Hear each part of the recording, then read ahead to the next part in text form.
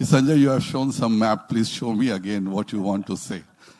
And I was called there. I really got a VIP treatment with my energy minister. He listened everything peacefully. Then he said, yes, it's doable and we should move ahead. We should move on the solar. And after 2 years, we saw that ISA was formed with France and India, Indian Solar Alliance. And it was an idea that all the countries who are living in between line of Capricorn and line of Cancer, if they all collect together, they all get interconnected grids, then it will be sufficient to supply the whole world through solar only. And that was the basic idea of ISA formation. And after 1 year of Nick's effort in England, then suddenly all these things came. Though India was invited, and we again there was a lot of things that should we, shouldn't we. And I'm thankful to Nick. He will always pursue me, go and meet Prime Minister, go and meet Energy Minister, and I tried my best what we can do. And then this OSO walk, One Sun, One World, One Grid, and Green Initiative was formed. And today, after 1 year, through us, we have decided that we will form a regional grid. All the countries are joining India. We met yesterday, and we have decided, and so many other countries, we are going to have a DC line for Gulf also, and Australia is making it to Singapore. So now I'm seeing that it can happen even before 2050. And it's all because of that climate parliament picture which Nick, Sanjay, and everyone, Sumedha, Mukul, everyone was, they all tried to make it. And now that's a part of history, and I think we are going to see it in the near future. Thanks, Sanjay. Now, members of parliament have a very important role to play in solving the climate problem because they have many powers. In addition to the magical ones, they get to make laws, they get to amend budgets, they oversee government departments through parliamentary committees. But one of the informal powers that members of parliament have that we have been using to the full in putting this initiative together is their access to the top levels. Not everybody can just walk in and see Prime Minister Modi when they feel like it. And the reason Sanjay can is that he is a very senior member of the governing party. He has been the chief whip. He's currently the president of the governing party in the state of Bihar, small state of 200 and something million people. But also, as you may be able to see, he's a very, very nice guy. And it's impossible not to like Sanjay, and I'm sure that the Prime Minister likes him as much as the rest of us do. So when Sanjay asks for a quick meeting with the Prime Minister, he gets it. And believe me, there are millions of people in India and around the world who would love to be in that position, but they aren't. Mr. Modi is not, I would say, the most accessible Prime Minister in the world. He likes to have time to concentrate on what he's doing, and so you know, this parliamentary access has been a key part of the picture. Now, another member of parliament who hobnobs with heads of government and has a long history on this issue of climate change is Barry, who himself was a Minister of Environment in the last Labour government. He was the world's first Minister of Biodiversity, and he became this by thinking up that title to add to his collection of titles. And Prime Minister Tony Blair thought it sounded good, so Barry became the world's first Minister of Biodiversity. Like Sanjay, Barry has played a key role in putting this together, not least when he braved COVID just as the pandemic was spreading and flew to Delhi in early 2020. But Barry, why don't you say a little bit about how the initiative evolved from your perspective and the role you've played in it? Nick, thanks. I think the first thing to say is that we as parliaments around the world have been focused on mitigation, not on adaptation. But in our focus on mitigation, we've looked at how we can transition through to renewables. But we've had very little focus on what we then do. And there is no transition to net zero without transmission. So no transition without transmission. And that is the key to understanding what it is that the Climate Parliament and everybody who's together here in the room have been trying to do. I managed at one particular point, when it appeared that things had gone slightly cold, to have a meeting with Narendra Modi, who I've known for about 25 years. Before he was actually a politician, I knew him. And he was a member of an official in his party, but he wasn't actually even the chief minister of Gujarat at that stage. And so I had a meeting with him in Delhi when I went there. Sanjay and I then went to have a meeting with the minister. But that was important in just sort of overcoming a glitch at that point, wasn't it, Sanjay? And obviously I also spoke with, I think, a succession of secretaries of state at Business, Energy and Industrial Strategy in the UK. But really, in that sense, I was no more than a messenger. I was taking the message and trying to make sure that we got on to the next stage. But I do think that parliamentarians increasingly must have a role, because we're not just behind on our commitment in terms of the NDCs that parliaments have actually signed up to.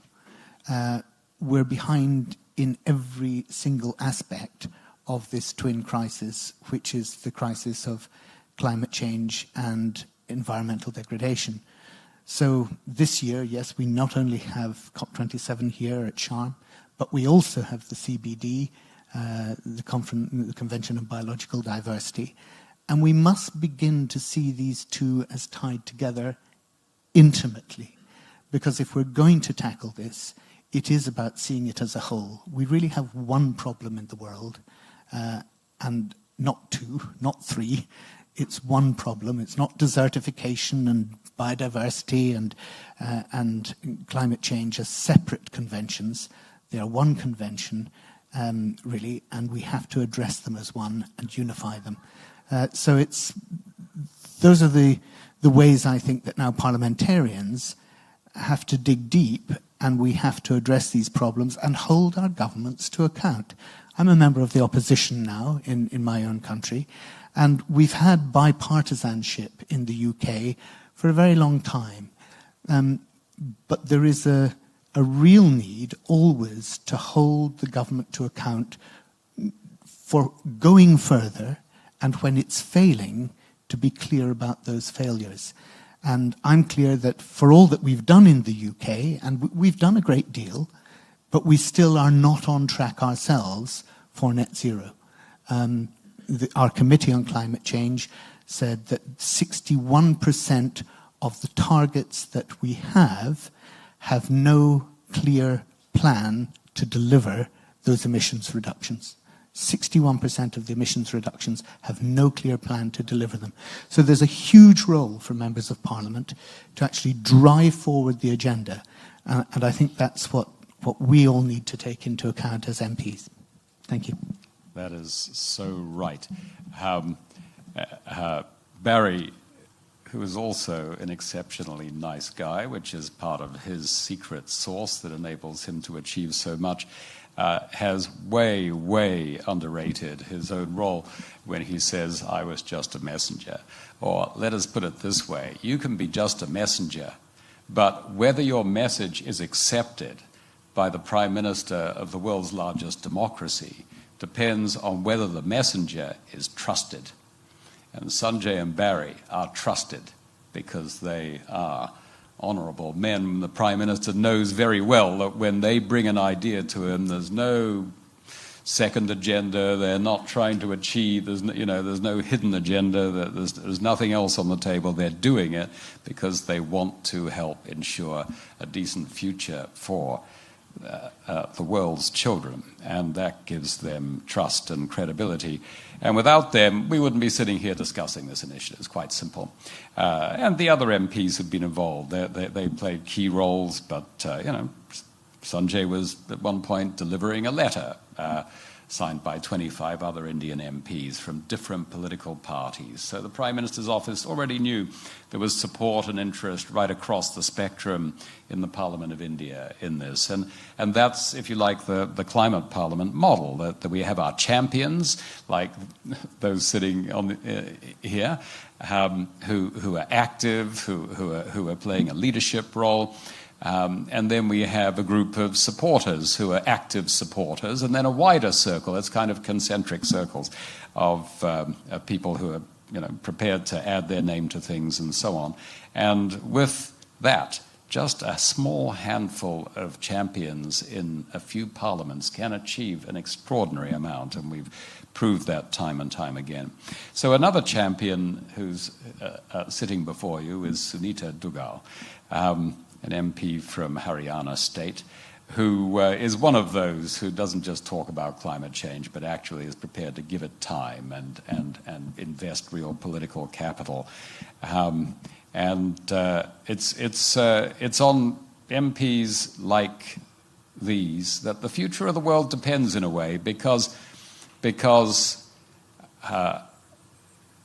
they are the people, the politicians, the elected politicians, heads of government, some ministers, and members of parliament, are the only people who really have a mandate to transform the global energy system in time to prevent a climate catastrophe. They're the only people who really have a mandate to take the steps necessary to protect our last great forests and other ecosystems. And unless we get them more engaged in the implementation of the Paris Agreement, we are toast. The officials who circulate around in the COP do not have a mandate to do those things. They're not authorized to agree on a rapid transformation of the global energy system. Their governments would be shocked and horrified if they did in most cases.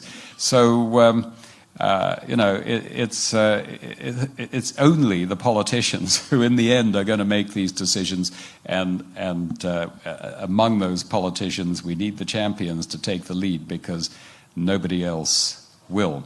So Sunita, just if you would, share a few reflections based on your experience of how going forward MPs can help to make sure that we keep the pace up, that in the end Green Grid's infrastructure gets built.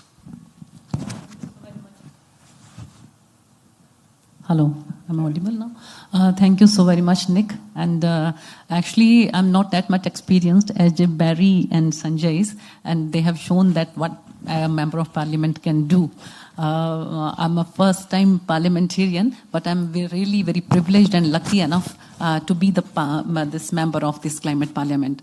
I just want to say that, I'm also lucky that I'm working under the able leadership of Honorable Prime Minister, who has given one sun, one world, one grid. I believe, we are attending this climate parliament in this COP27, being the part of climate parliament. From here, whatever we have gathered, we will disseminate it to the parliament and it to the constituency of ours. And I think it is a global platform. Then yesterday, we just talked about the South Asian, and after that it is NDC. And again, I think you will ask what is the full form of NDC. And after that, from NDC to the state level that I represent, Haryana, being the only woman parliamentarian of that state. And after that to my constituency, and after that to the, a village. So in that way, you can see that how a member of parliament can work. So in the parliament, like recently, we had a debate on the climate change. and across the party line, all the member of parliaments that participated. And our minister, he was bound to, he was accountable and he was bound to speak and say each and everything, whatever the other member of parliaments they have asked to him. So in that way, also being the member of the government, we are having, we have accessibility to our honorable Prime Minister as well.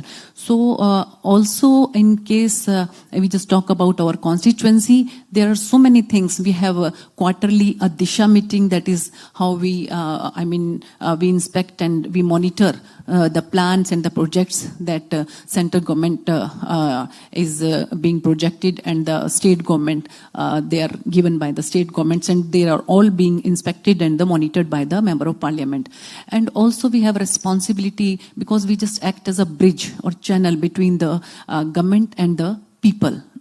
So I think because we just represent India being the largest democracy, and we represent approx 2 million of people, and again you were saying and you were just encouraging us that yes, really we are powerful, we represent so many people over there. So they just listen to you when you just talk from the core of your heart and you say that this is all beneficial for you. They really listen to you.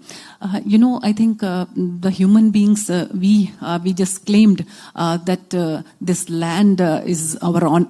We just show our ownership on this land. We show our ownership on the sky. We just show our ownership in the sea. But only the sun is left. So that's why this is given. That's one sun, one world, one grid.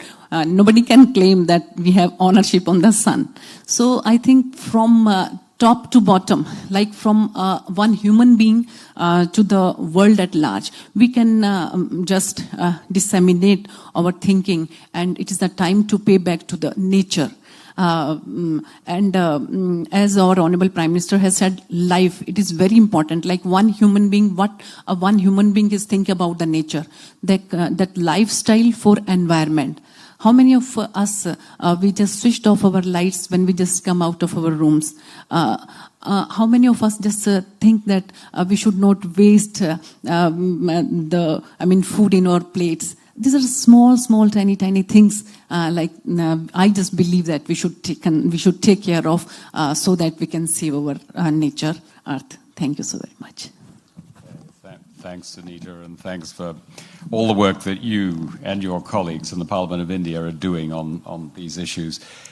Just to add a little more about the role of parliamentarians in the future and pushing this agenda ahead, a lot of that work has to happen regionally, because regionally is where most of the cross-border long-distance trading of renewable energy needs to happen in order to connect everybody to the best locations for wind and solar and hydropower, other renewable energy sources, but those are the big three in their region. There will also need to be, wherever appropriate, interregional connections too, so that we can link up more time zones and extend the length of the solar day for everybody, for example. But with renewable energy, you've got to harness it over a wide area, and this is one of the key thoughts behind the Green Grids initiative.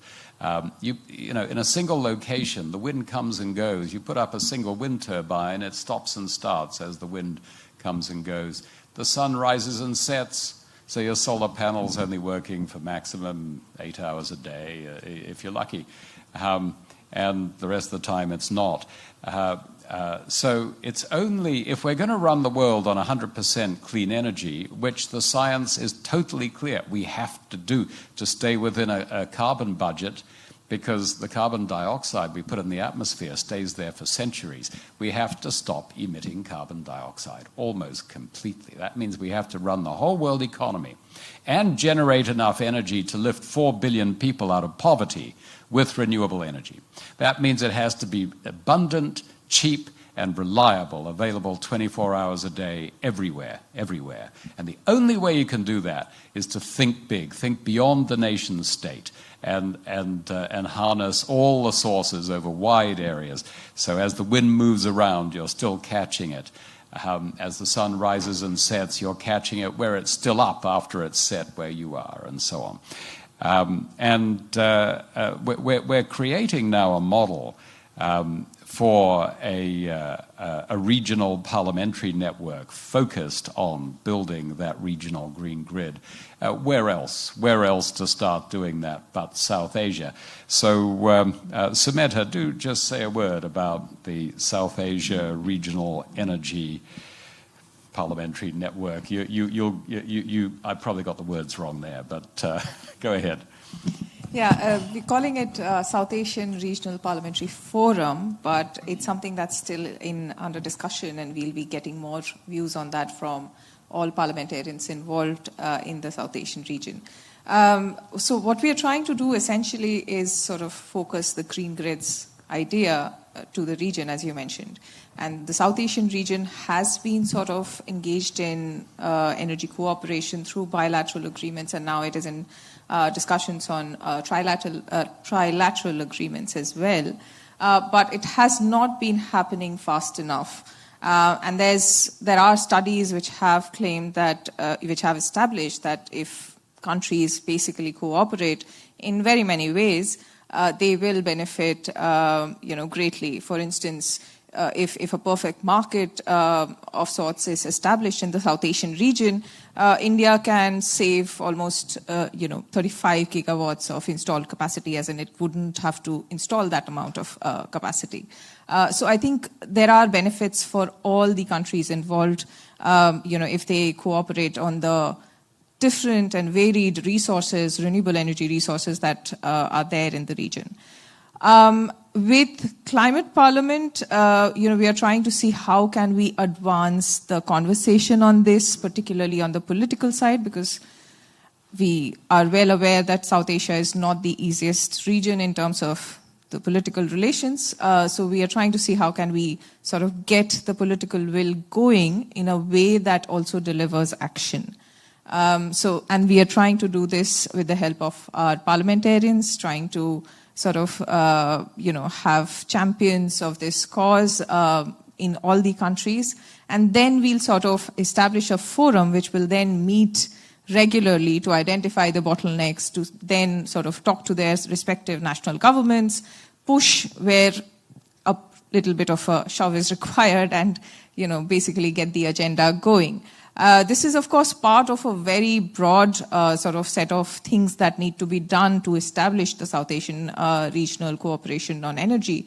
That is, there needs to be a market, there needs to be a regulatory forum where they can coordinate their regulations as well as policies, and all the countries are very different in that sense. So we are trying to play sort of a coordinating role amongst all these components and getting them together and work fast enough to deliver South Asian energy cooperation. Thanks, Sumedha. And just to say a word more about Sumedha, most members of Parliament are like Sergio and me and Mukul Sharma, who's sitting here, our Asia Director, who, by the way, dreamed up the name Green Grids Initiative, sitting on the terrace of a hotel on Lake Lucerne in Switzerland after one of our meetings. Mukul's good with words, because if you walk into his apartment in Delhi, his shelves are groaning under the weight of journalism awards that he won when he was a journalist some time ago. But we don't know the details of policy, so when we're trying to think about policy, we need someone who does know about policy. So we all do the same thing. We just ask Sumedha, who's been leading in the Climate Parliament on policy for many years now. Moving from South Asia to California, Cliff, it's very good that you are here. Thank you for being here. Just going back a little bit, Sergio mentioned that in 2018 we had a meeting that he largely organized, hosted by the Mexican energy minister in the old Senate building in Mexico City, in the room where they hung up the dead Emperor Maximilian by his feet. And the president of Mexico came in to check that he was dead. If you don't know the history of Mexico, you don't know what I'm talking about. But there was an attempt in the mid-19th century to install an Austrian prince as a new colonial emperor of Mexico. As you can gather from my story, it didn't work out well for the Austrian prince. But anyway, they've removed the body, and we had a meeting. That's not very funny, is it? We had a meeting in the room, and there were 19 governments represented there, and I use the word governments carefully because during this period, you may or may not remember, there was an unusual occupant of the White House in Washington. Sergio and I had been in meetings in the State Department about the idea of the Green Grids Initiative just before the election, where we all, like the rest of the world, thought that Hillary Clinton was going to be elected president, and she wasn't. So thank you, President Putin, for the role you've played, if you're watching, in ensuring that. And what we did, what everybody did, we said, right, the US is kind of out of the game for the next 4 years.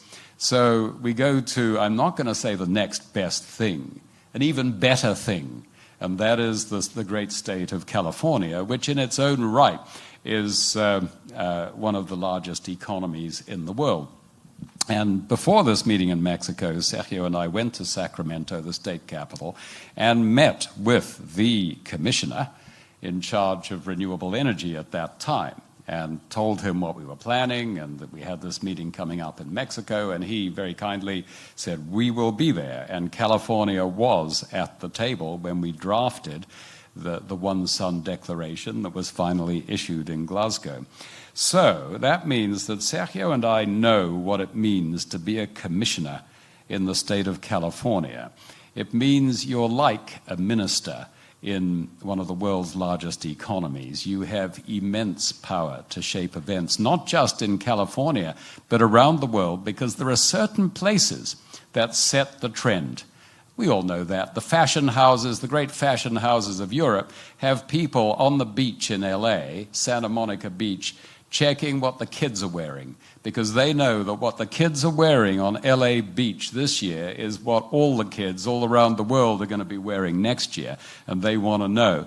And it's a bit like that with energy policy. Often what California does first, other US states follow, and other countries pay close attention. So, Cliff, a word on looking ahead, the role of regulators, the role of people like yourself in enabling us to accelerate the construction of the new green grids powered by renewable energy, combined with putting solar panels on every rooftop, every suitable rooftop in the world, that we have to have in order to switch off fossil fuels in time.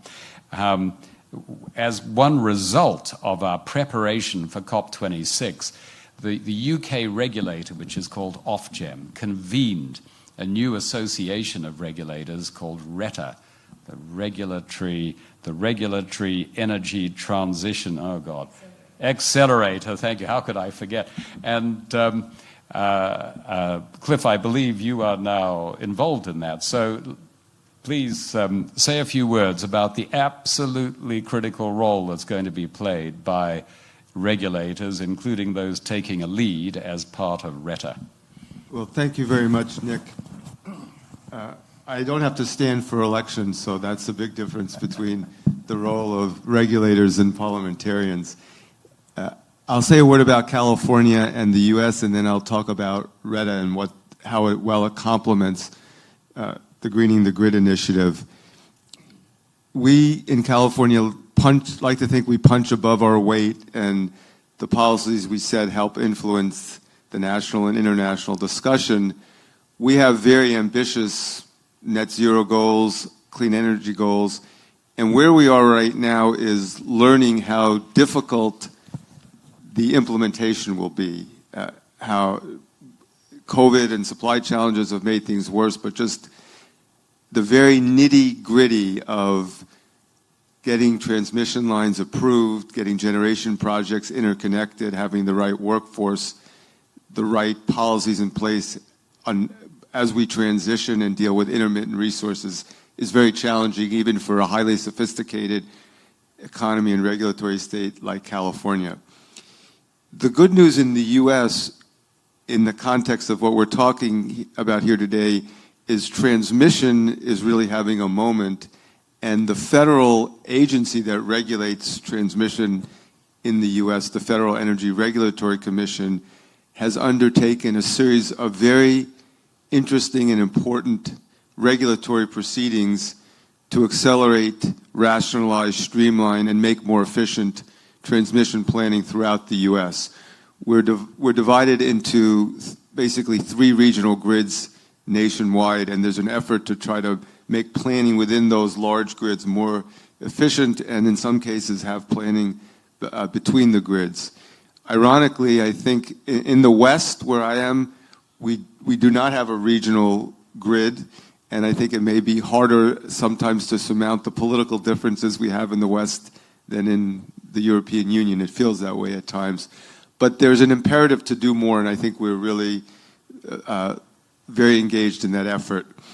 The initiative that Nick mentioned, RITA, was launched by Ofgem last year at the COP, and it came from the realization that there is not just a very strong need to rapidly decarbonize, but that implementation is going to be key, that many jurisdictions are experiencing very similar challenges, and that there's a real gap between leading jurisdictions and those that are still developing their clean energy policies.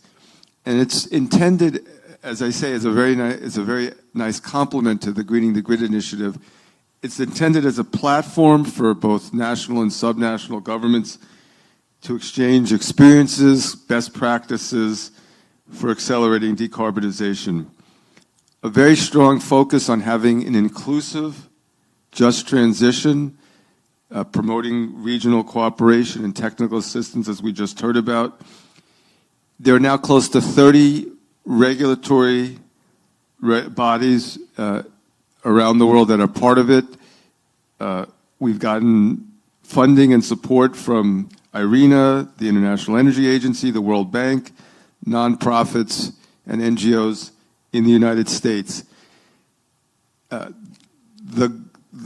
process by which we work is to have both workshops, bespoke technical assistance, and peer-to-peer exchanges. I think the peer-to-peer exchanges is something we really want to emphasize, having matching regulators from different jurisdictions with different levels of sophistication and knowledge.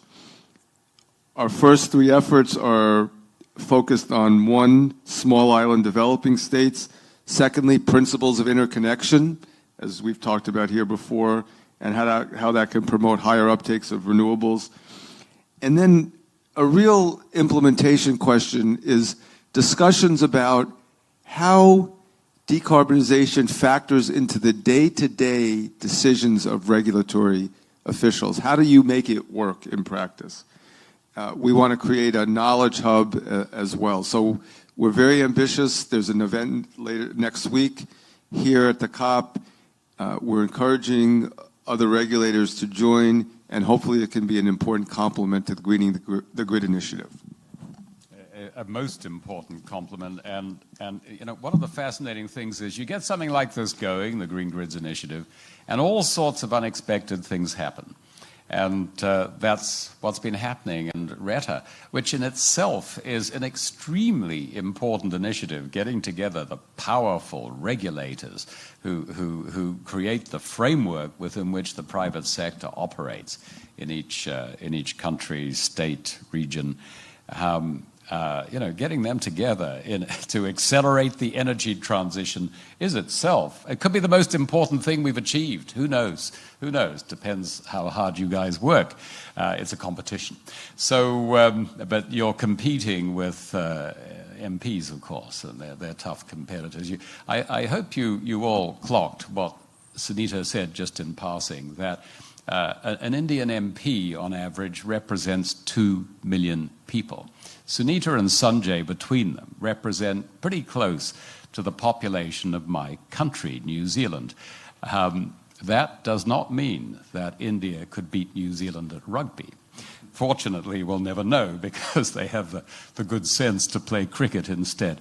But you know, there's just an indication of the power that members of parliament bring to this.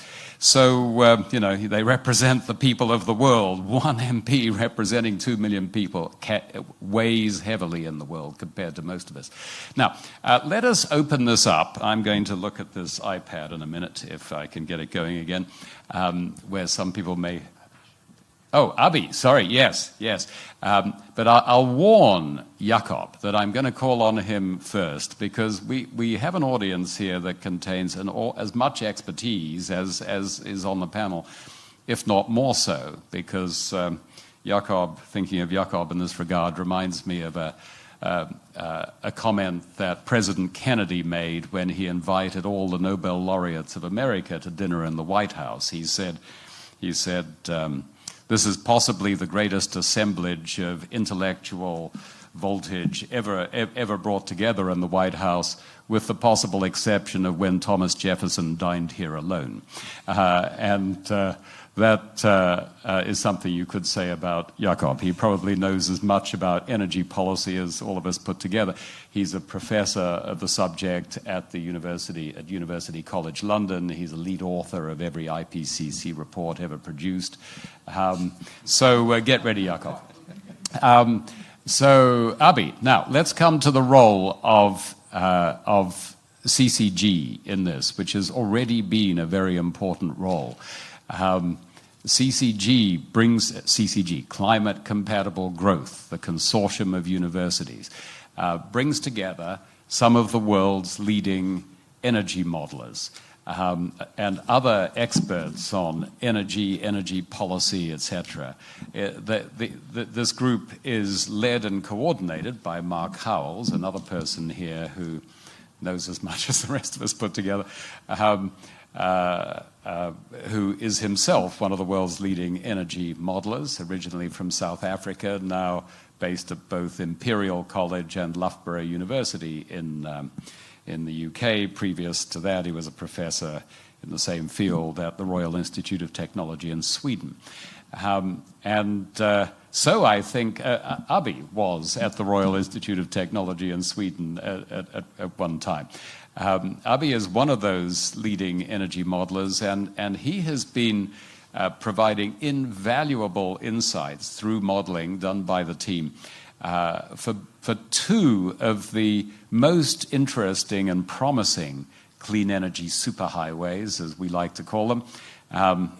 A phrase that we got from one of our American colleagues. Americans are very good at sort of slightly using language that slightly exaggerates for impact. It's not for nothing that Madison Avenue is the heart of the global advertising industry. But two of the leading sort of candidates for clean energy superhighways that could connect huge numbers of people to huge renewable resources are linking India to the Gulf nations across the Arabian Sea with undersea cables. And another one that's already been mentioned, I think, is linking the deserts that form the western half of southern Africa to the people who live mostly in the eastern half of southern Africa, where the big cities are. And on both these things, Mark and Abi and the team have been already putting numbers to it, and that helps to make it real for both governments and potential private investors. So, Abi, say a bit about the work that you've been doing and leading on this. Thanks a lot, Nick. And good morning, everyone. My name is Abhishek Shivakumar, and I work as a researcher in the Climate Compatible Growth Project.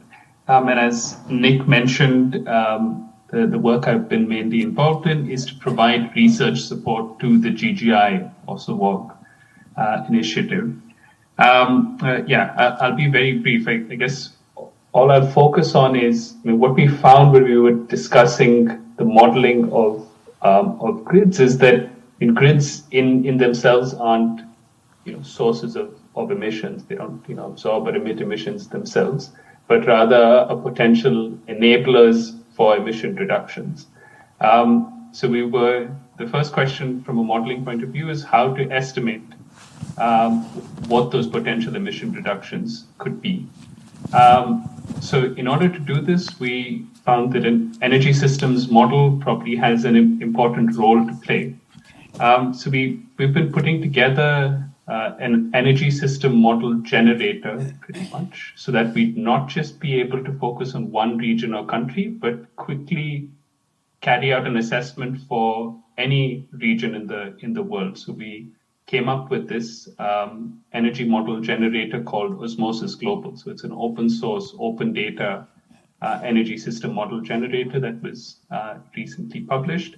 And we've been applying this to different case studies. The two that Nick mentioned are the ones that we focused on so far. So one is an interconnector between the Western regional grid in India to Oman to connect the rest of the Gulf Cooperation Council. And we were trying to identify whether, from a techno-economic point of view, whether this would make sense. And what we found was that in a majority of cases, it would make sense. And what needs to be sorted out are the financial arrangements itself. So from a kind of system point of view, it makes a lot of sense to put that interconnector in place. But from an investor point of view, in that interconnector, you would still need to come up with a financial arrangement that made sense. And more recently, we've been looking at the Zizabona interconnector in Southern Africa. So that's a set of 3 interconnectors between Zimbabwe, Zambia, Namibia, and Botswana.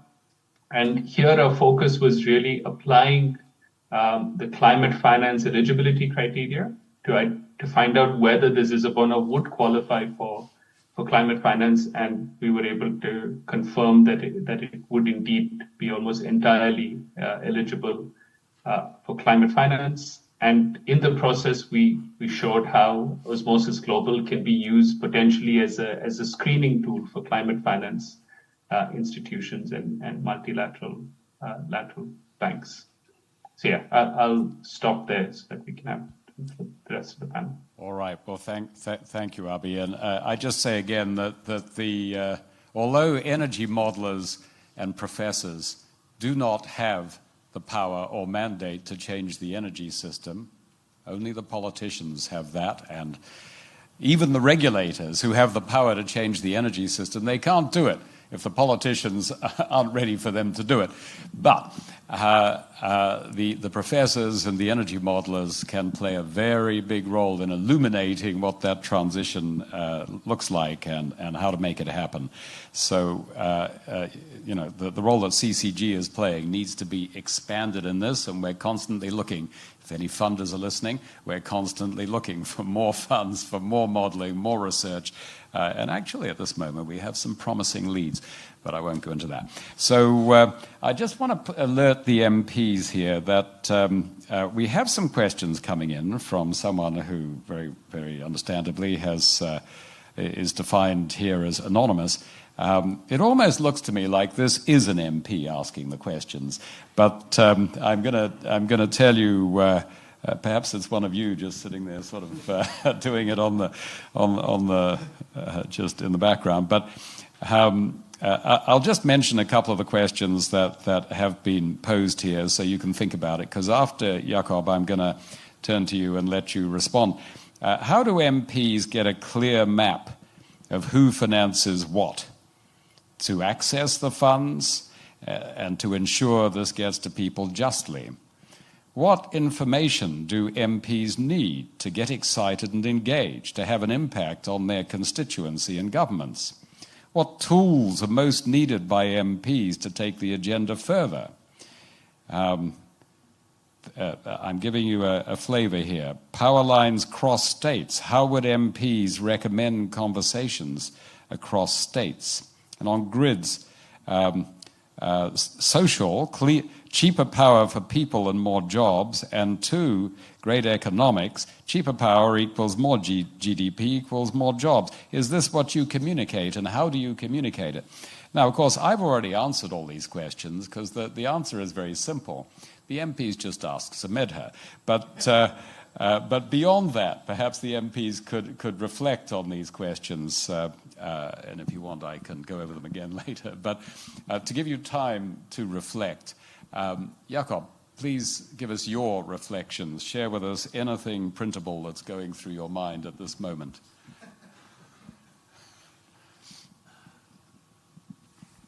Well, thank you, Nick. And I've just been listening to, to this conversation, and also how, feeling like how the moment has changed in the sense that, let's say 10 years ago, we were talking about a very different type of an energy future. And what I find quite interesting, of course, is that. Yes, a lot of it is to do with the price of renewables has come down, and that has had a major kind of knock-on effect or a disruptive effect on even how we are thinking. I mean, the idea of an interconnection, running from east to west would have been a pipe dream, let's say 10 years ago. The idea of clean cooking using electricity would have been a pipe dream 10 years ago. And I think, we've come that far in the sense that we are thinking in a very transformative way, largely because of the possibilities of technology and prices and so forth. So I think it's a moment to be able to harness some of those opportunities. And I think, a lot of the discussion that we've seen very much reflects on it. I mean, a lot of the work that I do is, of course, on Africa. And this is a region which is still struggling with the whole energy access question, and I think I know that, Nick, that your thinking, of course, goes beyond one separate region, but rather to interconnect different regions and be able to create the possibilities for cross-regional, cross-continental type of thinking. But at the same time, I think, the other side of me also says, well, yes, this is true, but a lot of the challenges that we're faced are in rural areas, let's say. If you're looking at the energy access question in challenge in Africa, the urban areas are very easy to be able to deal with. The real challenge is in rural areas where you have sparse populations spread across. And I think, and of course, the off-grid approach is something that is being discussed. Now, the question is, how do we capture some of that, on that smaller scale, but at the same time of, this larger scale as well? How do we reconcile some of these scales that we are talking about? And I think, this is where my thinking is. I'm very much inspired by this conversation, by a lot of the work that CCG is doing, at the same time also feeling like, there is this other side which still needs attention. And of course, we also need to think about, how does that get accommodated in our larger scale, continental, global type of energy system that we're trying to build. Thank you, Nick. Thanks, Jakob. And I should mention that we have in the room 3 of the professors who form the heart and the sort of management founding group of CCG. There's Mark Howells, there's Jakob Mulugeta, and there's Ed Brown sitting behind him, who also... Steffi, right? Sorry, hidden behind Jakob is Steffi. So we've got quite a lot of the powers that be in this very powerful university consortium. Now, we're running out of time. There's only going to be time for one set of final remarks from any of the panelists. So if anybody else wants to share a reflection or pose a question to any of the brilliant people in this room, I'm going to put this iPad down now. There's no more time for online questions. Would anyone else like to come in? Okay. What a useless audience. There we are. See? No, I'm even more useless because I'm going to copy whoever the MP was that was asking those questions. And quite seriously, what are the sort of toolkits that are going to be useful to help create a transparent discussion amongst yourselves and other MPs, but also as you engage with constituencies and governments? So what tools are most needed? Thank you. Mark is not useless. I am always awestruck by the amount, I'm sure all of us who work with him are, by the amount of projects he generates, by his incredible output. He's a one-man campaign to save the planet. So let's just go very quickly down the line, bearing in mind that some of the panelists have to be at a very, very important meeting in the COP not long from now, and we don't have our passes yet, so we're not going to let this meeting run over. And just any final thoughts that have come to you based on, starting with you, Sergio, based on what he says, do it to the MPs. You see, here's one of Latin America's most highly regarded authors, a professor himself of Spanish literature at one of the world's most famous universities, Stanford University, and he thinks he's so unimportant he has nothing to say. Say something, Sergio. I don't care what. Pass it to. I noticed that Barry has writing some notes, and so I think we should hear from the MPs. Your question asked about finance tools, cross-border, and presentation. On finance, I think the key thing is that the private sector will finance this, but in order to do so, they need certainty from government. That means they need to know that there's a contract at the end of it. They'll be able to get the investment as long as they know that there's a contract at the end of it. Preferably, I would say a contract, a feed-in tariff, something like that, so they know that the revenue stream is there. That has to be guaranteed by government, and they have to be confident that the government will stick by what it says. And that's where political risk comes in. That's why it really is essential that as members of Parliament, we work on a bipartisan or multi-partisan basis to ensure that the government, when it's making that commitment, can give that confidence to industry, because they know that even if the other side gets in next time, they're likely to pursue exactly the same strategy, and it's been supported bipartisan. On tools, look, really important, because part of the problem with all of this is that we don't have the skills base very often to deliver the targets that we've set. If one simply looks at something like electric vehicles, well, how many car mechanics are trained up in servicing electric vehicles? That's a very simple analogy. How many, in the UK, I would say, how many gas fitters are trained up in hydrogen?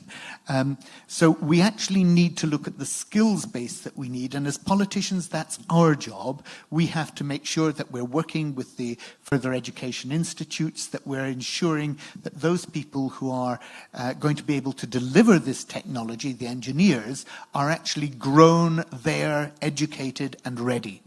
On presentation, it was an interesting question. Look, this is about how we communicate with our constituents. It is about how we communicate with the public.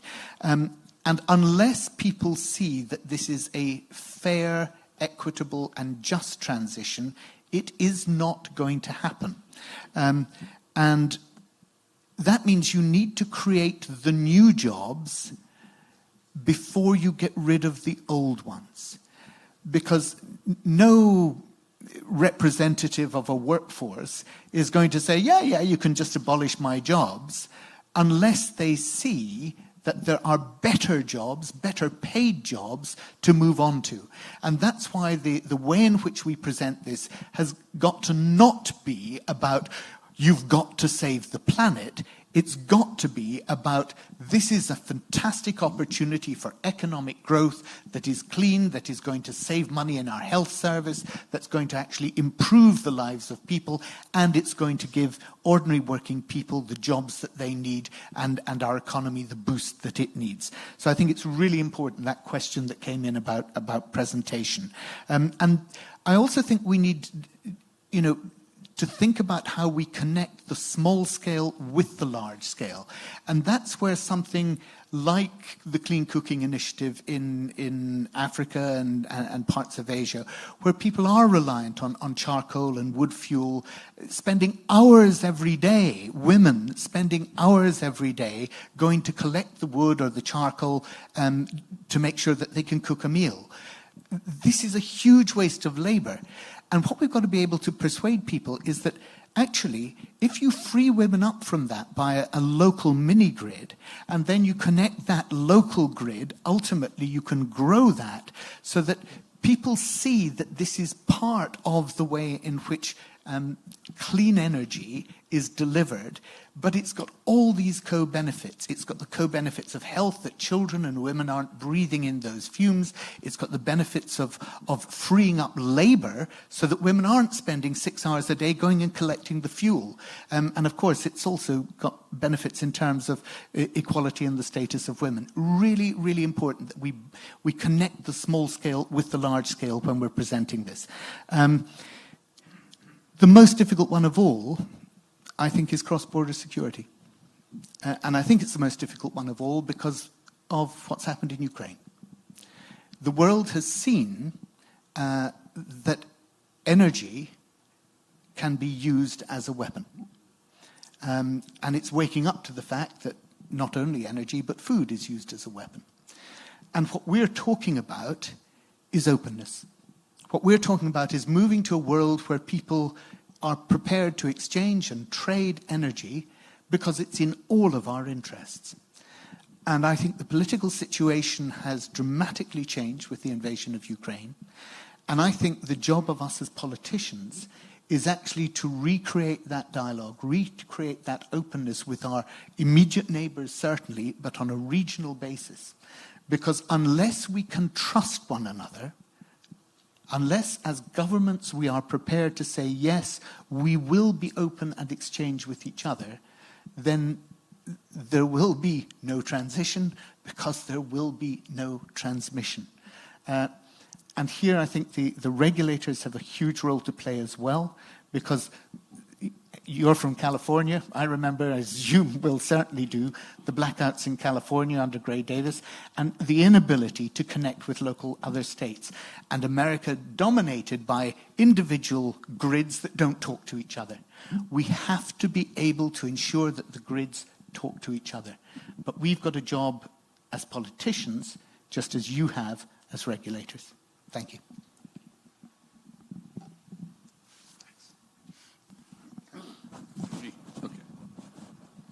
So MP's toolkit for finances for doing good to their people or to their estate, there are 4 mainly toolkits. First, you have to look very carefully to the budget.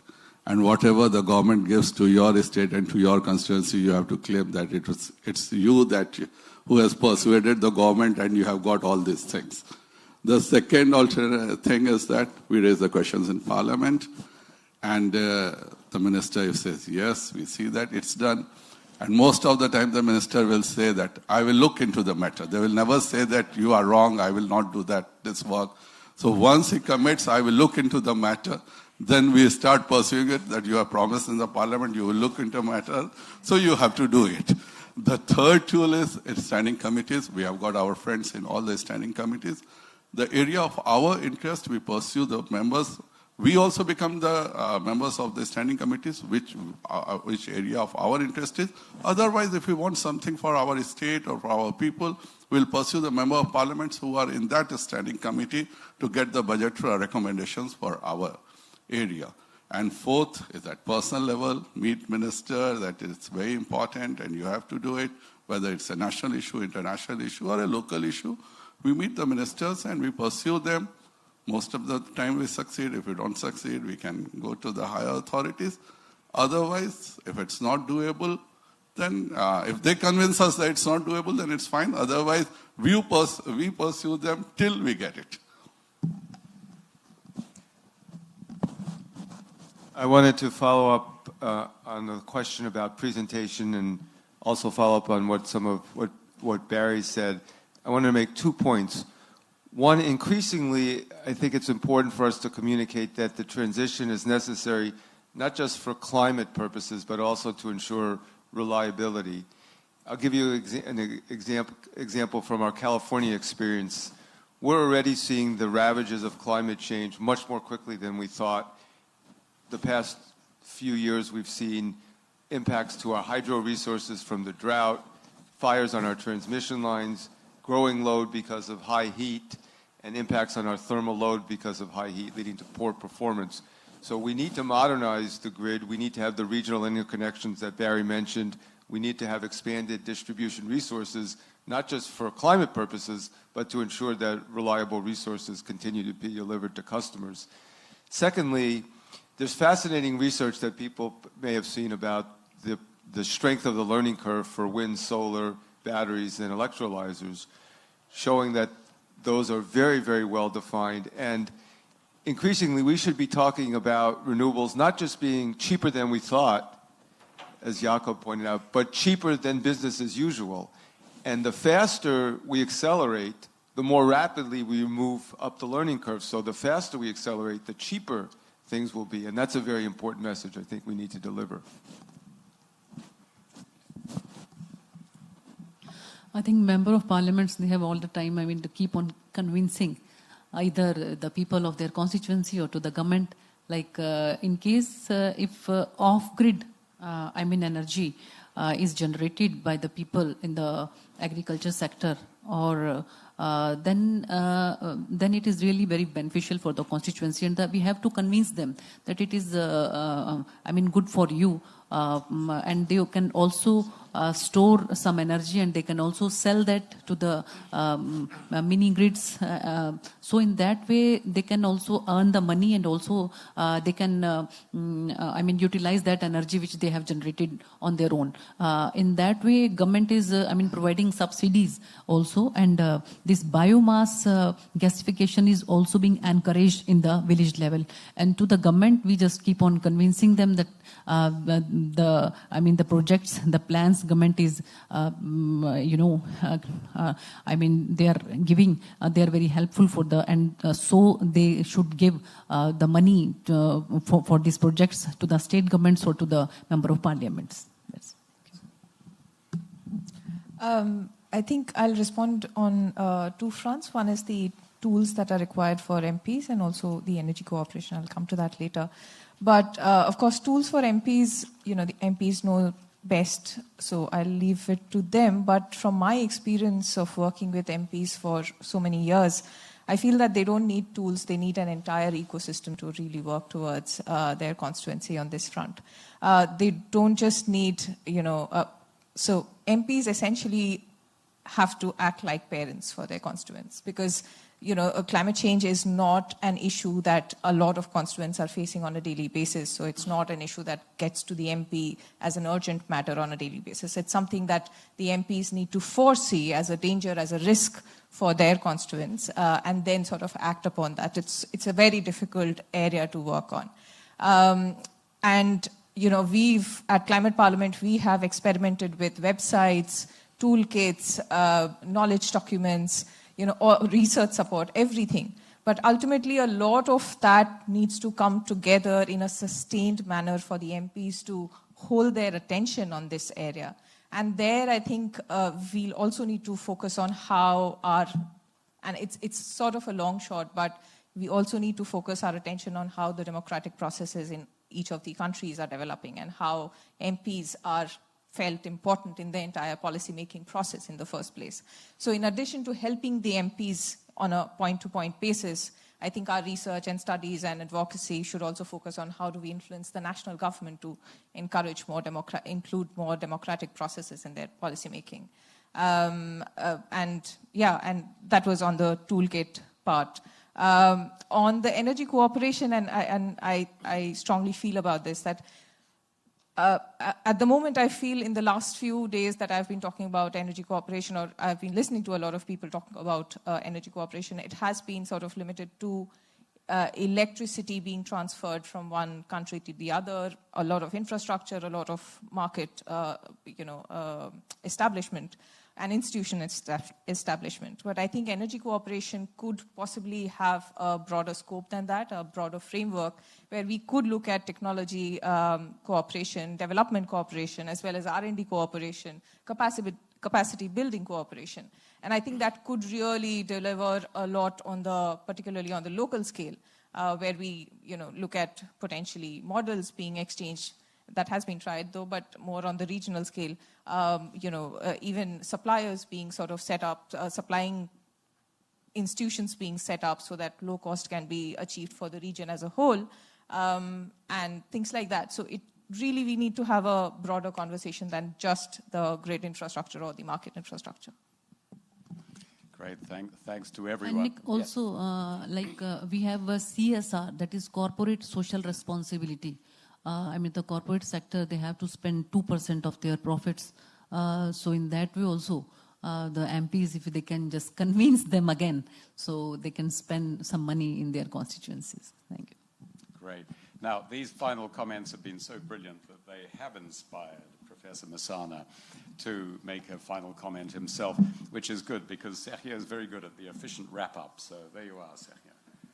Yes, I wanted to just very quickly second some words by Jakob and by Barry, in the sense that even though adaptation is absolutely crucial and transmission is necessary for mitigation, and taking into consideration that we are on a path to destruction. Some intellectuals in the US are even using the term omnicide, which is similar to genocide, but it means the death of everybody. Some studies say that at the current levels of heating toward the end of this century, the Earth would have a carrying capacity of about 20% of the expected human population. So we're talking about devastation at a level that it has never been seen before in history. But having said that, Jakob and Barry were emphasizing that adaptation, as we traverse our path from now to then, hopefully not to that bad worst case scenario. Adaptation has a key role to play, and that was included in the One Sun Declaration, emphasizing grids for that are able to integrate electric vehicles and also, of course, mini grids for productive uses, for clean cooking, integrating, of course, the crucial gender dimension in many areas of the world, energy efficiency, etc. But at the same time, the key message is without the transmission, that adaptation in the end would be futile in opposing this potential catastrophic scenario that we're facing if we don't do this difficult but absolutely necessary task of advancing on transmission. But I'll let Nick say the final word. Okay, thanks, Sergio. Thanks to everyone for a really good conversation. I may have mentioned rugby already. You're probably getting the picture that New Zealanders are rather obsessed with this, but it's not our only obsession. We're also obsessed with water sports. In the big event in Olympic rowing, the Yates in the last Olympics, the British and the Americans and the Germans fought it out for silver and bronze. And in the America's Cup, which is the World Cup of sailing, the British and Americans and Italians, Sergio is also Italian, I say it with surprise, came to New Zealand during the pandemic to fight it out for the America's Cup. And the Italians knocked out the British and the Americans and made it through to the final. But New Zealanders weren't worried.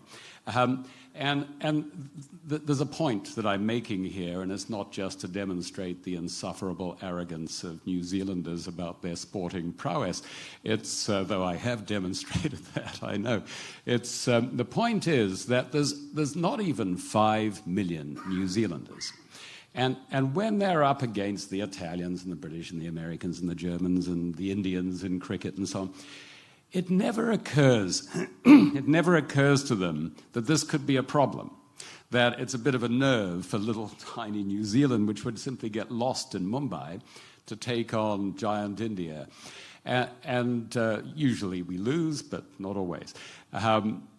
My point is, those of us involved in this Green Grids Initiative ecosystem are few in number.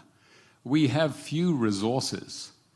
You know, we're taking on, in a way, like a lot of other people who are here in Sharm this week, we're taking on the immense combined power of the global fossil fuel industry, which has an annual revenue of $5 trillion a year. They only need a tiny sliver of that to buy enough politicians to block real progress on climate change, and they've been doing it ever since the Climate Convention was signed 30 years ago, and that's why we're seeing disasters breaking out all over the planet. We're just a little band of people who think we can make a difference. Never doubt that we can, we are, and we can. And they better watch out, because soon they will be on the dust heap of history. So with that, I will end this meeting and we'll all rush back to the COP. Thank you very much, and thanks to CCG for putting it on.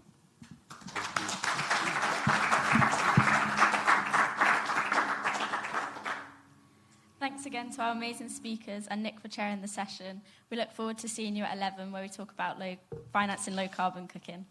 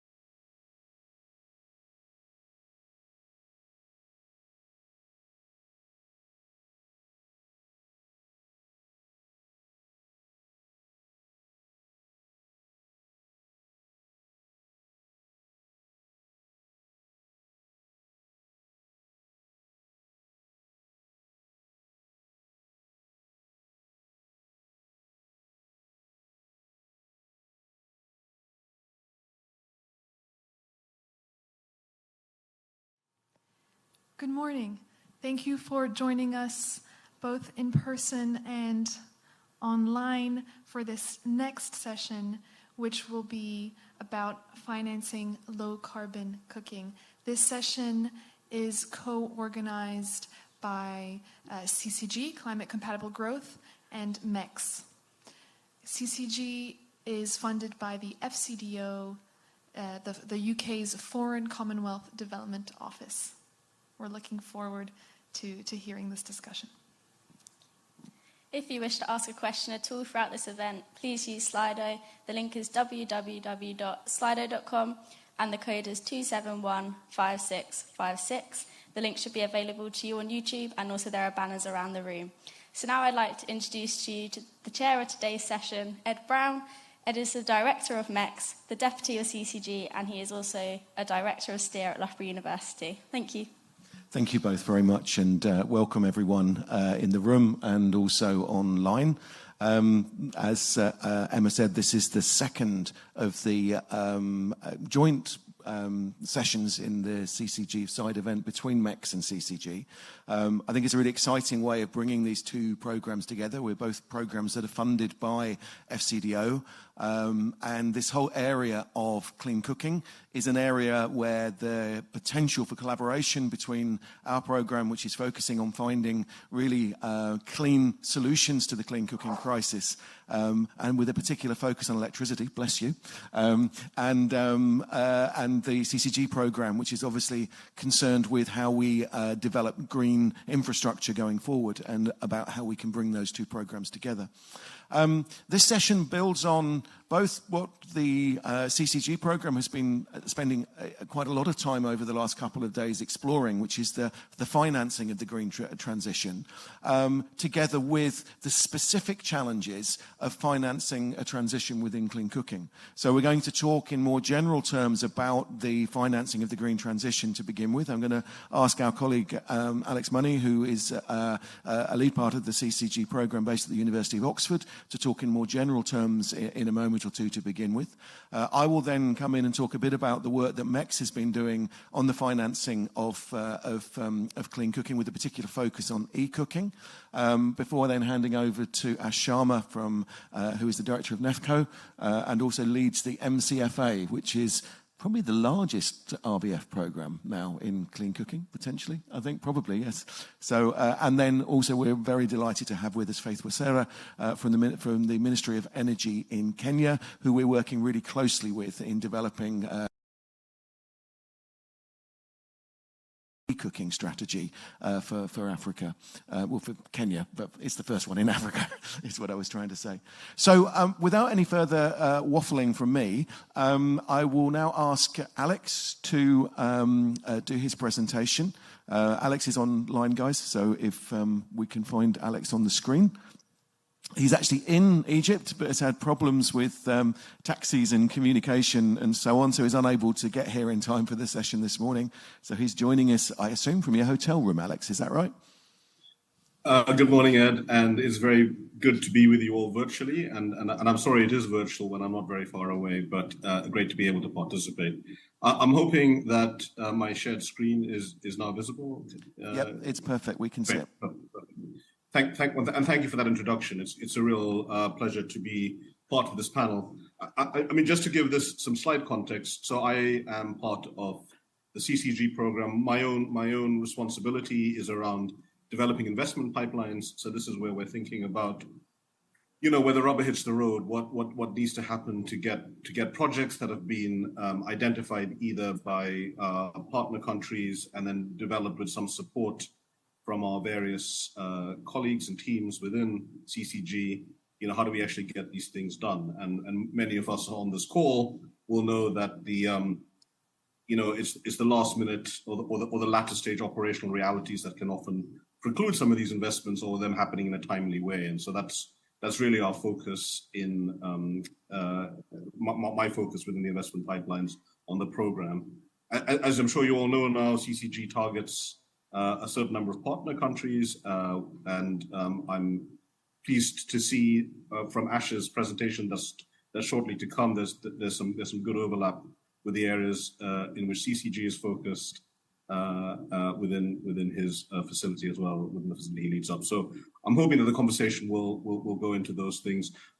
My purpose really at the start of this is just to do some very brief scene setting, some contextual scene setting. My own specialization is in blended finance, is one of the areas where I do a lot of my work. And the programs we're going to hear about shortly, within that context. And so it's just a bit of top level thinking, not so much what these things are, although we'll touch on those things, but more how operationally some of these things haven't quite gone as far and as fast as we'd like them to, but how innovations in that area of the sort that I think we're going to hear more about today are probably the fastest, most effective way to move forward. So with your permission, I'll get started. And so for those of you who on their flights through the newsagents saw the front cover of the Economist this week. This is the slightly uninspiring, I don't know, it's maybe the reality of how the Economist at least thinks about things. But what was quite interesting, I thought, in looking through the leader were some of the things that were being said in the Economist. Not least the scale of the investment, which I think many of us are familiar with in this first point, and the fact that this is the progress will be collaborative and in partnership, again, not something we haven't heard before in terms of developing the enabling environment and so forth. But really, it's this last bullet that I'm particularly interested, because I mean, here what the Economist is talking about is spending on schemes that crowd in private capital, and then describing some of the ways in which that might work. And this is really, this is a variant of blended finance by another word. And if as the mainstream zeitgeist seems to move to us thinking that this is the major or a significant way forward, then that kind of begs some questions as to, well, how do we make this a more effective mechanism to get stuff done? Because that's the challenge. So with that background, I just want to throw up a couple of slides that just give a little bit of context in terms of where we are in terms of capital markets, or basically the idea of leverage. So this next chart here, and hopefully it's all coming through clearly enough. This is kind of a long-term picture of global indebtedness. So debt as a percentage of GDP, sort of going back, about 150 years, something like that. And as you can see, the financial crisis of 2008-9 and the sort of ensuing impact in terms of fiscal stabilization and obviously some effects to GDP on the other end of the equation meant that indebtedness rose by the 2018-19 to the highest level we'd seen since the Second World War, approaching 80% debt to GDP. And then, of course, we know what happened in 2020 with the pandemic. And so this chart then just advances us those few 2 or 3 years. And you can see where global debt was approaching 80% of GDP. It's had for developed economies, sort of 50% increase over that. And so there's quite significant spike in indebtedness, both in developed economies and in the emerging markets. I think it's quite important. It's quite an important contextual thing to consider when we think through some of the financing mechanisms that we're looking to promote and looking to see take some of the strain that needs to be taken in terms of these development outcomes that we target.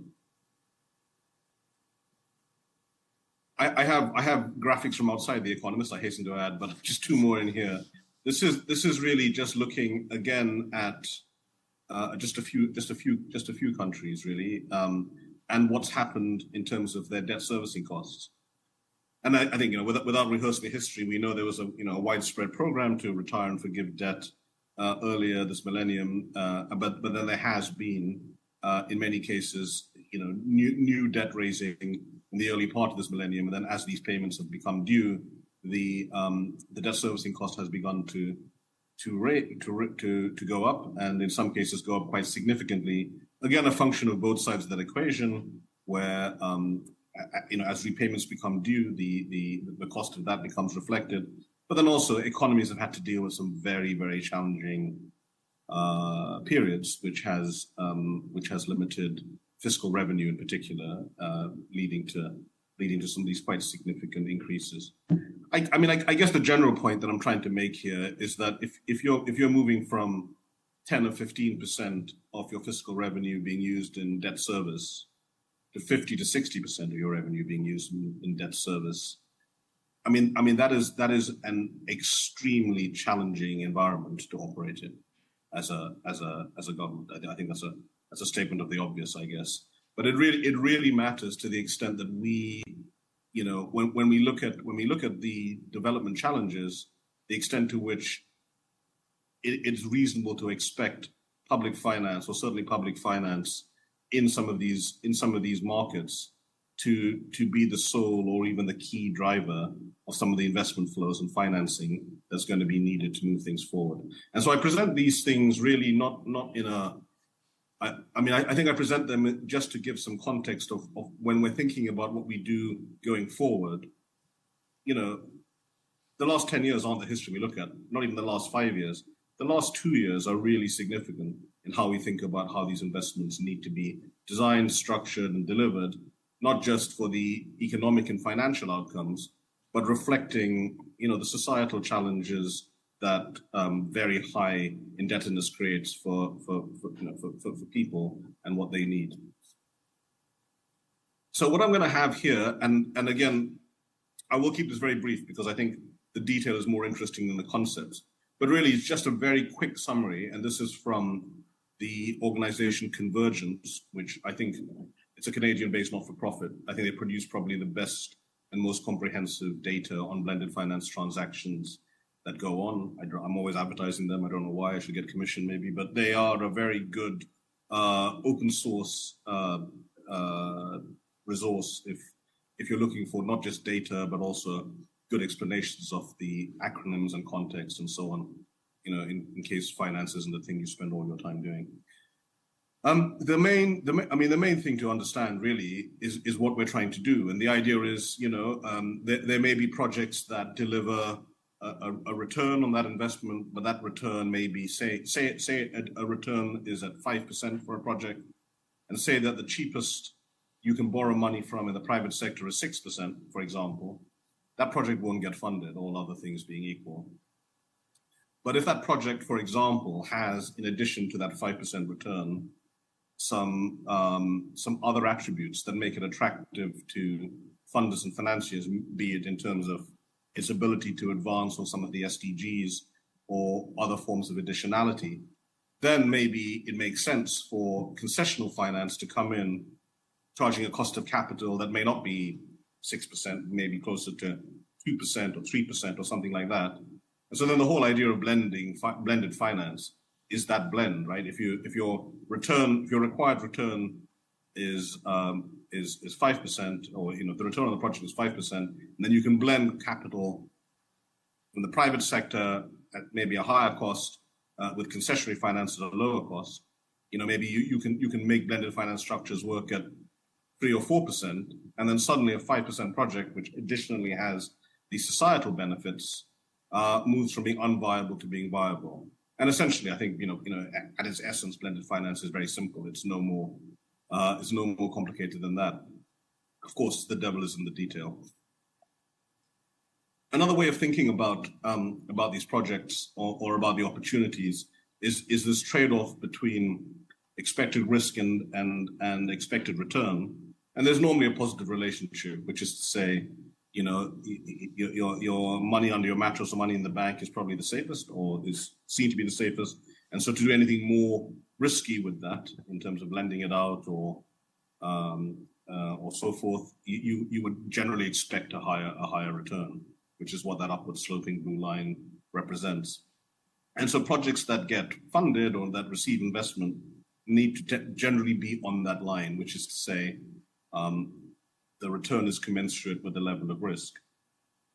If you look at Circle A, which is, as you can see below that line, what that represents is a project where the return expected for that project is lower than the level of risk associated with it.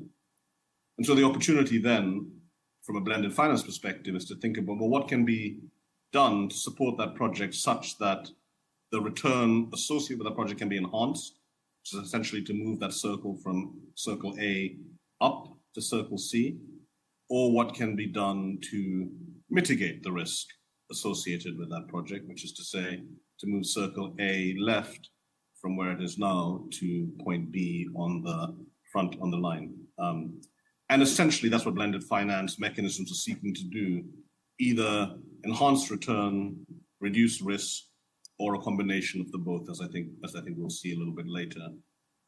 It's interesting to note that the vast majority of projects executed to date based on Convergence, that organization I said, on their data set, the vast majority have been focused on reducing risk rather than enhancing returns.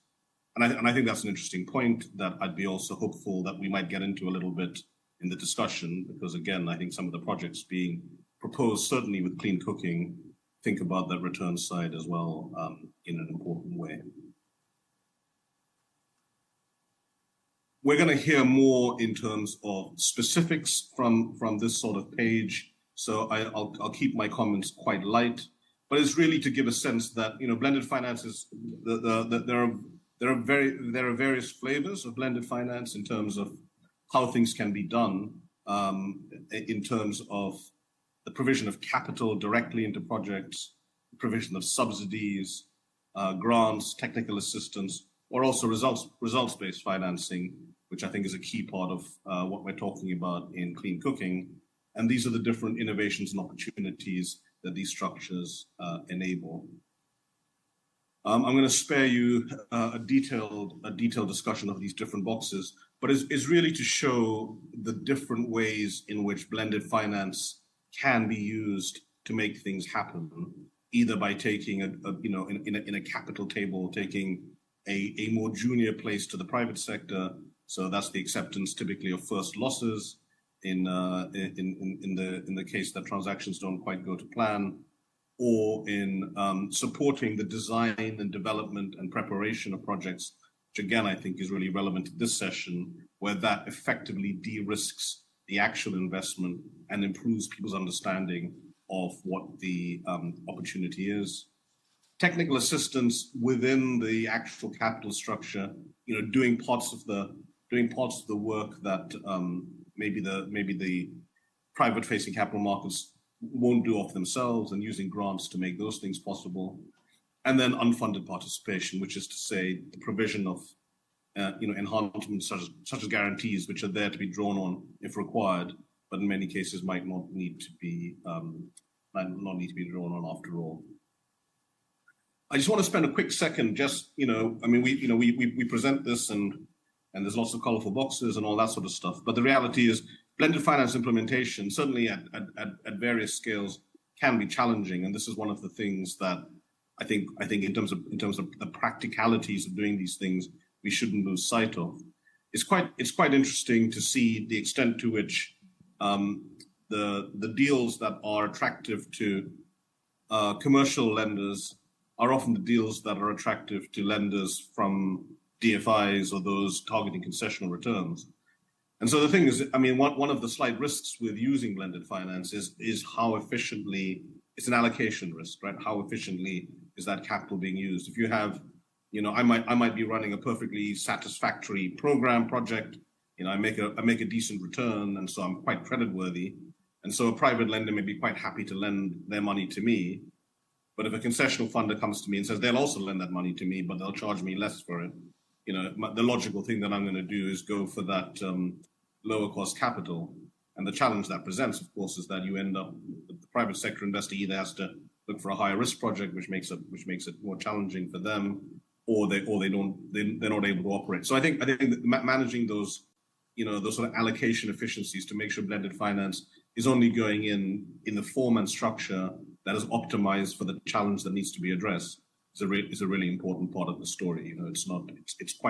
It's really context specific, which is why it's so great to be talking about MEX and to be talking about these low carbon cooking facilities, because they are context specific and normally country level design and designed to work from the bottom up, so that donors know what they're coming in to support, and they also have higher levels of confidence that what they're not doing is crowding out something that the private sector is capable of doing and actually should be doing in order to create liquidity and capital provision.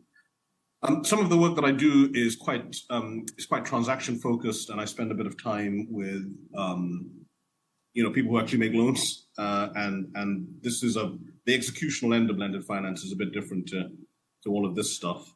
The really interesting thing that we find, if you go and speak to a traditional loan officer or a credit officer at an MDB or most DFIs, in practice, they really aren't very different to the loan officer in a commercial bank. They wake up in the morning, they're incentivized to make loans, right? That's what they're there to do. And they're incentivized to make loans that don't go bad, right? And in that sense, there isn't that much difference. And so understanding what the incentives need to be for loans to actually be made to projects where there is this additionality, I think is still a bit of a gray area when you actually look at the transactions and how things are done. Blended finance, just on this third point, blended finance often, it's a more expensive way to get things done, all other things being equal, right? If you're doing a straightforward bilateral loan, it's a loan agreement, it's fairly straightforward, the provisions are well understood. I lend you the money, you pay it back, and these are the way we go. Blended finance, you'll have, inevitably it's a blend, so there'll be more than one counterparty. And then where the credit enhancements are involved and complicated and technical, there's a whole bunch of work that has to go on in terms of thinking about contingent provisions and how do you protect, how do you protect the lender and so on and so forth. Which is to say, the transaction cost goes up, and where these transactions are on relatively small amounts of money, it becomes quite expensive as a form to execute. And part of the challenge with that is that it precludes its use sometimes for opportunities where blended finance may or should be the right thing to do. I say this not as a not to discourage us from using it, but just to recognize some of the operational challenges of using it and thinking through how it can be used optimally. And I think clean carbon, low carbon cooking is such a great use case for understanding how to align these incentives appropriately. One of my last points here then is, so this is actually a slightly more this is quite a realist, this is a dose of realism, I guess, in terms of what we're talking about. So what this chart is showing, again, from my friends at Convergence, so it's economists and Convergence are fighting for my attention on these slide presentations, but is on the left-hand scale, this is the deal count. So this is the number of blended finance transactions that have been executed in the last decade or so. And the darker color are climate-specific transactions, and then a combination. On the right-hand axis is the committed capital in terms of what these deals have been valued. Now, if you're looking at this chart and scratching your head, which I hope you are, I hope you're scratching your head because the number of blended finance deals being done are probably much, much smaller than you expected them to be, on one hand, in terms of number of transactions. On the other hand, and the second point is that the financing associated with the blended finance is, again, probably significantly smaller. I haven't missed a zero off on the right-hand scale. This thing peaks at $18 billion US. And then, of course, more concerningly, is to look at that trajectory of committed finance over the last 3 or 4 years. Although the number of deals have sort of held up, the amount of money being made available has come down. And I would argue that this connects pretty much to some of the slides that I showed early on in this presentation with regard to what's actually been going on in the economic and financial world and developing markets over that period, which have actually placed a bit of a pressure. So I put that up really just to, is to highlight the realities of this mechanism. As I say, people talk about this, economists, everyone else, talking about these things as the way forward. I think there's a very good loss and adaptation story, which is the thing that we're here at COP27 talking about, where there is a different narrative to think about in terms of blended finance, and maybe we get into that in the discussion a little bit. But where we are today, right here, right now, the status quo for blended finance in general, and clean cooking could be a very different and exciting subset of that, is one that gives us pause for thought, I would say.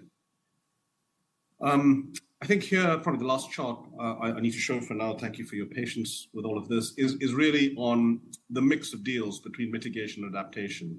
And we all hear, that very little money is going into adaptation finance, it's all going into mitigation. The blended finance story is better in that, right? In the sense that adaptation, historically at least, and even now, has made up a decent part of where capital flows have been committed to, and then hybrid deals as well have become quite significant. And I think that, again, this suggests that these mechanisms really do lend themselves to initiatives such as low carbon clean cooking, which is why it's great to be participating in this conversation today. Right, I'll stop there. Thank you very much for your patience. And again, sorry it was virtual, but I'll hand it back to you, Ed. Thank you. Alex, thank you very much. Can we show our appreciation, please?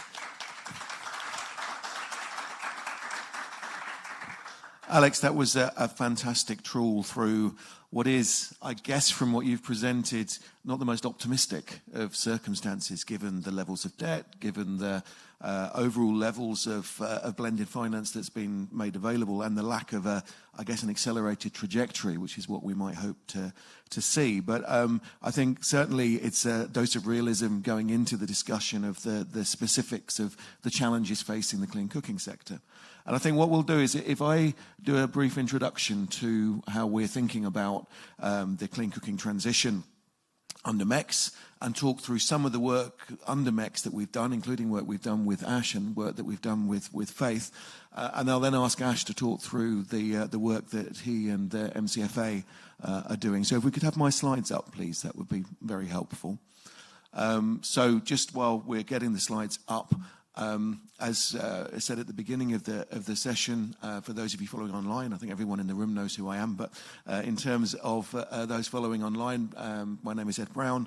I'm the overall lead on the Modern Energy Cooking Services Programme, together with my colleague Simon Batchelor, and we're funded by FCDO. We have been running for around 4 years. We're about an 8-year programme, and our basic raison d'etre is to dramatically accelerate the take-up of truly clean options in terms of clean cooking. Are we struggling to find my slides? Says he, filling in drastically. So the first slide, when it is up there, does explain something of the background to the programme. And I think that perhaps the particular focus of what we're trying to do is to move away from thinking about clean cooking as being entirely around fantastic. Next slide, please. Actually, do I have a clicker or not? Okay, but if I can have a clicker, great. Otherwise, I'll just ask for the slides to be moved on. So I think what we've tried to do in MEX is to find innovative ways of thinking about clean cooking that move away from thinking about this purely as a question to do with the individual stoves and fuels, to thinking about clean cooking as part of an overall challenge in terms of the planning of an energy system in more broad and general terms. So in other words, there's been something of a separation between clean cooking and the wider energy, thank you, and the wider realms of energy planning. And that also goes into how we finance interventions in clean cooking. So basically what we've done within MEX is to try and understand why there has been so little limited progress in relation to clean cooking over the last 20 to 30 years. That's begun to change in recent years, but still, if you look at the SDGs across the board, then the progress in clean cooking internationally is one of the areas where the achievement of the global objective in terms of bringing clean cooking or modern energy cooking to every single member of the world's population is most lagging behind. We still have 4 billion people that lack access to modern energy cooking services, which in this day and age is really a disgrace. So it's how we go about dealing with that issue.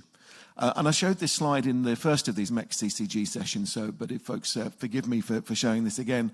And I think part of this is to remember that when we're talking about access to clean cooking, quite often we're presented with this picture of the remote rural area where the people are mainly gaining access to their fuel through going out and collecting it, that they're burning wood or potentially charcoal, but mainly wood on an open fire, and that these are the people that most lack access to clean cooking.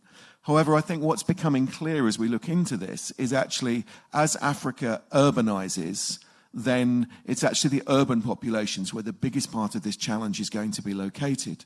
Not least because actually, in terms of the difficulties in accessing clean fuels, it's in the urban and peri-urban areas where people are dependent on paying for those fuels. So it means that in the urban poor are having to pay for access to charcoal, for example, which is much worse for their health than actually their wood fuel that is being cooked in the remote rural areas, frequently outside of people's houses, and they're also having to pay the cost of that fuel.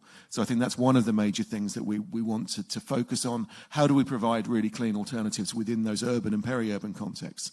Secondly, is that people want more than simply something that is a little better. And they want to, it's like, I guess, offering the ability for people to move from smoking 40 cigarettes a day to smoking 20 cigarettes a day. We want to be able to move them onto not smoking cigarettes at all, if we possibly can. And part of that is also about the attractiveness of the appliances that are being offered to people. And one of the things we've picked up where we have been successful in promoting electric cooking devices is actually it's not only about the fact that they are better for health and that they are better for the environment, but actually they're massively convenient. Actually, electric pressure cookers, for example, are sold in the West on the basis of their convenience, of their aspirational modernity kind of components and so on. So I think that's another way of thinking about this in very different ways, is actually offering things that people want to buy. And I think that's the other kind of key component of all of this. And then finally, the fact that actually looking at electric cooking specifically, which is what we're doing here, is that there has been a set of assumptions that electricity is too expensive to cook with. One of the things that we've been doing across the Modern Energy Cooking Services program is doing the research to find out if that's actually true, and that in many circumstances the answer to that question is no, it's not true, that actually the affordability of electric cooking is in some cases better than any other type of fuel. In other cases, it's around the same as for LPG and for other higher tier alternatives. So I think those are the kind of key changes in the way in which we're thinking about this issue. In terms of the work then that we're doing to promote these alternatives, as well as obviously providing the finance to allow these things to occur at scale, we're working on 3 different areas. And again, apologies to those that were in the last session because I showed this slide at that point. But basically, it's working with international agencies to change the way in which these issues are thought about and to make sure that they are sensitive to the opportunities that come from funding into new areas such as electric cooking. Something we've seen at COP is the number, compared to last time I was at the COP in Madrid, is a complete transformation in the way in which people are looking at this. It is occurring as an issue in pretty well every session that I've been into. People are seeing the opportunities for electric cooking. Then there is the question of developing the appropriate policy environment within the individual countries. So, for example, working with Faith and her colleagues in Kenya, looking at how can the right strategy for the rapid scaling of electric cooking come about? It was actually, we're going to hear this afternoon about where the desire for this to happen in Kenya came from, how this was put to the RRF process, and how the UK government has supported that through supporting us to work closely with Faith and her colleagues in bringing this into reality. The second point, of course, is we could have the government on board, we could have an agreement at an international level that this is really what should happen, and people might turn around and say, well, thank you very much for offering this thing to me. I have no idea how to cook with this. I don't like the look of it. No, thank you very much. So how do we ensure that, we keep the slide on the screen. How do we ensure that what we are doing, it fits with people's desires and aspirations about how they want to cook? So one of the things we've done through the MEX program is do detailed work work on local cooking cultures, look at the cost per fuel of each of the different types of dishes, work out what can be cooked with electronic cooking devices and what can't be cooked. I think it's been particularly interesting looking at some of the particular staples and whether or not they can be cooked in certain ways. But this is work that is just as important as the finance work and just as important as the policy work, actually doing this work in the communities. Part of the work we're doing with Kenya Power over the coming months is actually to dramatically enhance the work that Kenya Power have been doing in reaching out to communities about the benefits of cooking with electricity, moving out from the kitchen, which they use for TV programs in Nairobi, to a mobile kitchen, which is going to go into lots of different counties, lots of different centres, and so on and so forth. So working on that kind of level.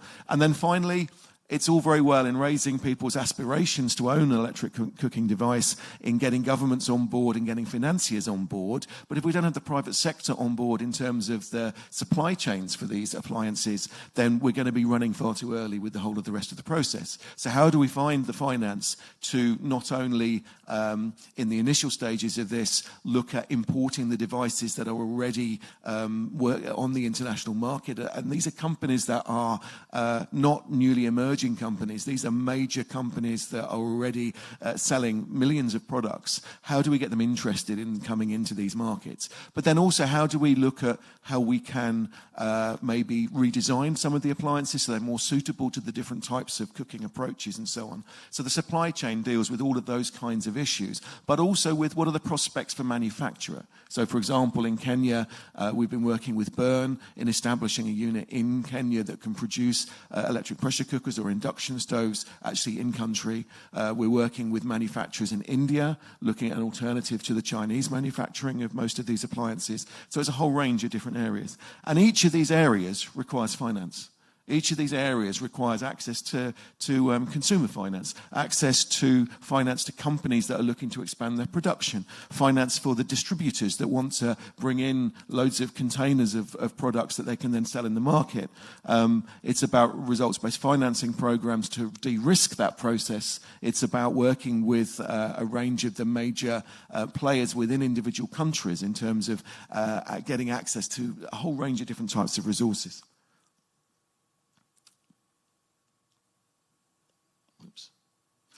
And of course, the potential for electric cooking is going to be very different in different markets.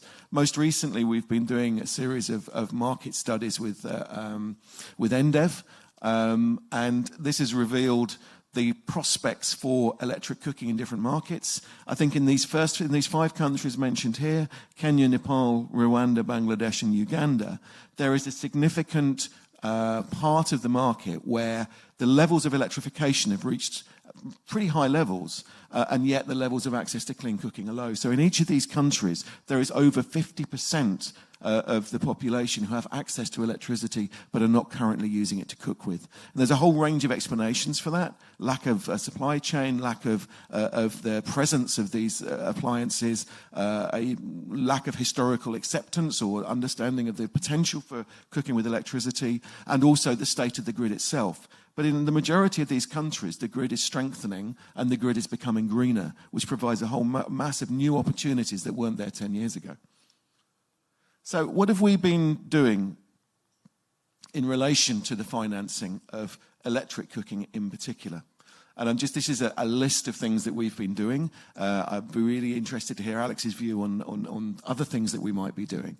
But basically, we've done work looking at what are the opportunities to support this transition process, particularly amongst those that have the really largest problems with affordability.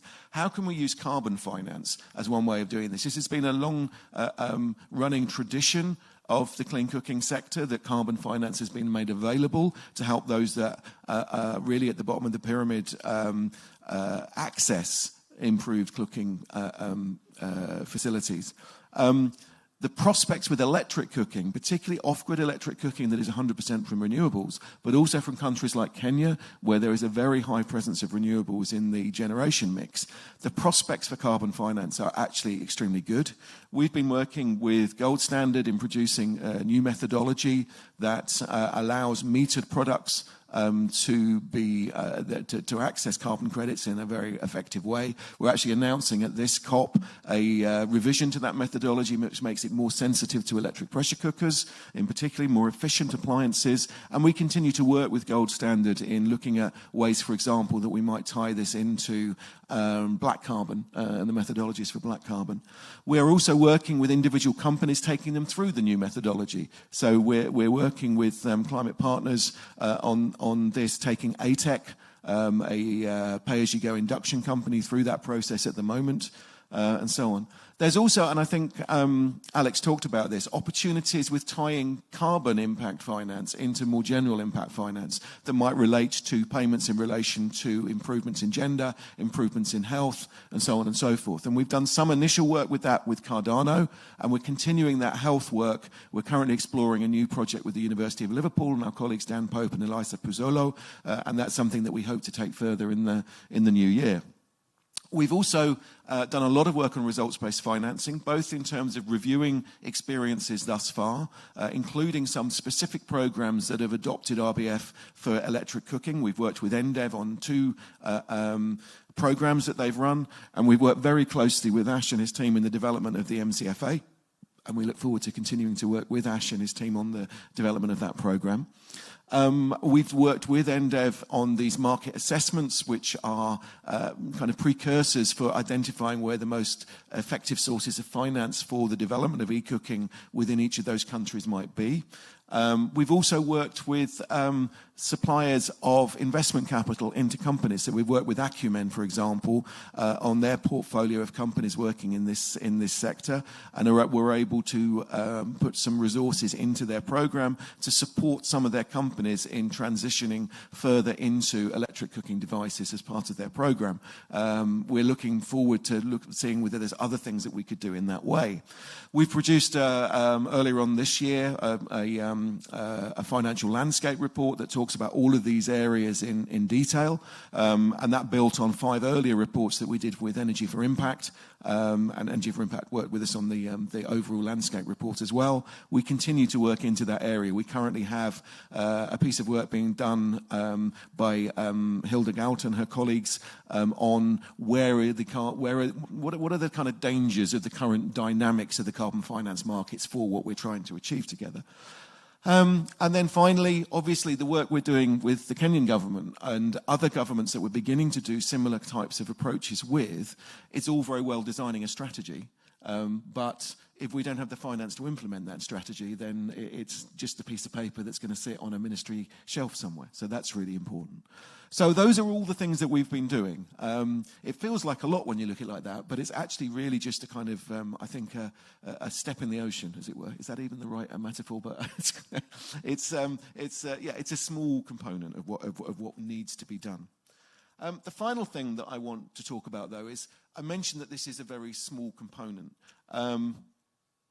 Where will the kind of funding that, if we were to actually meet the 2030 targets, we would need a massive amount of funding to achieve that.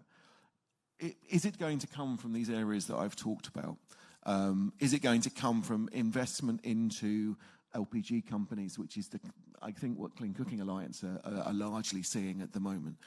To be honest, the way that things are at the moment, unless there is a rapid transformation, which I don't see in the existing markets for clean cooking, we are a long, long way off being anywhere near that 2030 target. So what can we do differently? Where are the areas where there is perhaps more finance around? And one of the things that we've noticed in this is nowhere in the existing discussions about the financing of the clean cooking sector is there proper discussion of how it fits into the wider financing of the energy sector. This is true for LPG in terms of if we're just talking about the cost of the stove and the cost of the fuel, we're not thinking about all of the investment that needs to go into developing the full LPG infrastructure. The same is true for electricity, but the amount of money that is already going into the electricity infrastructure is very, very significant. So we know that over the course of the last few years, 153 million people globally have gained access to electricity. And this also builds on significant annual, so this obviously builds on significant annual investment in grid and off-grid networks, which is more than 100 billion every year, of which 31 billion annually is invested in new connections. The clean cooking sector gets excited when we reach 150 million of investment a year. So if we can just tap into a small amount of this electrification and electric infrastructure funding, then this could be very, very significant. We now have, as we've seen from the earlier slides, 50% of the population, even in Africa, now generally connected to the electricity network. And there is huge investment in maintaining that infrastructure. There was $24 billion spent in sub-Saharan Africa alone each year for the last 4 years, 32 billion in developing Asia, 52 billion in India alone. And all of this results in connections and wires that can be used for clean cooking. Some of that, of course, is fossil fuel based if we're thinking about climate, but the direction of travel is in the greening of these electricity networks. So therefore, we should be able to tap into climate finance to support this process as we go forward.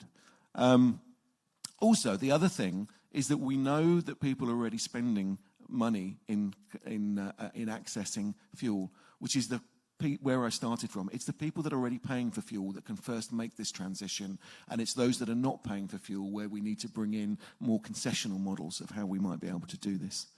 So basically, as international efforts have stepped up in the electrification arena, connecting the Clean Cooking Challenge to that challenge and seeing it as part of the same thing, two birds with one stone, as we talk about, which is not a tremendously nice way of thinking about it, killing animals, two birds with one stone, but I think it shows, it kind of encompasses what we are thinking of doing in this area.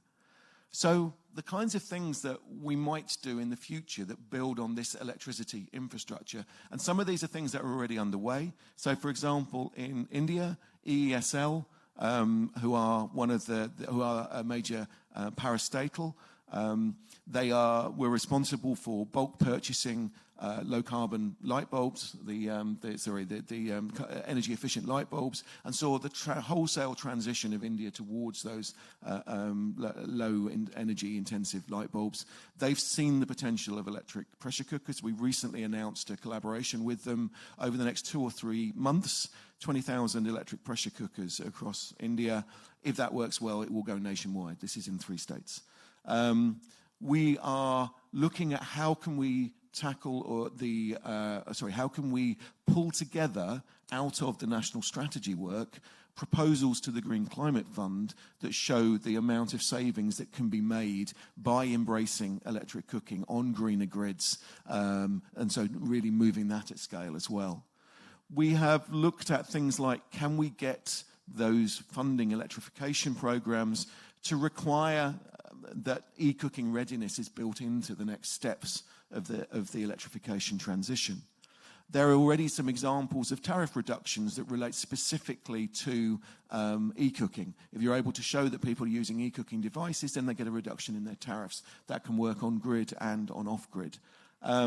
We are looking at the range of consumer financing options for e-cooking devices, which can be utilized through, for example, on-bill payments through the utilities, that kind of thing. And so on and so forth. And I think overall, what we're looking at is a more integrated energy policy that is able to see all of the potential opportunities that there are for integrating electric cooking into electrification as opposed to separate clean cooking initiatives. So that's what we've been doing in general terms. Some of this, as I say, relates to work that our other 2 panel members here are engaged in. But that's really what I wanted to cover today. So thank you very much.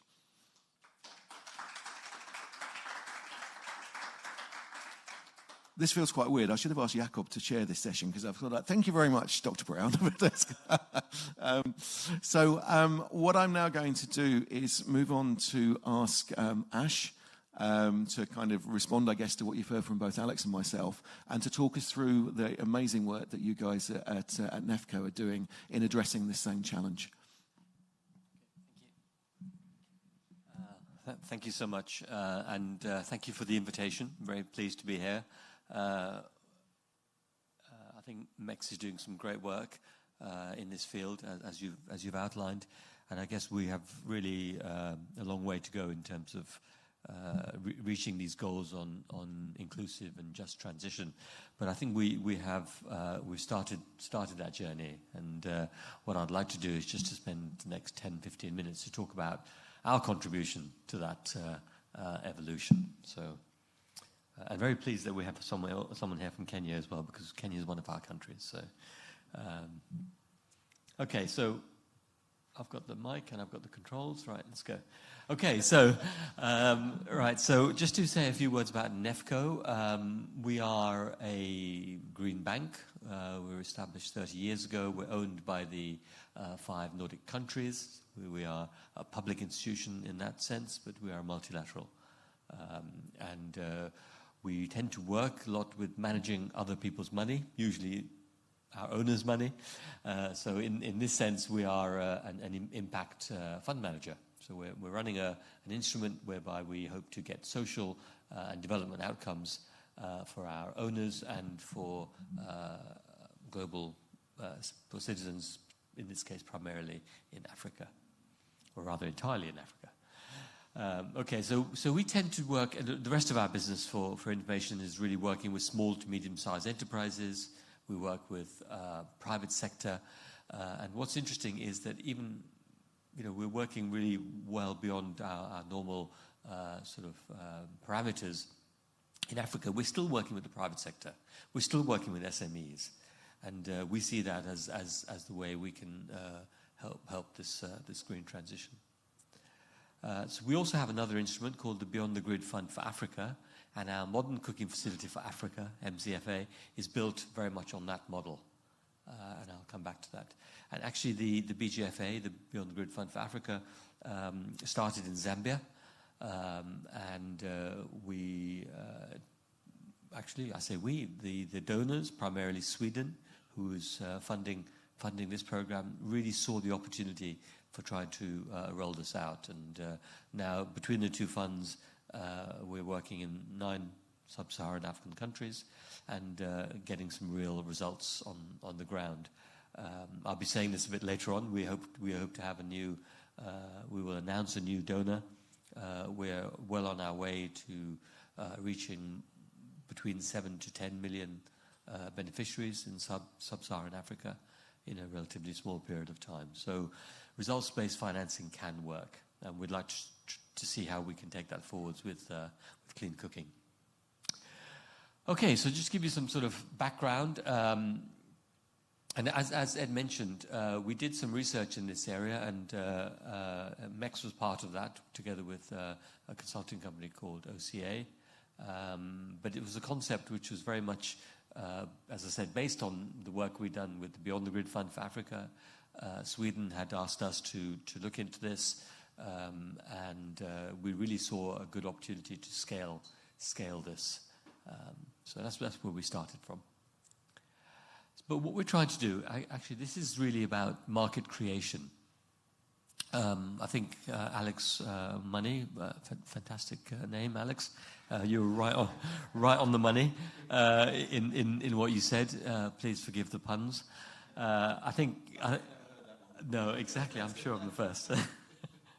But you are spot on in terms of highlighting the fact that public funding can really help to overcome early challenges in the market, to de-risk.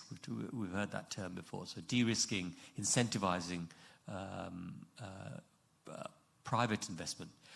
Because private investment is going to do the heavy lifting. The governments aren't going to pay for this. I mean, this is not aid that we're talking about here. We see that African governments have difficulty in mobilizing and leveraging the funding that's needed. The private sector has the ability, has the innovation capacity, and the motivation to do these things. So what we want to do is to help these companies scale. We want to create the conditions for long-term sustainability of businesses that can then take forward commercial investment.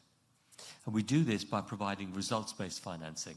That is based on deploying grant capital, so 100% concessionality in that sense, but deploying it as near equity, what we call free equity, across multi-year life cycles, So we fund companies for 4 years, and we provide a combination of non-recoverable grant element, the catalytic grant that was mentioned before, and then results-based financing. So financing is based on verifiable outcomes being put in place.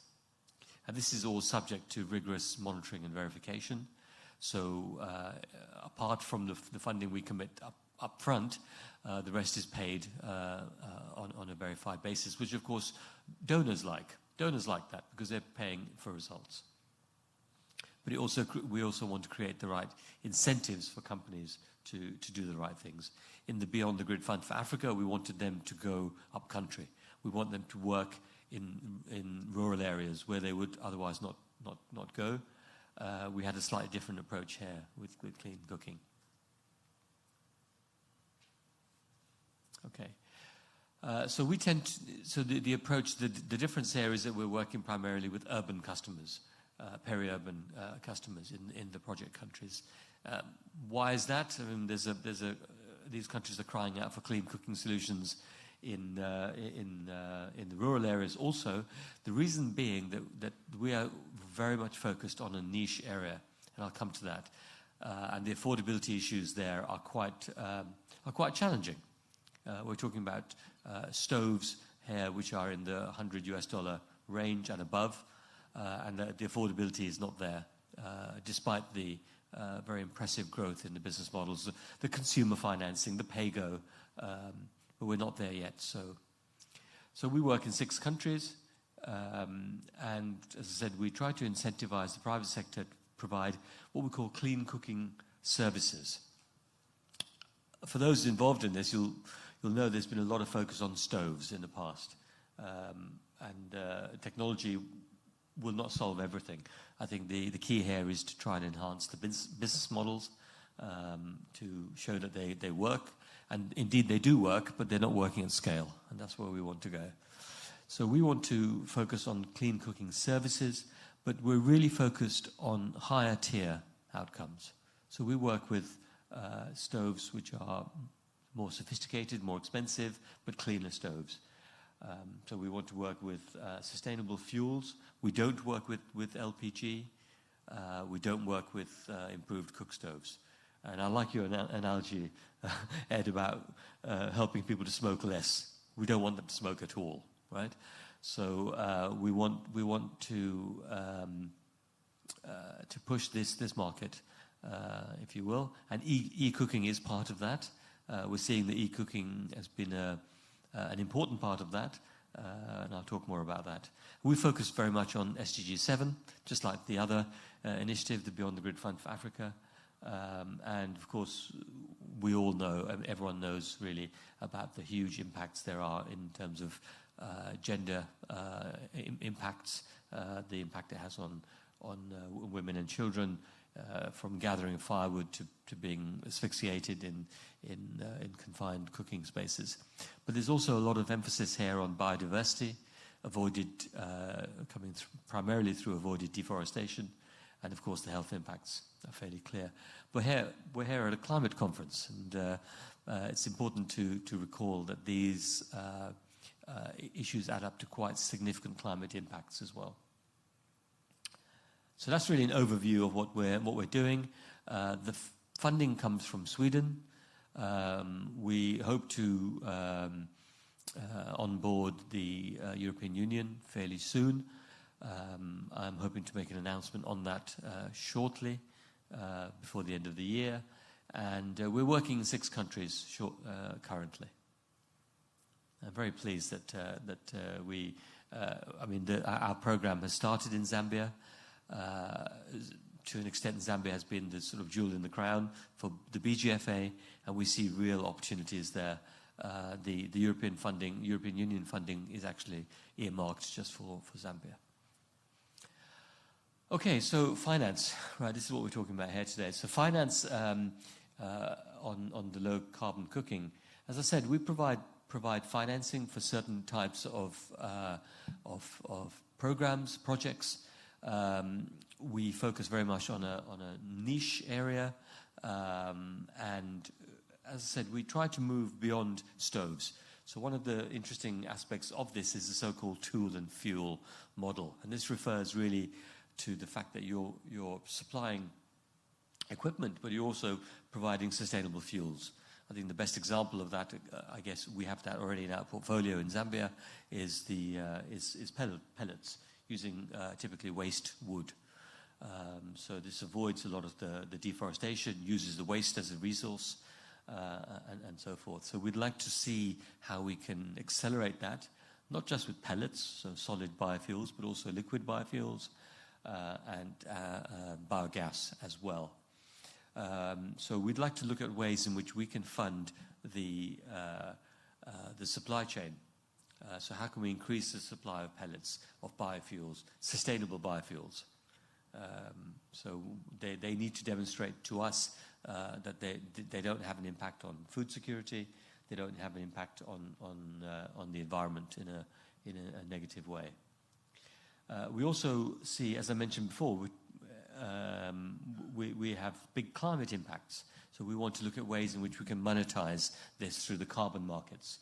And a key part of this has been looking at stove use monitoring.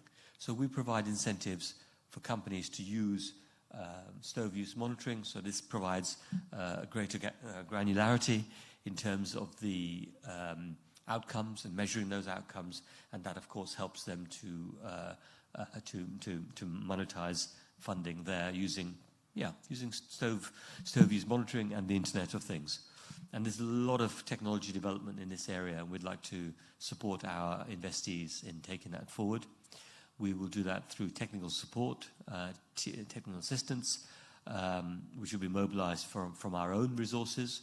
So we have TA funding available for that, and also to help them access carbon financing. So, for example, some of the projects in East Africa, where I've worked primarily in Kenya and Uganda in the past, there's a lot of very good clean cooking initiatives out there. They're pretty much based on the improved cook stoves, but we know that there is an infrastructure out there to support these, and we can add some of these programs to those existing initiatives. Okay, so this is just a diagram really which shows how we help companies during their development. So during the early stage, when the revenue levels are pretty low, we want to support them. Well, actually, we're not so involved in that phase. Actually, that's more the space for venture capital, for other impact investors to come forwards. A lot of sweat equity. We see SMEs working in this space, using money from friends and family. And fools, I've also heard that as well, friends, family, and fools. And hats off to those companies which really put a lot of their own, as I say, sweat equity into this. We don't work in that space. We work in the scaling phase. So once they've proven their business model, we help them to scale, using public money, trying to de-risk what they're doing, and that's the real ramping. And then when they move towards maturity, when the revenue levels are significant enough, when they've developed the infrastructure, then we'll be with them to accelerate that through results-based financing. And then we want to go. We don't want to stay there. These companies have to be sustainable. We're not in there for the long term. We want to help them to set up the infrastructure that they need. Leveraging funding is also a key part of what we look at. So in the Beyond the Grid Fund for Africa, we've had quite good leveraging ratios, around 1 to 4. So for every euro that we put in, companies are mobilizing another 4. In the clean cooking space, that is much more challenging. I think we're looking at 1 to 1 ratio there. So we want to help companies to access finance. And I should say that accessing finance in the clean cooking space is very challenging. The business models aren't proven, and there's a general reluctance from DFIs. but in the commercial financing sector, there's a lot of misunderstandings around this. So we want to show that these business models work. So a big part of our activities are showing that this can work. And in doing so, we want to reach millions of people. So it's more than just proof of concept. We want these companies to actually deliver outcomes for African people. So I've mentioned this before, the eligible technologies, we don't work with LPG. We do see LPG as playing a role, but we're not there to solve the ills of the clean cooking world. We want to show how it can work for the advanced technologies. And we've had our first call for proposals. I mean, we have, this was launched earlier in the year. We're actually at the stage now we are working with the companies, asking them to submit their business plans. Actually, the business plans are due at the end of November. And then we'll take those projects forward next year. We will start to contract them throughout the next year. And then I think what we want to do is also to share the learnings of what these companies are doing. And we're doing this already with the Beyond the Grid Fund for Africa. We've signed 12 projects there. Already, if those projects reach fruition, we'll be supporting access to 4 million Africans in 4 countries. And we want to do similar things in the clean cooking space. And as I say, we're going to learn a lot of lessons. Not all these projects will work. Not all these companies will reach the targets that they aspire to. But we want to learn and to disseminate, and hopefully we can work with the research community and with host governments also to disseminate that information. I won't bore you with this, but we are very much focused on private sector actors. But there are opportunities for not-for-profits, community-based organizations, particularly in the last mile distribution, I feel. These are the countries where we work. These are the funding streams that we have. They are disaggregated by country simply because of the requirements of the donor. And we do have a lot more funding for Zambia. We hope to reach to have a portfolio of around 15 projects. And just to say, we've had some very good outcomes. We've had 44 applications taken forward. As I said to Faith earlier on, Kenya is way out there. There's a lot of demand for clean cooking from private enterprises in Kenya. And I guess this reflects really the East African sort of head start, if you will, that they've had working on this in the past. In terms of the technology, I hope, Ed, you'll be pleased to see that e-cooking is there. But we have quite a diverse portfolio there of projects. It's very pleasing from our perspective, because we see that there is a lot of interest in all the biofuels from electric and from electric cooking as well. And also, interestingly, quite a interest from private sector companies in terms of the combination of technologies. The last thing I'll say is also, again, I've referred many times to our Beyond the Grid Fund for Africa. That is supporting mini-grid companies. And of course, many of those hope to add load to add demand to their networks by using clean cooking. And I think there's a lot of mileage there. I think so. We've got a lot of opportunities there to learn why is this not happening at the scale that it should. There's a whole other question about why mini-grids are not working at the scale they should, but that's a different conversation. But I think that there's a lot of activity around that, and we see that many of these companies are looking at clean cooking, and we'll see more convergence in this area, I think, to come. So thank you so much for the opportunity, and I look forward to hearing from Faith as well on how things are working in Kenya. So thanks, everyone. Ash, thank you very much. Wow, what an amazing series of kind of things that there's so much buzzing around in my head. One very quick thing to respond on is we just are reaching I think the final day of our Cooking on Mini-Grids Challenge Fund, actually. So I don't know whether, I have a feeling that we certainly were talking to some Zambian partners about potentially going into that. And that's all around designing business models for new mini-grids that start off with electric cooking as a central component of the business model. So watch this space in relation to that. I think that could be an exciting area of collaboration. This is generating all sorts of interest on Slido from some people in the room, but also from across the audience. We have about 20 minutes for the remaining part of the program to kind of reflect on what we've heard.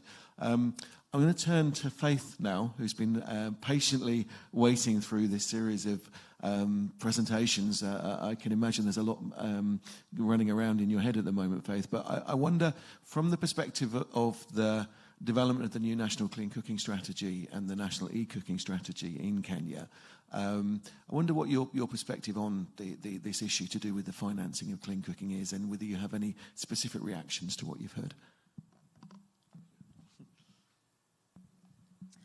Thank you very much, Ed. I will bring in briefly the perspective of the Kenyan experience of developing the National Clean Cooking Strategy and the E-Cooking Strategy. Of course, this emanates from the policy to transition 100% of Kenyans to clean cooking by 2028. And this is a policy that needed to be implemented as soon as yesterday, but of course there are various steps to it. And that is why we came up with the development of this National Clean Cooking Strategy. Now, talking of strategies, it's not bad to develop strategies. I think it is one of the ways of getting ideas into action. And really what we are looking at is how do we get things happening on the ground, even after developing all these documents. And when I talk about these documents, I'm talking about things like we have a national bioenergy strategy. We have the national efficiency strategy. Then has come the development of the National Clean Cooking Strategy, then the E-Cooking Strategy. Then we also have the Behavior Change and Communication Strategy. Luckily, the Behavior Change and Communication Strategy for clean cooking is partly funded under the GCF project for climate-friendly cooking. And that is currently, the implementation is currently happening. But when you look at the financing for behavior change and communication in Kenya, the budget that has been drawn is way above what the GCF is meeting, and we are using the strategy as also a form of fundraising to support behavior change, because, you know, we have to face the reality that to transition a firewood user to cleaner cooking in form of the higher tier stoves that Ash has just been talking about, it's not a very straightforward thing. And we also must realize that there's the transition also from to the improved cook stoves before you finally get to those higher tier stoves, because of affordability issues, the non-familiarity with the technologies, and all these things. It's all very complicated.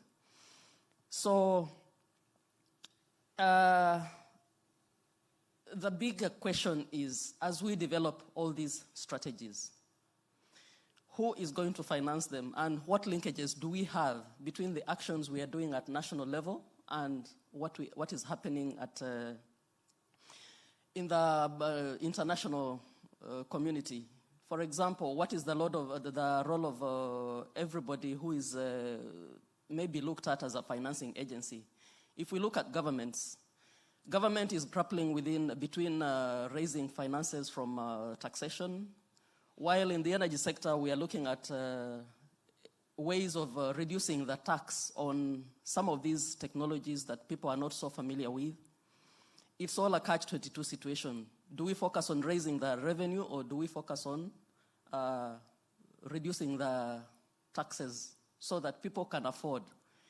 Cooking is one area which is contributing to a lot of greenhouse gas emissions. For Kenya, I think it has been estimated that 70% of the greenhouse gas emissions is from the cooking sector. So what really should governments focus on? When you come to the private sector, they are grappling with the issue of what is the enabling environment like? How do we invest into the clean cooking sector? For example, in Kenya, we have been grappling with the issue of the taxation on ethanol, imported ethanol. We are still trying to resolve that. The 35% duty on ethanol is a deterrent for expanding the ethanol market. So how do we deal with some of these issues? Now, in terms of development partners, we have been informed that there is plenty of financing out there.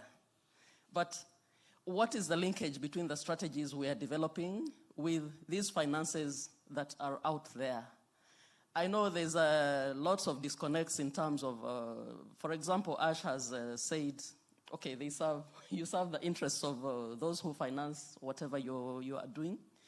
But now, how do you accommodate the initiatives of countries which have plans in place and they would like to implement this and that? Maybe it does not fall into your plan. So maybe there are other financiers who look at improved technologies like the improved wood stoves and charcoal stoves. We have GIZ has been focusing on developing the private sector capacity quite a lot. And the reality for the African setup is that we are dealing with a private sector that is not so much well developed. They don't have the capacity and they are unable to do the expected, like develop proposals for financing. How do we develop these capacities so that people can actually bring out what is expected in terms of the financing requirements for clean cooking? It's a big challenge. And lastly, we need to face the reality that we are dealing with communities who are difficult to change in terms of their behavior. I know the behavior change is going to take a long time to come by. So how do we support these people to realize the impact of what they are doing to their lives? We need financing to do that because just writing the strategies and leaving them on the shelves does not really bring in the financing that is required. We need real action on the ground in terms of bringing clean cooking real live and available to the people whose needs we are actually trying to support and ensure that they live a better life, they have a changed life, and they also contribute to the global cause of protecting environment and preventing the climate change that is happening all around us. Thank you very much. Faith, thank you so much for bringing us back to kind of why we're doing this, which is obviously not just to do with global climate circumstances, but also very much to do with improving the lives of individual people in the communities within which they live. So thank you very much for that. And also for illustrating, I think, the frustration that many of the people that we work with in various countries around Africa who frequently hear about the amount of money that there is out there that is there to support climate-friendly projects. But as we've heard, not only from the side of the governments that are, I think, finding it difficult to work out how to access that resource, but also from what Alex was talking about earlier on, about the difficulties, I guess, almost from the other side of finding the appropriate projects that can be supported. So Alex, it seems quite a while ago since we were listening to your overview of where we are. So I wonder whether you'd like to make some reflections on what you've heard from Ash and from Faith and myself. And also, I don't know, so just basically what you feel maybe coming back to some of the broader comments you were making at the beginning. I'd be fascinated to hear what you have to say. Thanks, Ed, and really thank you to yourself and to the two other speakers who I think have sort of made this conversation much more focused on the sort of realities of specific issues, but also the fact is that there are programs and plans in place and being executed and being effected to actually make things happen. And I think, I spend a chunk of my time on the sort of theoretical side of these things, and actually that's all fine and important. But what really, really matters, exactly as you've just been saying a second ago, and in these last few conversations, is on the practicalities. I think turning to you, one of the things that you were saying as well, which is, do we need to think more, like more holistically and probably more imaginatively about the narratives that we need to be trying to develop in clean cooking to access different sources of investment. I think we've all collectively agreed that the expectations that we can set for the public sector are going to be constrained by all the operational and event-driven risks that go on. But I think what we're beginning to find is that there's much more. There are more sources of not just investment but also non-repayable finance, which is, again, I think Ash was talking a bit about catalytic investment that then is necessary to get to scale and to move things forward. And there are more people, I think, or more segments of the finance ecosystem that are interested, that are motivated to make money available if the catalytic benefit is apparent. To me, there are two major challenges in accessing wider money, say from individuals who want to act more philanthropically, or foundations and so on. And those two impediments are, firstly, information asymmetry, which is academic speak for not everyone knows enough of what they need to know. But really, in this conversation here, I've learned a heap about specific projects, specific opportunity, calls for action, a framework of how we need to contextualize this, the technologies that are being involved. And it's been presented in a really accessible way in this conversation by people who, by the experts that are talking about it. But that sort of understanding is not easily or widely accessible, I think, to many other groups of people who, if they had this information, might be motivated to get involved. So I think thinking about how do we distill the sorts of points on approach, technology, scale, implementation, and impact that are being described here, and find platforms to share that, not just with bilaterals or commercial lenders and so forth, all of whom have some agency there, but to wider pools of funding and financing, particularly in, I think, the developed world. I think is a really important thing to try to do, and I feel quite inspired, actually, that when I hear what's being said in conversations like this, structuring that narrative becomes more straightforward. So information asymmetry, I think, is the one big thing that we can definitely do something on. The second relates to transaction costs, and this is really it is expensive. It is there's a huge amount of work that Ed you lead and do. Ash, I know that you're experiencing, and within Kenya, I'm sure, again, the specifics of getting things done. Those transaction costs need to be brought down so that the impediments to introducing more innovation become lower. And I think, again, this is maybe partly a scale question, so we learn from places and then we move forward. But also, I think it comes from innovation. Are there in energy where we've done some work in terms of so we talked about Zambia a bit. I worked quite a lot on the scaling solar program as it originally was, in understanding how with reverse auctions and templating and accelerated paths to reaching financial close, the off-taker, in that case the utility, was able to access a lower cost per unit of output. But I think, again, there are probably wider ways in thinking about how transaction costs can be lowered to enable finance. Sorry, that's a long answer, but in summary, I think addressing these two impediments of information asymmetry and transaction costs could be a really important way for us to move along. Alex, that's really, really helpful. I think there was a question also on Slido that said, many moving parts, is there an elevator pitch with links to specific resources, perhaps targeted at companies, governments, and impact investors? So I think there's that sense of bringing people together, I think, is something that also comes through in that question. And I wonder, Alex, actually, whether it's something where, if we're thinking about collaborations between MEX and CCG, with the connections and the partnerships that we have in country, perhaps with CCG having greater connectivity into different parts of the finance world, maybe there's a space there for us to do some thinking around that. You've been very welcome to come up to Loughborough to do that, Alex, at some point. And maybe we could then reach out to partners like Ash and to our colleagues in the ministries in Kenya and so on as part of the strategy work that we're doing.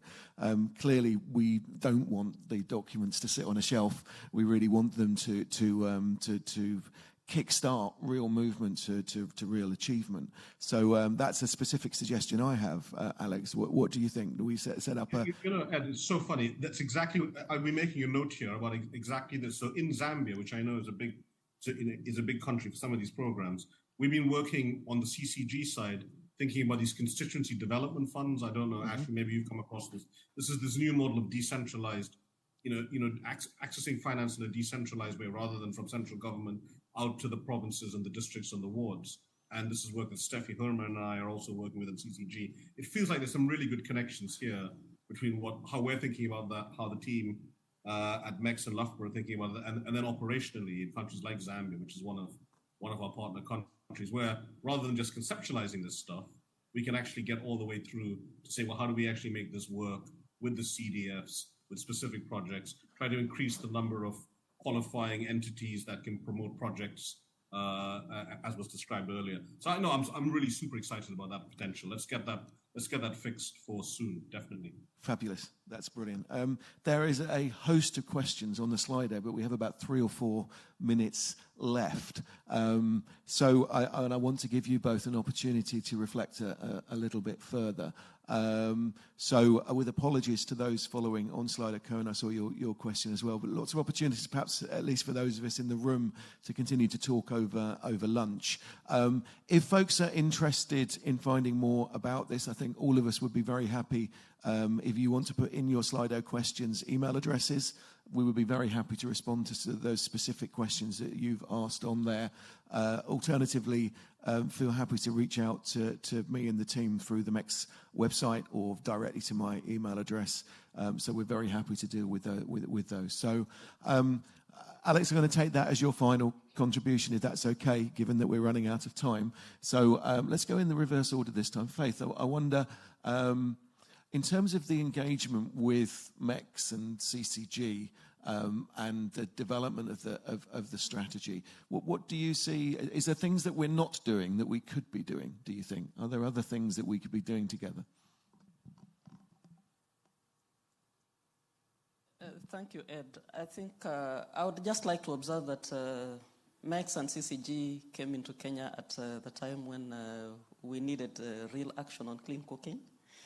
There's a lot that is happening currently on the development of the strategies. We have consultants on board. We are already coordinating with them what to do and how to go about implementing the various studies and submit the reports and also arranging the work plan. MEX and CCG has really been very supportive in terms of providing the technical capacity that is required to steer this process forward.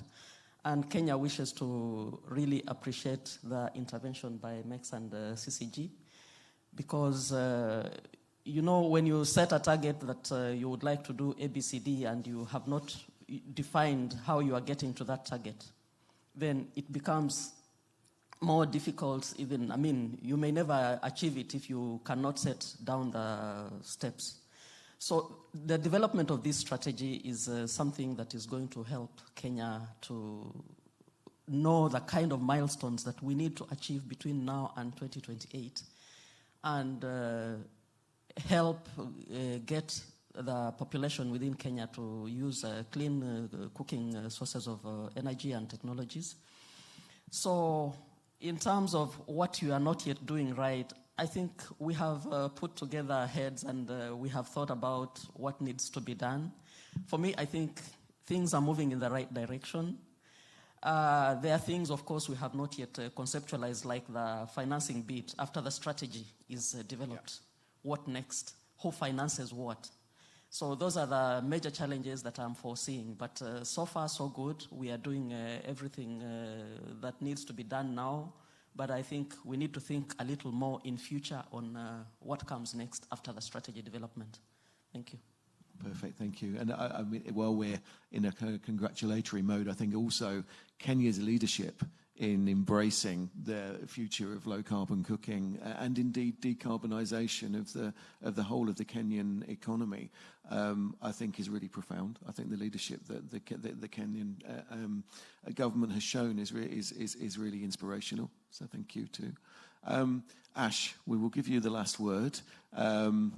I could be really naughty and say, you know, in what ways do you think that NEFCO might be able to support the strategy as it emerges? Clearly, I think there are real opportunities for collaboration between the MCFA companies that are supported in Kenya and the work that we're doing. Is there more you can do? Yeah, sorry, it was your question about the supporting... Obviously, what you're doing on the ground in supporting the companies in Kenya will no doubt have a strong connection to the development of the strategy. Just kind of, you know, what is there more that can be done? Do you think? Yeah, sure. I mean, what we'd like to do really is in each of the countries where we work is to build a sort of mini portfolio of companies which is working and learning, and we want to disseminate those learnings, if you will. And I think a key part of that is showing that the right enabling factors are in place. The regulatory barriers, maybe not regulatory, but market barriers also are being addressed. And I think that's really a very important way that we can collaborate. And I think the role of research is very key in this. And we hope to engage with research institutions also in the African countries themselves, because they're on the ground. I mean, they know and they're familiar with the regulations.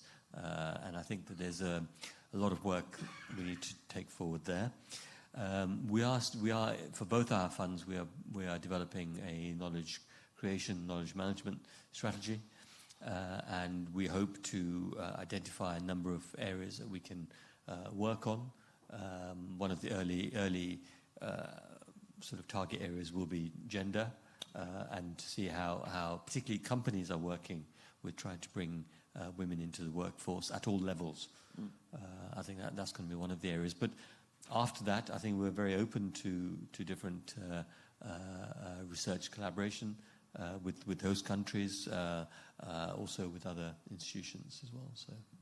Brilliant. Thank you very much. So thank you everyone online and indeed in the room for joining us. I think there's a massive amount of food for thought here. Thank you to the panelists. If we could ask for another round of applause. And I'll hand over to Erin to close and to point forward to the next session, yeah? Thank you very much. Thank you again for listening. We have a bit of a longer break now, but please do come back at 2 where we talk about the rapid response facility. Thank you.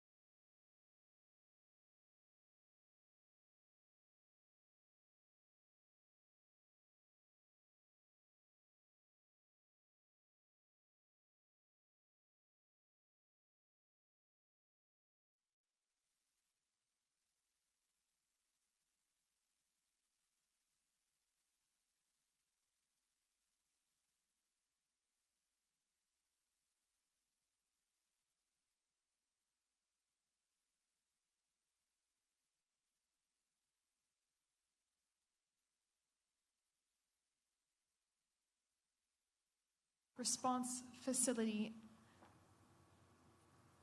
This event is supported by the CCG, which is short for Climate Compatible Growth, and CCG is funded by the UK's FCDO, the Foreign Commonwealth Development Office. If you wish to ask a question throughout the event, please use Slido. The link is www.slido.com and the code is 2715656. So I'd now like to introduce to you the chair of today's session, Kuhn and Niley. Over to you. Oh, sorry, and they work for Imperial and CCG.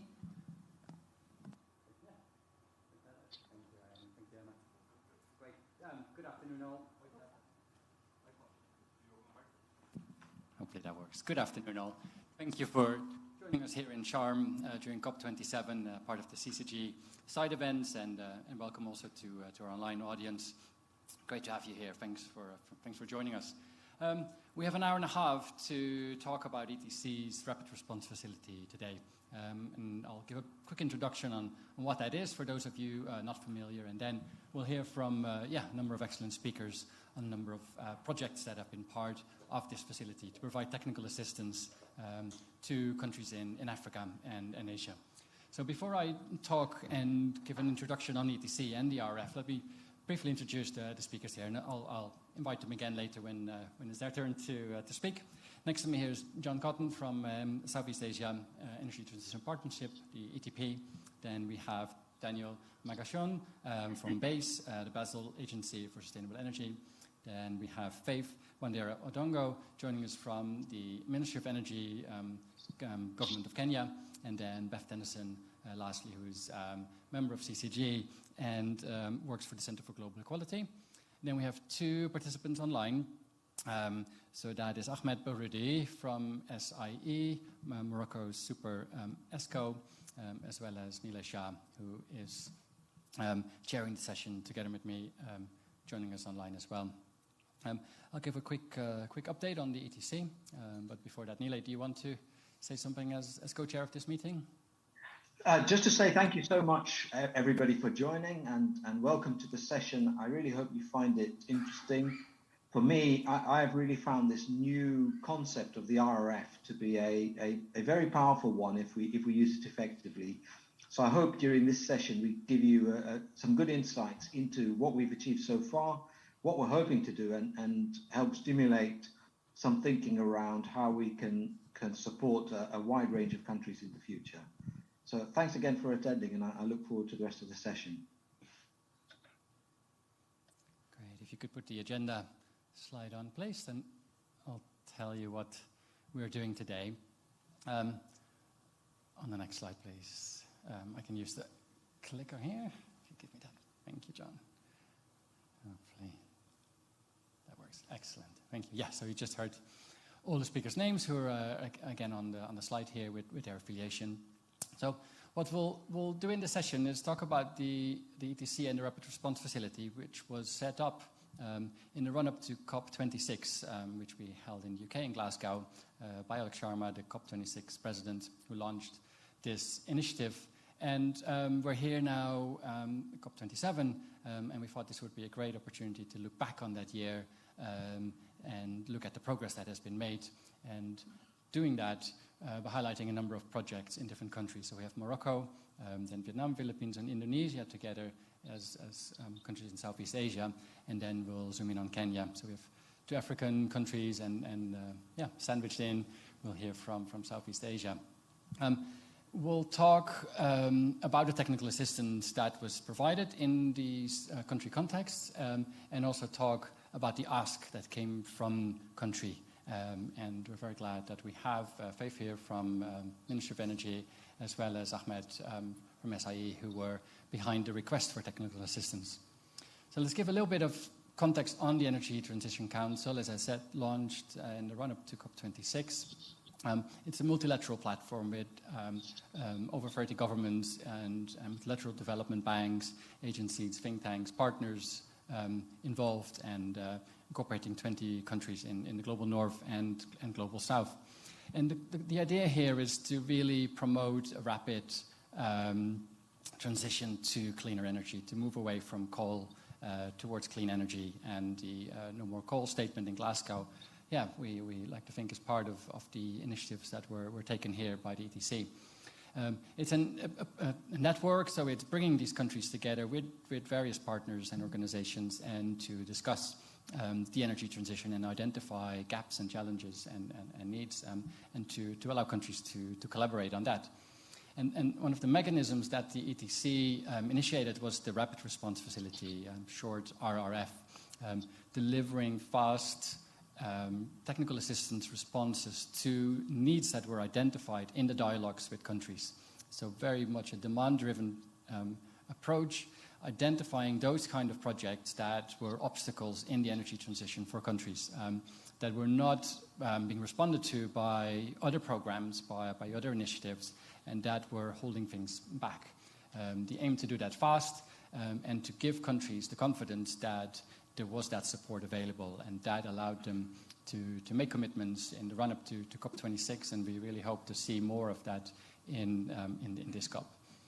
So the Energy Transition Council has held a number of high-level national dialogues focusing on the needs of individual countries, identifying what is going on, where there are new priorities that emerge, and support that is necessary.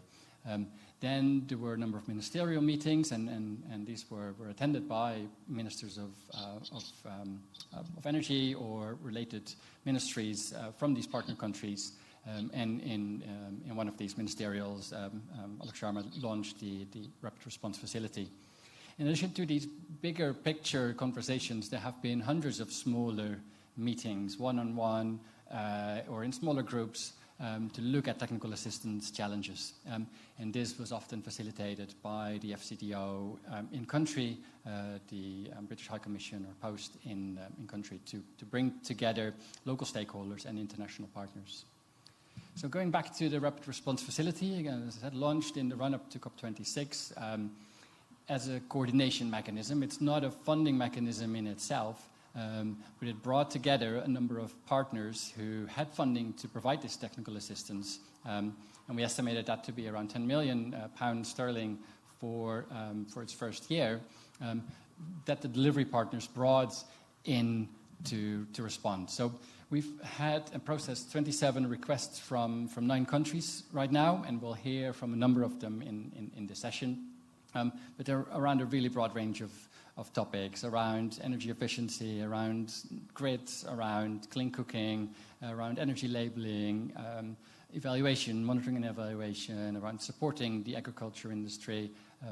So there wasn't a limit on scope, but we meant to collect any of the challenges that needed addressing and needed addressing urgently.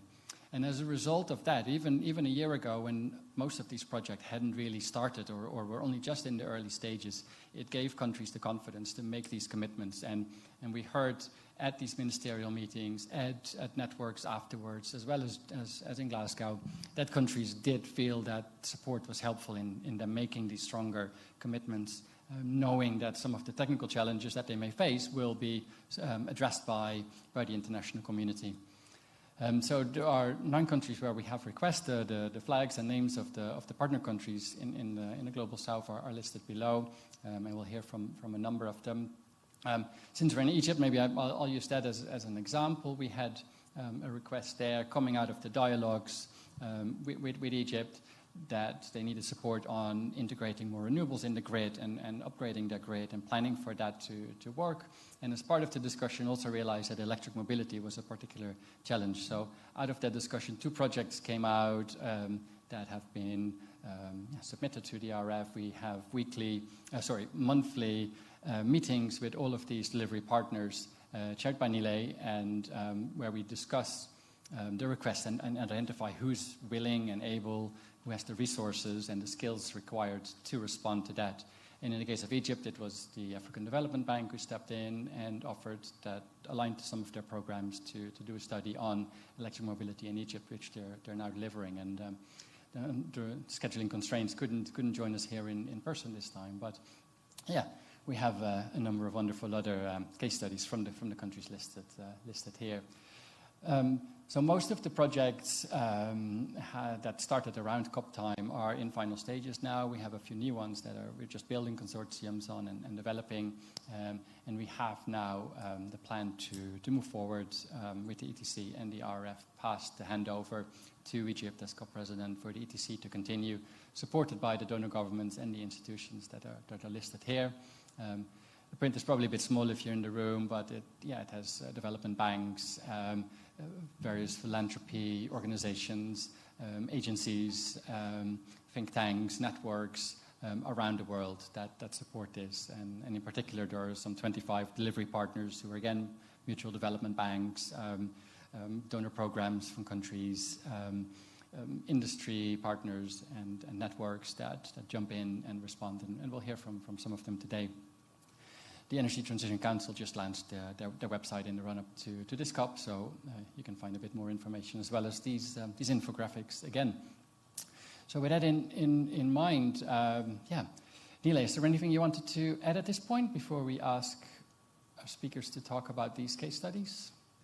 No, just to remind people now that the ETC website is live, so there's a lot more information there. Thanks. So we'll run through these 3 territories to look at a broad range of projects around energy efficiency, grid planning, clean cooking, wind. It's going to cover all of the areas that the COP is addressing. And we'll look specifically today at how the technical assistance has supported the country's energy transition and made a lasting impact. Not a quick leave and let things be, but to really unlock something much bigger. And hopefully we'll get to see here today how this works. So from the territories, we'll start with Morocco. We have here Ahmed Bourdi, who's the Directeur General of the Super ESCO in Morocco, SIE.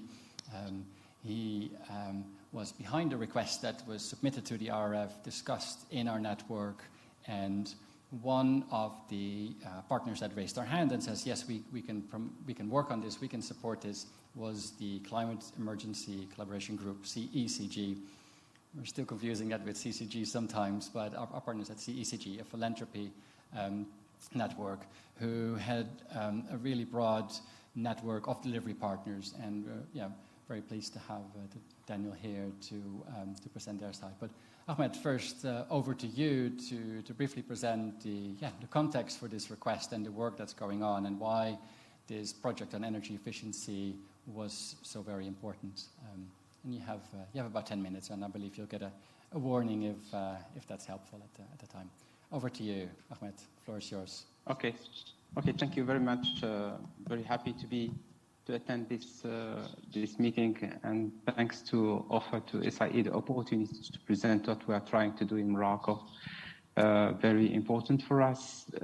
Thanks to Rapid Response Facility and to CECG support, you will very quickly understand how it's important for us to have this support. If you allow me, I will share with you a presentation I prepared to introduce globally, very quickly, what is SIE, what we're doing, and the global strategy in the country, and to illustrate the usefulness of your support, the support of CCG and Rapid Response Facility to our national strategy in terms of energy efficiency.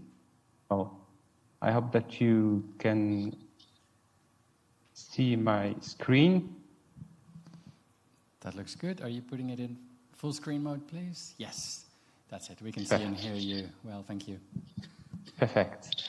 Well, SIE is the Moroccan Super ESCO, which in fact has been created from the energy investment company at the beginning, and our objective is to leverage the energy efficiency market to boost the energy efficiency market in Morocco. That's our first objective.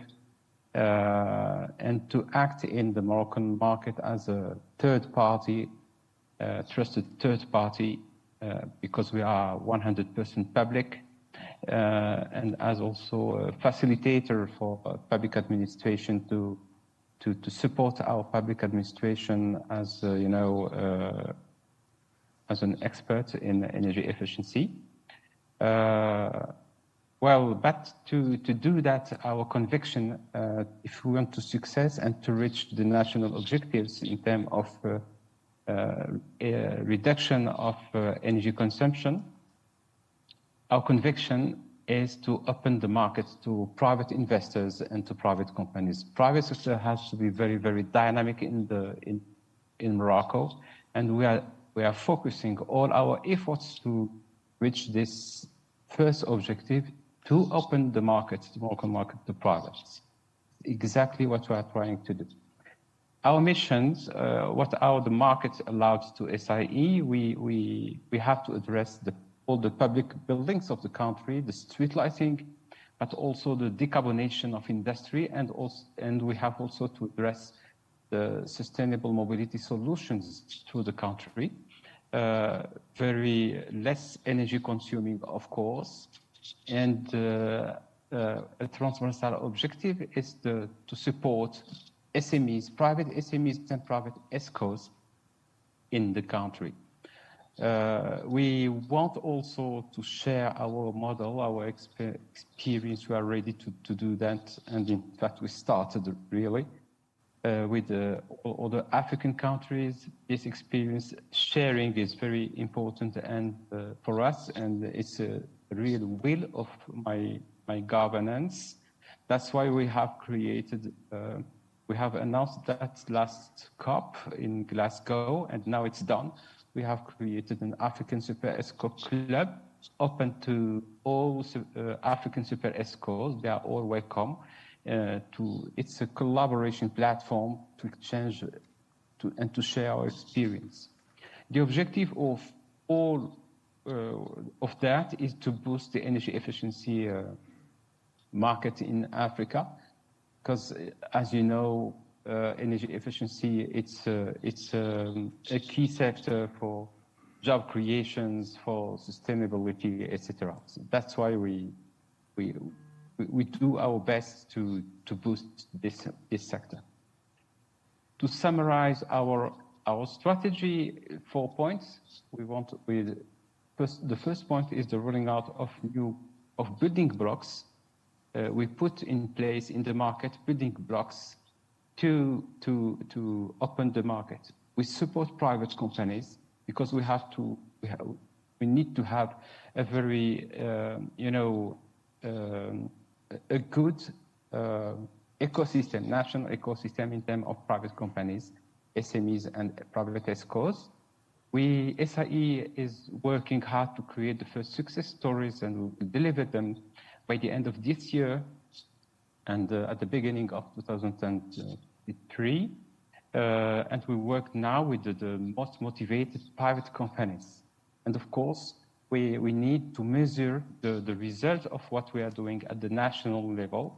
That's why we are developing, SIE is developing, not for SIE, but for the Ministry of the Energy Transition, one MRV system, which is a measurement and verification system to collect all the results. You have all the mission and the main functions of this MRV system here.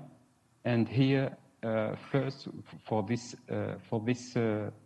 key element in our strategy, thanks to UK Rapid Response Facility support, we have closed very successfully the first phase, and now we have to pass to the second phase in order to deliver to the country this system operational.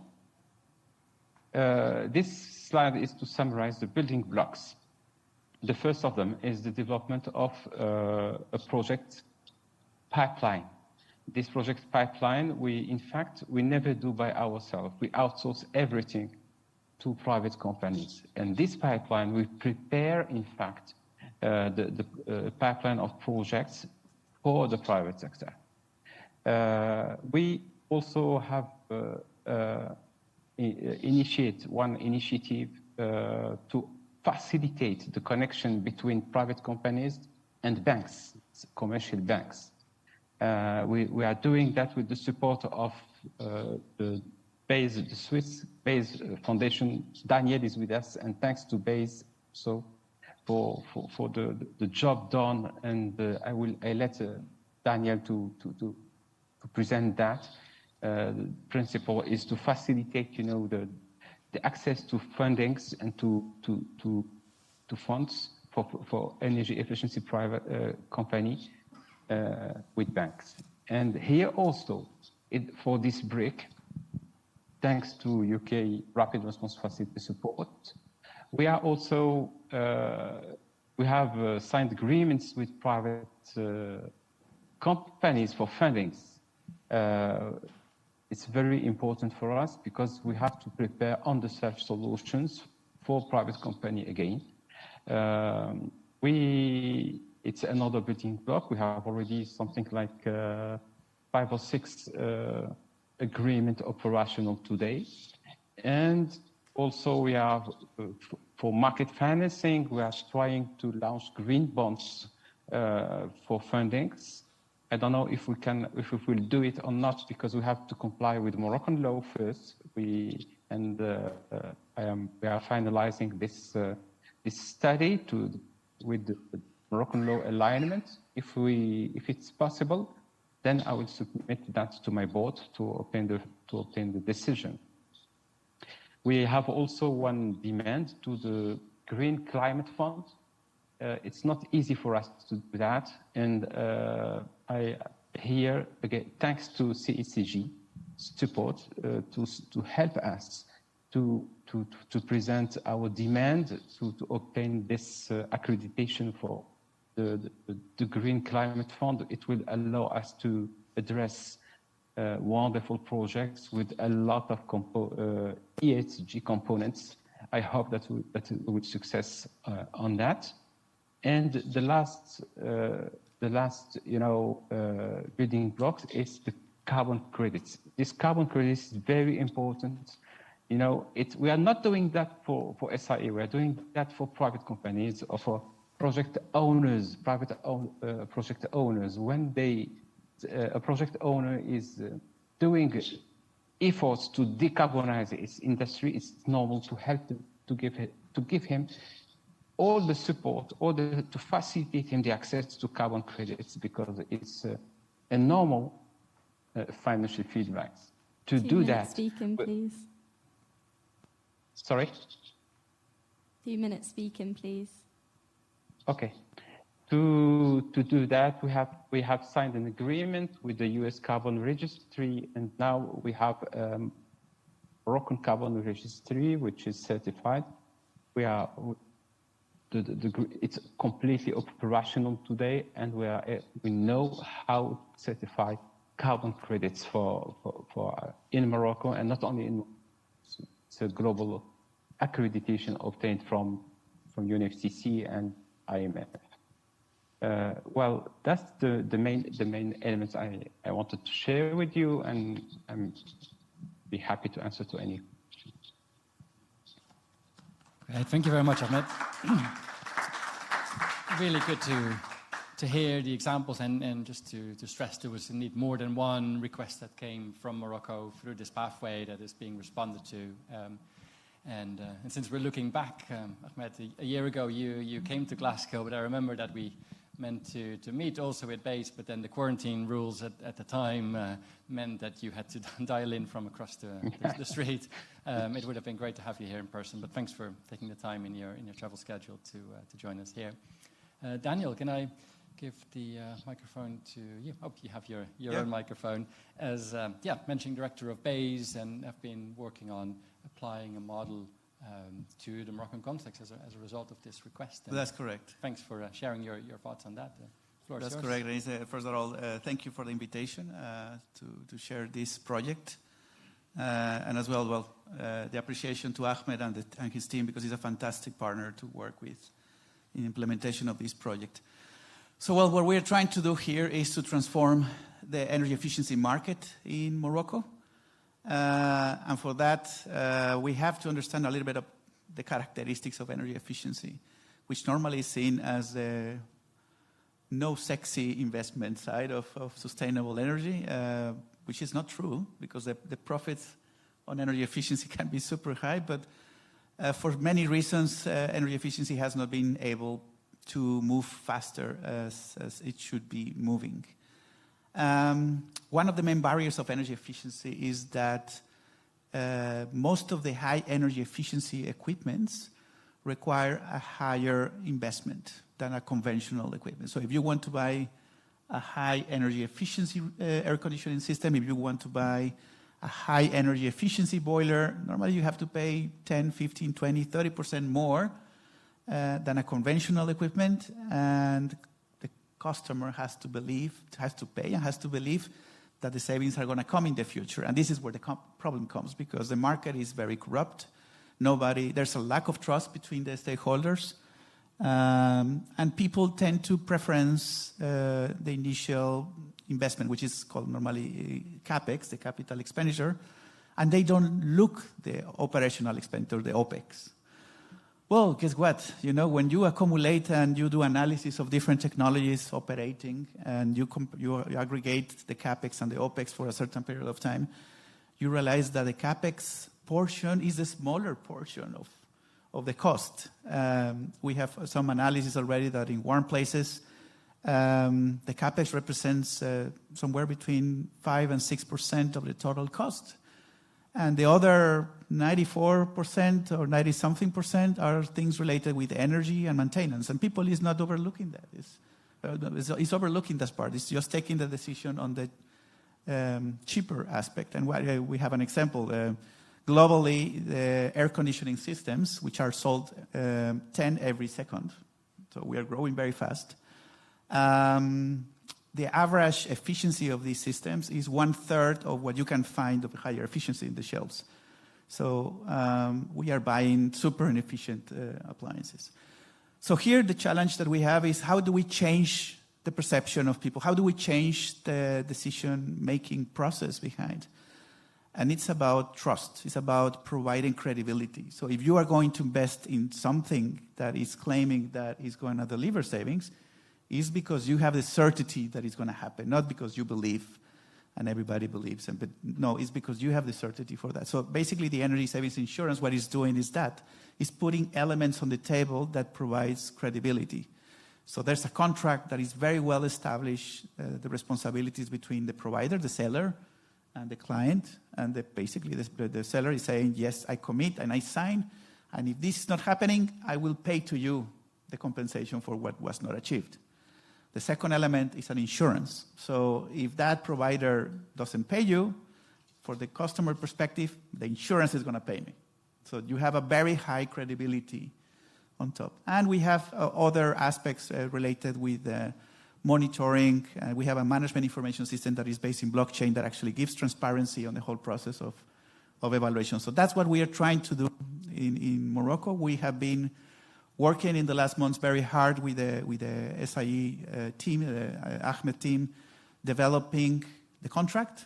Basically, the contract establishes the rules of the game. And this is a contract that aims to be used by the two parties.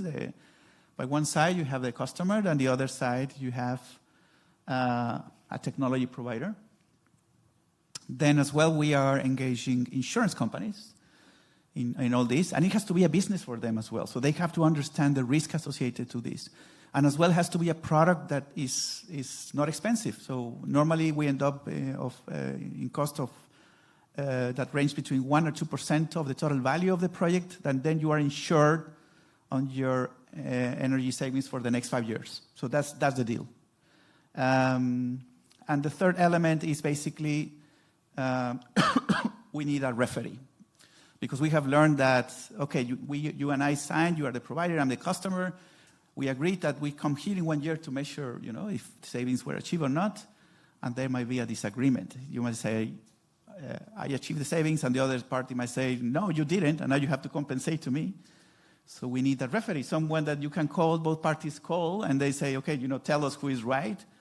And that actor, which we call the validation entity, becomes crucial as well for the insurance company, because the insurance company needs to know who to believe. So we have this party that is an independent technical validation that we put them in the contract as the party that they can call in the case of the disagreement. So these three elements, the contract, the insurance, and this role of the validation entity is what we call the energy savings insurance. And it comes a fourth element here on the table, because the type of projects, when we talk about energy efficiency projects, we normally are talking about small-scale investments. These are not the large-scale wind farms or solar farms. We are talking about projects that can range from $5,000 to $10,000 to $50,000. And if we see the composition, in this case, the project is focused in enterprises. 95 or more than 96% of the enterprises in Morocco are SMEs. The big portion of projects that are going to come in energy efficiency are from SMEs, are small-scale investments, so they will require financing.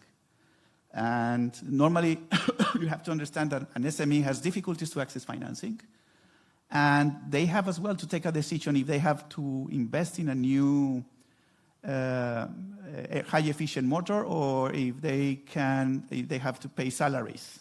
So as well, they are in these decisions of how to use more efficient their money and their financing, the limited financial capacities. So here comes the financing. And for the bank as well, it becomes super attractive to have a customer that is asking for a credit that has on the back an insurance. Why? Because, okay, I'm going to lend to you, but now I realize that you have a product that is somehow securing the future cash flows that are somehow going to guarantee me that you are going to be able to have the money to pay to me. So that's where the whole circle is closed. And for the financial sector, the banks, they are quite used for financial products. So every time that you go and ask for a loan for a mortgage, for example, they ask you a bunch of insurance. There's even a life insurance. If you, for some reason, die, the insurance will pay the mortgage. If you go and ask for a loan for a car, they ask you for a bunch of insurance on the car. Well, that's what we are as well trying to drive the market. If you finance an energy efficiency project, you should ask that your client has an energy savings insurance. Very logic. So that's what we are trying to do in the market. We are trying to mainstream this mechanism. So as well, there's a lot of education in the market with the different players, with the customers, with the providers. And as well, we are trying to systematize this in a way that is attractive for the insurance company, is attractive for the bank, is attractive for the client, and it's on these boundaries, on the size of the type of size of projects that we are talking about here. So that's what is the project about. Thank you. Thank you, Daniel. That's great. And also good to hear that turned out to be exactly what Morocco needed, and what SIE said that is going to help them in this challenge to facilitate that transition and have energy efficiency on the agenda. And I think you'll be happy to hear that in this meeting the last few days, energy efficiency certainly has come up a few times in transport as well as electricity systems. So scary number of air conditioning units being sold. That's if they're more efficient, it makes a huge difference, and we just need to generate less electricity to solve that. Thanks very much. I want to remind the audience here as well as online to please ask some questions at the end of the presentations. We have half an hour for discussion, and very much looking forward to that. So please ask questions, especially on collaboration. We've got some questions coming on Slido, so we'll leave those for the Q&A session, yeah? Let's do that. Excellent. Exactly. Good. Exactly. So thanks very much, Ahmed and Daniel, for highlighting that work done through the RF in Morocco. Then, moving on to you, John. You know the RF very well. You're at SETP now, Senior Program Manager, looking after work done in the region. But before ETP, you worked for the FCDO and been helping the RF extract requests from Laos, where you were based then, and it's really good to finally meet you in person here in Egypt, of all places. So the floor is yours. I can give you the clicker to advance to your slides. They should be up in a second. And again, these an opportunity for you to hear a number of projects that took place in Southeast Asia as a result of gaps that were identified in that dialogue process, submitted as a request to the RF, then being shared with partners. And in the projects that we will hear about now, it was ETP that raised their hand and said we can help facilitate that. We want to support transition projects in this region. So, John, over to you. Look forward to hearing updates on these projects. Thank you. Yeah, sure. Thank you very much. And it's thank you for the invite. It's very nice to be here today. So 1 year ago, I was here, at least virtually, to Glasgow. I was wearing a different hat then with the FCDO. At the time, I was very attracted to the RRF and the ETC's work, mainly it being a demand-driven program. That was highly attractive to me in Laos, having experienced a lot of organizations trying to parachute support into the country. When I first approached the minister, he started laughing when I said, there's some support available. He pointed to his shelf full of reports and said, just promise me you won't bring me another report, something like this. And my experience so far with the ETC and the RRF is that it is very much demand-driven, and I think this is a very important underlying feature. So since a couple of weeks after that, I started working with ETP, and I was able to see through ETP how the RRF is then implemented. ETP, as you mentioned, put its hand up for several technical assistance in Philippines, Vietnam, and Indonesia. ETP are very, very ambitious and very active in these three countries, and the RRF requests are very much aligned with what ETP are doing. So what I'm going to do today is introduce the Energy Transition Partnership, and then explain how ETP has taken these RRFs, how they're delivering them, give a status update, and then explain where we hope to take these into the future to see them really reach their fruition, which is the main outcomes of essentially reducing greenhouse gas emissions. So last year, I think, was the beginning. We haven't reached net zero yet, we're far from it, but I think it's a big takeaway is we're not at ground zero, and we're definitely on the right journey now. So next slide, please. I think I'm talking to myself. Okay, so I'll talk to this slide first. So the Energy Transition Partnership, the Southeast Asian Energy Transition Partnership, is a platform bringing together philanthropies and governments. Our government members include the UK, Canada, France, Germany, and philanthropies such as the Children's Investment Fund, IKEA Foundation, and others. And what brings these organizations, this diverse group of organizations together, is a joint goal to accelerate the energy transition in Southeast Asia. And that's a very powerful joint goal that they share. And we as the Secretariat are very lucky to be able to apply this joint ambition in the region. We're unhindered by any complex decision making. Actually, we have a very clear mandate, and that is to drive the energy transition in the region. So engaging with the governments in the countries, we look for the most appropriate technical assistance and support for the governments in order to drive this, and we're able to leverage and have the support of the governments and philanthropies behind us. All of this under the UN flag makes us a very, very effective model in delivering technical assistance, as we can see in the RRF requests that we delivered. Next slide, please.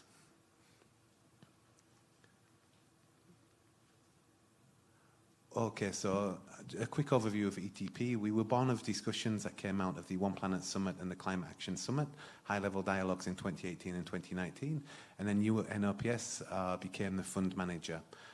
We were initially granted 5 years to deliver the program, but just last month at our steering committee meeting, this has been extended to 2035 now, which is first a reflection on how the work is going, and also how the momentum can be applied over the next 15 years now, 13 years, in order to see this work through to meet the Paris climate goals. We work primarily in Indonesia, Philippines, and Vietnam in constant interactions with the governments, and we're very much a demand-led program, both supporting and empowering the governments to take ownership of their own energy transitions. So we work under 4 strategic outcomes, and I'll quickly reference this in the context of the RRF as well.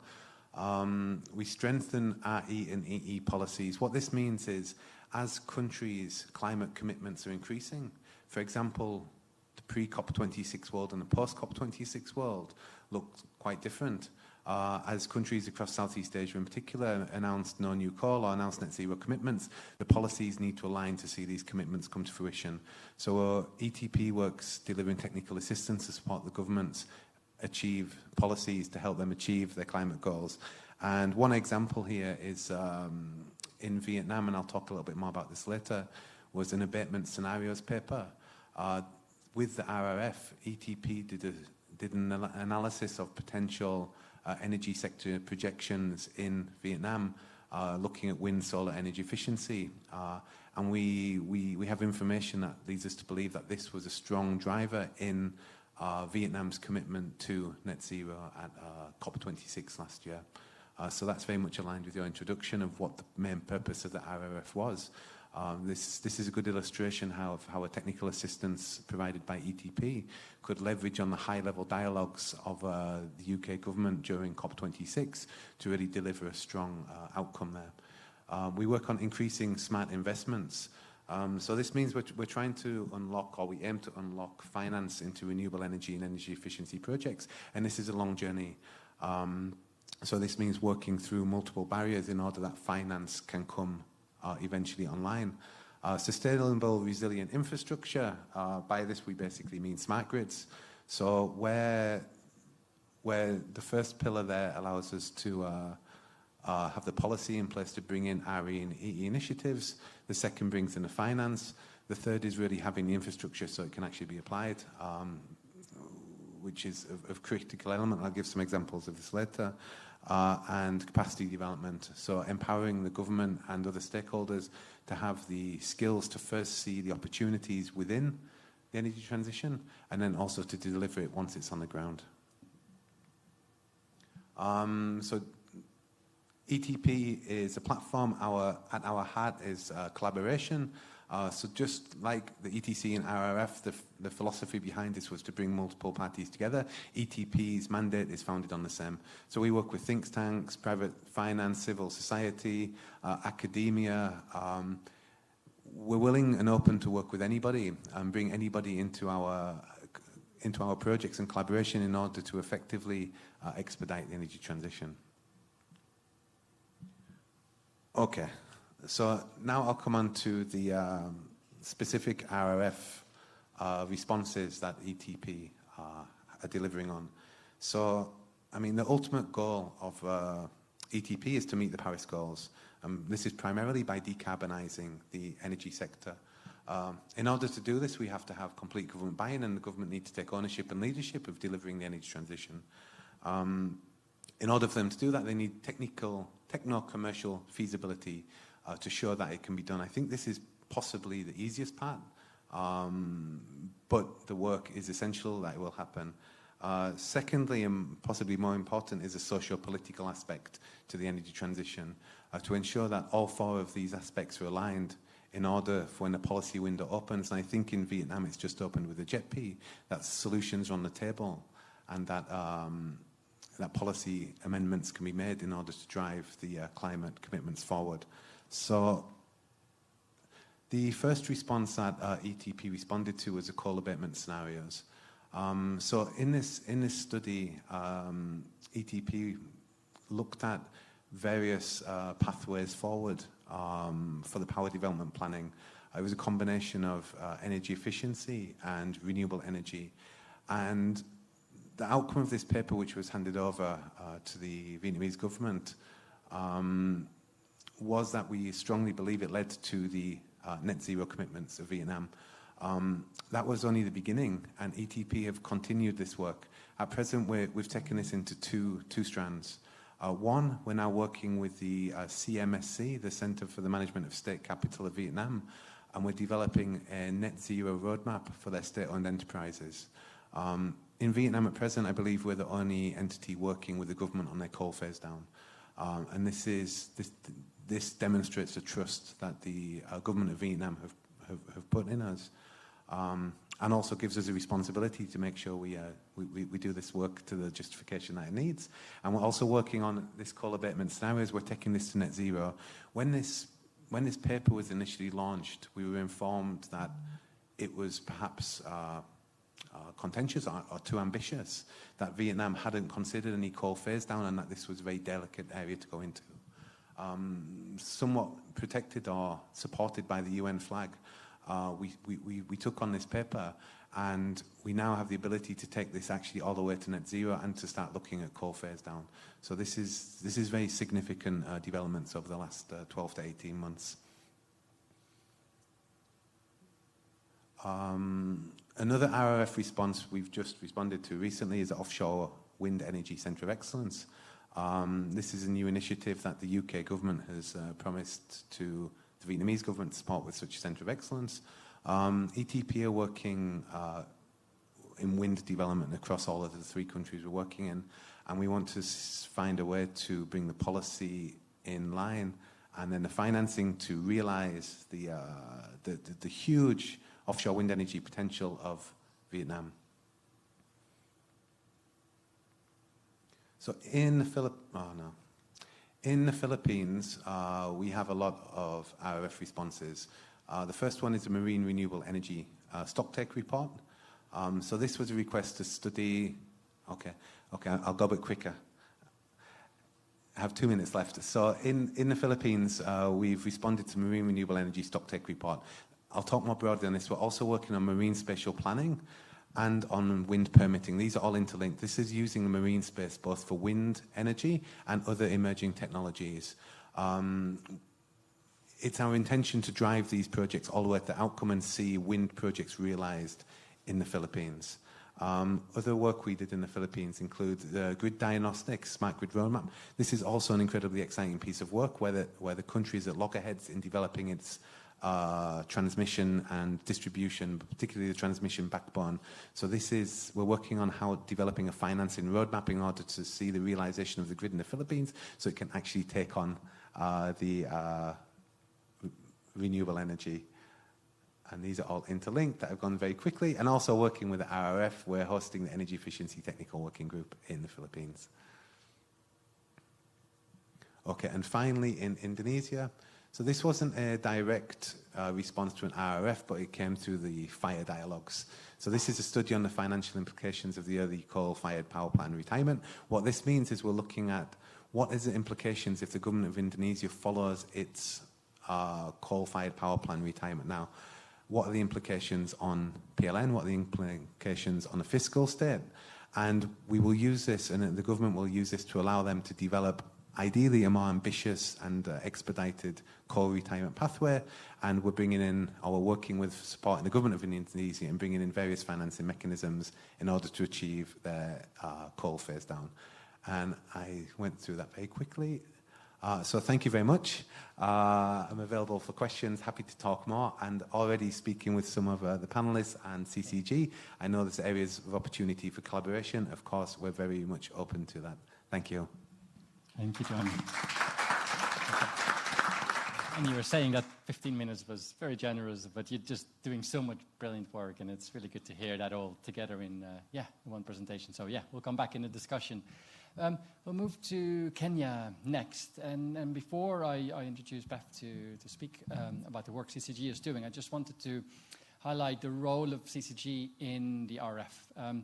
The RF launched by the ETC, and the CCG, as an FCDO-funded program, had been asked to support some of the secretariat roles in the RF, which is where Nile and my role comes from. And we're working very closely with the IFRIG and wider ETC team to run the facility. But at the same time, CCG is also one of the partners to deliver work in this project. So while my role was more on the coordination side, Beth and many of the colleagues in the team are working on the responses. So in this case, it was CCG raising hand to a request on 2 projects in Kenya on energy planning and clean cooking. Beth, a few minutes for you to introduce the project, and then Viv can comment. Sure. Yeah. Thank you. Thank you very much. And can I have the clicker as well? Unless you want to do the slides, John. No. Okay, great. Yes, thank you very much for that and for introducing the role of CCG, because it is sort of complicated and a bit complex. So yes, I'm very pleased to be discussing here today about two of the responses that came through from the government of Kenya. And then I will hand over to Faith to talk a bit more, who was on more of the developing and shaping of the clean cooking. But I will talk about more about CCG's philosophy in general and how the RRF is really aligned with that, and then go into the narrative of the way that we're responding to this request. And I just want to say shout out to Engineer Kihara, who was not here today, who wasn't able to make it because he has been really a champion within the Ministry of Energy on one of the requests. Okay, so here's a bit of a narrative about how, from the Climate Compatible Growth Program, we've been raising our hand to this Kenya RRF call. The Climate Compatible Growth Program is a demand-led research program. And so what that means is we want to respond to things that are relevant within our partner countries, which is Kenya. The RRF is great in such that it's structured where the demand is directly clear, and we can just say, yes, we have that expertise. So the RRF call was developed with different stakeholders and within Kenya government and Post. And then within, we've responded and put together a CCG. How did we think, if we couldn't respond to the entire thing or just part of one of the requests, we would pull together an offer from the CCG side to then say what we had to offer for them. So then there would be discussion, negotiation, and then we would move into delivery phase. But CCG's offer in general, just for those who aren't aware, is usually modeling tools and coordination around things, because CCG within their partner countries is not just there for kind of parachuting, as John mentioned, but much more about long-term engagement. So while this is a rapid response, we aim for long-term sustainable engagement and embeddedness. So then we move to the delivery, and what happens is that there's often this negotiation and co-creation. So while the request was made with stakeholders, the offer was made, we want to make sure we're well aligned and speaking the same language. So then there's a bit of co-creation, adjusting, making sure that we're meeting the needs, and then moving into the delivery. Now, and then of course for future work. From the National Partnerships point of view, which is where I'm based within the program, the RRF is aligned with our strategy as a demand-led partnership program. So we have, the RRF, for example, it builds on the existing expertise within the country, and from the CCG side, we offer our research and expertise. We then do workshops and would continue discussing future work within the different partners in the government of Kenya. We then delivered, in certain instances, the training workshops, but have other things to offer as well. And then finally, outputs would include things like, and I'll show an example of that, we have people that have the right tools needed to meet their needs, and then also, of course, community of practice data, and then moving finally into evidence-based policy. And I'll talk a bit more about that.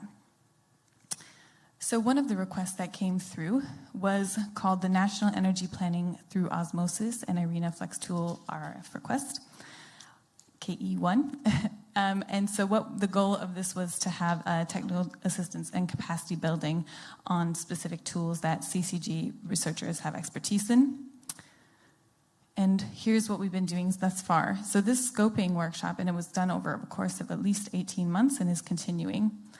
The first workshop began last year, August, where it was mostly moving to scoping, and the philosophy behind this is that throughout each workshop, we move into where the expertise actually lies within the country, rather than it being the workshop led only by the CCG experts. And then, so we've just had the 6th workshop last month, which was a gigantic success, and we're moving into, we would say, our portion of the RRF request was delivered, and now we're trying to see how we can move forward. So the Flex tool, for example, that one has been officially handed over. And what's quite exciting now is that the Kenya Ministry of Energy has agreed use FlexTool within their medium-term plan and start developing that. So we can say that this has been a very big success in handing over.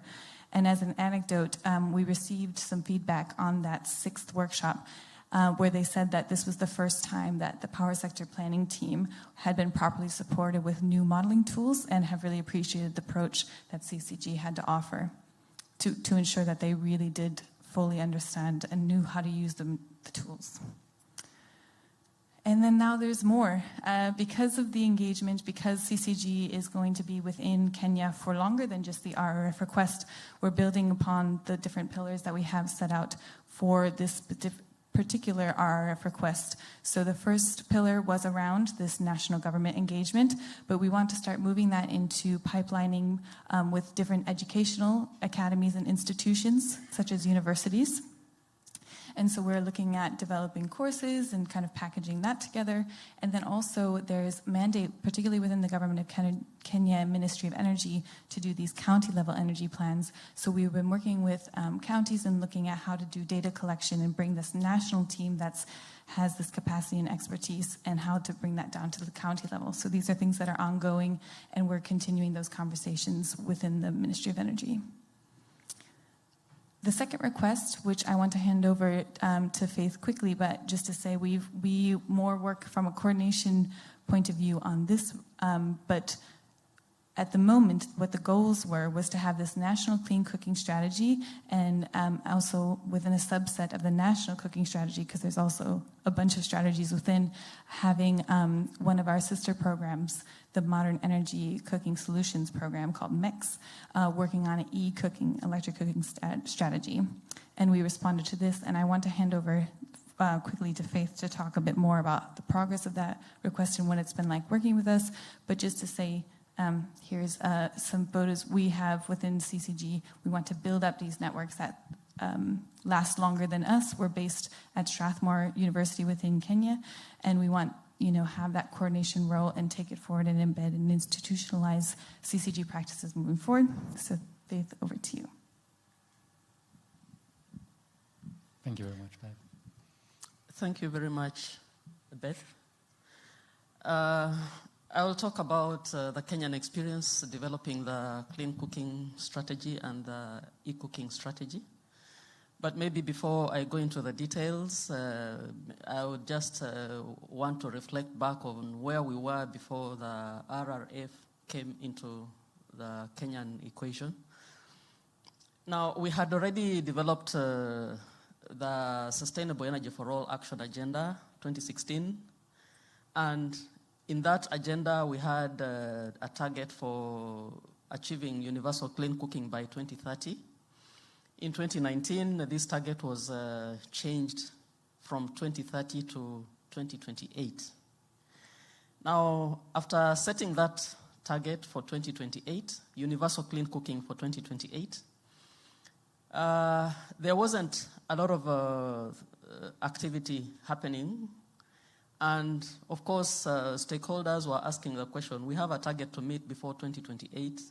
What action do we have in place to meet this target?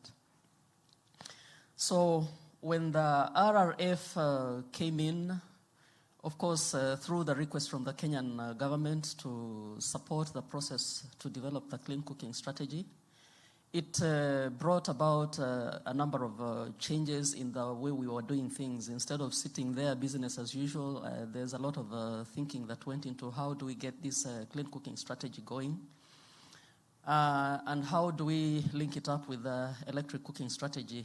And maybe for your information, electricity for cooking in Kenya is a subject that has not been previously discussed.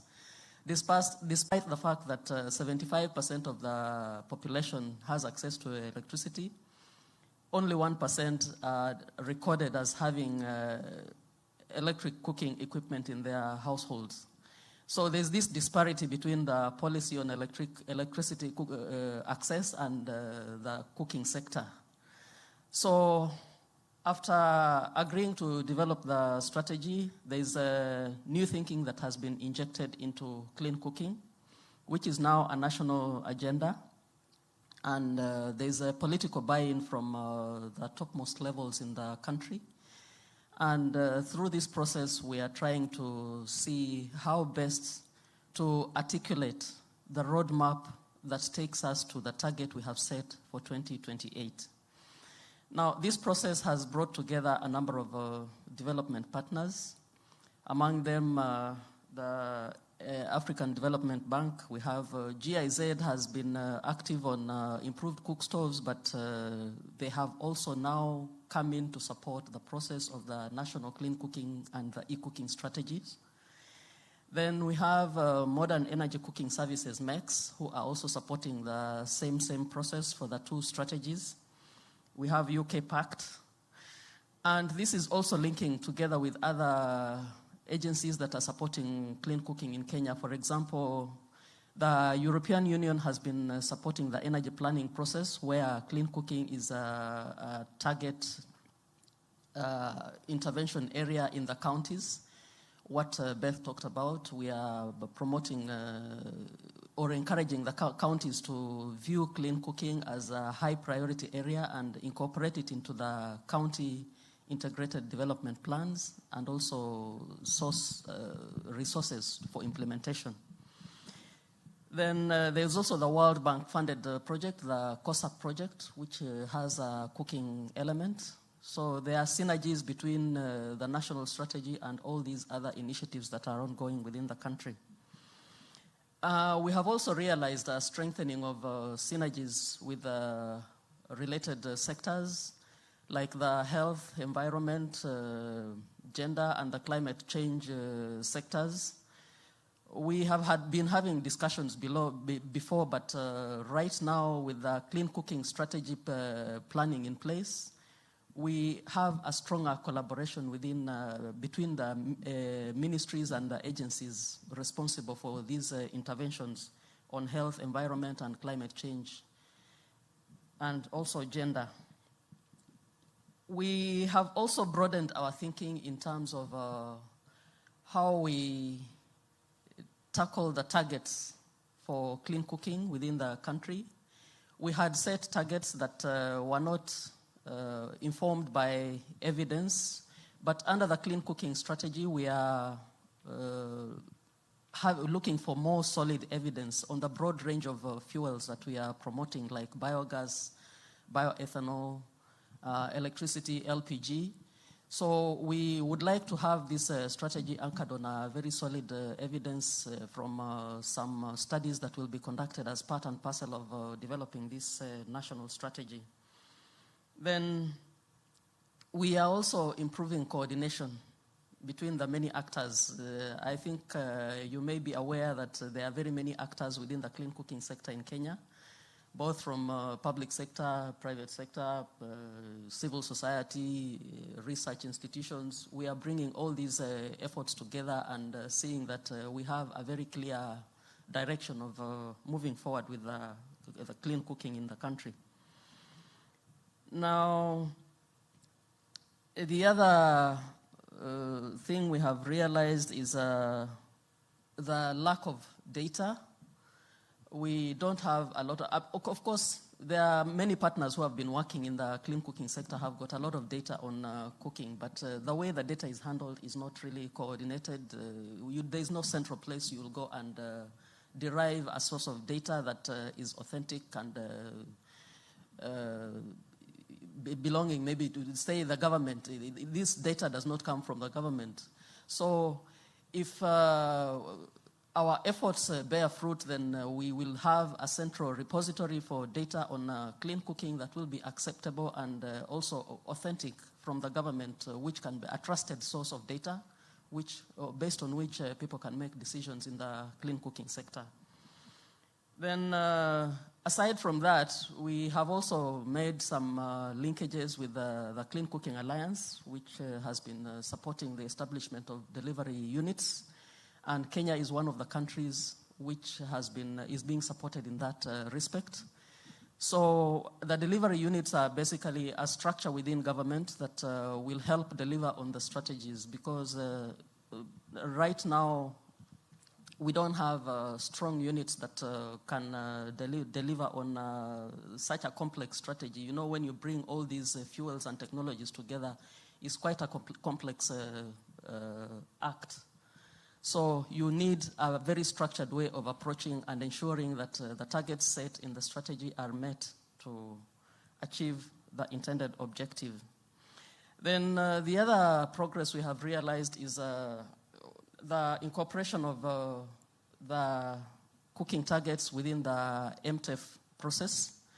That was not happening before, so clean cooking is now part and parcel of the medium-term expenditure framework, which is a good progress, because unless we do that, then we cannot get access to government funding.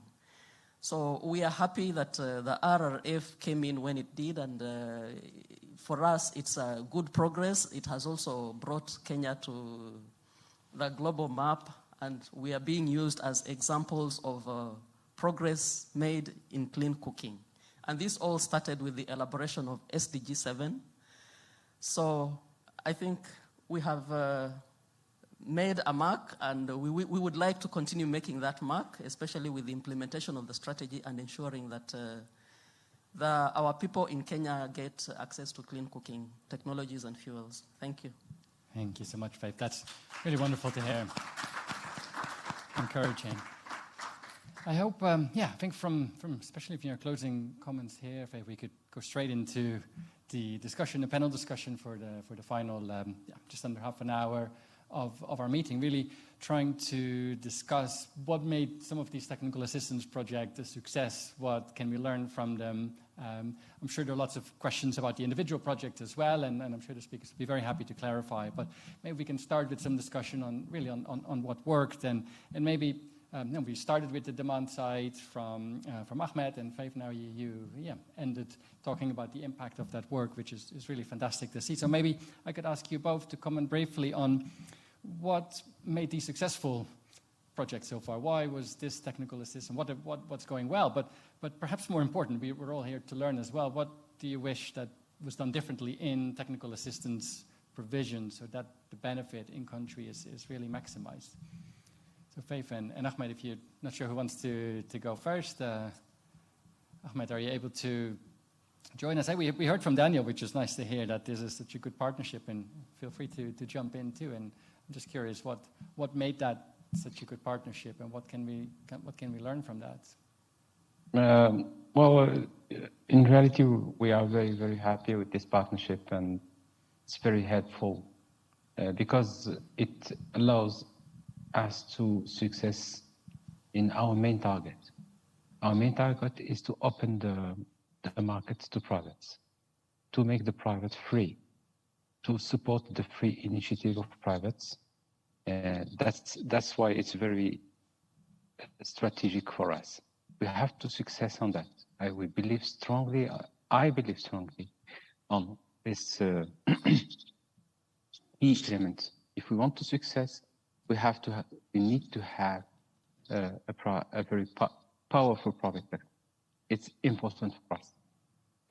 What we are doing with BASE, with Daniel, we are facilitating to private SMEs the access to fundings for energy efficiency projects. Before that, because we had a lot of discussions, we made inquiries towards the private companies, toward insurance companies, toward banks, etc. No way before to open the door to this kind of fundings for energy efficiency projects in Morocco. It was very, very difficult, specifically when we are talking about energy performance contracts. And we want to open that. Now it's possible. And really, we are so happy to allow our country to take benefit from that. Yeah, it'd be great if that's lessons learned that could be applied elsewhere as well. Yeah. Faith, do you want to? Oh, yeah. And then Nile, do you want to come in afterwards with your? I can complement what Ahmed mentioned. I think first, I would say that for the success of the program, it's key to have a partner very engaged in this process. We have the fortune that SIE has even in their blood, in the mandate, the aspect of energy efficiency and support of SMEs in transforming the market. So that's great. And the second factor is that this is a co-creation process. It's not base coming with the solution. Even when we have applied this model in different countries, really is a shared effort where the local intelligence and the local understanding of the market has a very big weight, because they know how the market works. They know how the different stakeholders. So we are just trying to bring and share a little bit of the experience, our failures in other places, and try to guide the process. But I would say that those two factors are key for the success of the project. Definitely agree with you, Daniel. And we had many debates, and these debates are, because of these debates, we have a good result today. And our experience, I listened to what is done in Kenya. I'm convinced that we have a lot to learn from Kenya experience. And from today, I invite Kenya to join us and to open discussion with us, and to be part of the African Super EPSCO Club. I know that you have some discussions with our main partner in this club, which is the African Development Bank, and you are more than welcome to share experiences. Right. Nile, did you want to come in here? This is something that we've discussed a lot on how countries can learn from each other. Exactly. No, I was delighted by that invitation. I think actually the points that Daniel and Ahmed and actually John before made are really important, which is, when we look at it from the RF point of view and our role as a coordinating hub and facilitating solutions, what I found most important is to have the humility to take your time and understand the local circumstances, and to have clarity from the local stakeholders in terms of what the actual issues are before we jump to conclusions as to what the solutions might be. Because I think historically, John made the point about all the reports that are sitting on a shelf somewhere. I think there's been a culture of one size fits all solutions, and actually what we've learned in RF, that's not really the right way forward. It's about building capacity with local stakeholders so that they are, able to articulate what they have achieved so far and where the actual needs are. And then, as I say, to have the humility to focus on those needs rather than the solutions that we might want to supply. And I think that's been a really good learning process, certainly for me and for the hub. And I think it's one that will allow us in future to continue to have these excellent outcomes, and indeed to go to that next level of transferring learnings between projects and countries, which I think is really helping to make the outcomes multiplicative in nature. So thank you, yes. John, do you maybe want to, because you've explained a number of case studies in different countries, was there anything that worked really well in one country in approach, not just the technical solution, but the way that you worked and engaged with them, that actually didn't work so well elsewhere? And how did you decide on that? How was that the partnerships that we talked about earlier, or was there some other local knowledge of the market and of the culture, of the people, of the needs and the challenges and opportunities? How do you decide your target when you go into different countries to help with these issues? Yeah, thanks for the question. That's quite a tricky question to answer, to give a specific example, but yes, of course. The landscape of Vietnam, Philippines, and Indonesia, where we work, is quite different. So what works in Indonesia and Philippines won't work in Vietnam, for example. In the Philippines, it's very much private sector driven, to the extent that there's probably a case in multiple areas of regulatory capture. So the way we go in the Philippines is to support the government, possibly to empower them with a dialogue with the private sector. So 2 RF requests we responded to. One is updating the grid code to make it more renewable energy friendly, to say in simple terms. And another was to look at the market mechanisms for battery energy storage. We approached this work with the government empowering the government each step, because the private sector would like to drive both of them pieces of work. There's more money in the private sector and there's a lot more strength. So whilst working with the Philippine government, this approach of almost shielding them from the influence of the private sector is important. Whereas in Vietnam, it's a very, very strong government who are approaching, whose energy system is entirely top-down, it's entirely vertical, and they have complete control of the entire system. In a way, it's easier for the energy transition in Vietnam because once they make a decision, they can go with it. But then we have other issues with civil society or with other aspects that come in. So it's not an easy question to answer. We can take it subject by subject, and it's a long discussion. But yes, we have to approach them very differently. And I think to relate to the comment we just had, we have to be very humble. And we have to work with local stakeholders, and we have to build carefully our understanding of where we're going and what we're trying to do, because coal phase down in Indonesia looks very different to coal phase down in Vietnam, and the socio-political element that I mentioned before is critical to the successes. I think we've learned from the South Africa JETP, there's a lot of work that needs to take place over, let's say, all aspects to move forward. Thank you. Yeah, great, very good to hear that. And Beth, maybe that's something that CCG is trying to do also, to embed the program in the country, to learn and to have that knowledge of the context and how the systems work, how decisions are made, investments are made, etc. We have, in a way, that luxury in CCG that we can do that long term. But do you have any suggestions for how organizations that don't have that time and just provide a report, how could they still benefit from that or do something? Or is that, does everybody has to build these long-term relationships? And great question. Yeah, I think to be able to make the largest impact, you want to build longer-term sustained relationships. But to the word rapid in rapid response, I would say actually the quick delivery shows urgency and shows that it's a high priority. So there's benefit in saying, let's do this quickly because we care a lot. And that might help with messaging, at least initially. But in order to ensure that things are embedded, I think a long-term, already thinking about long-term would be very, very important.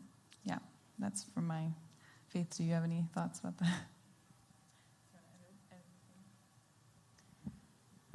Yeah, I'll just add, just to echo what you have said, the rapid response was really rapid in terms of the response to the Kenyan request. And for us, it has served us well. But in addition to that, it brought together a number of agencies, and it built on the local knowledge base. Rather than starting things afresh, we are actually building on what was there before. And also recognizing that there are different needs for different communities within Kenya that need to be addressed differently, and therefore the strategy has to take into account the type of fuels, the type of technologies, the kind of people that we are dealing with, and ensure that the right technology is delivered to the right people. So there's all this talk about business models and all that. We have to develop different business models for different groups as the need arises. So to me, the RRF has kind of come in to really address this need deeply, and we are grateful. Thank you.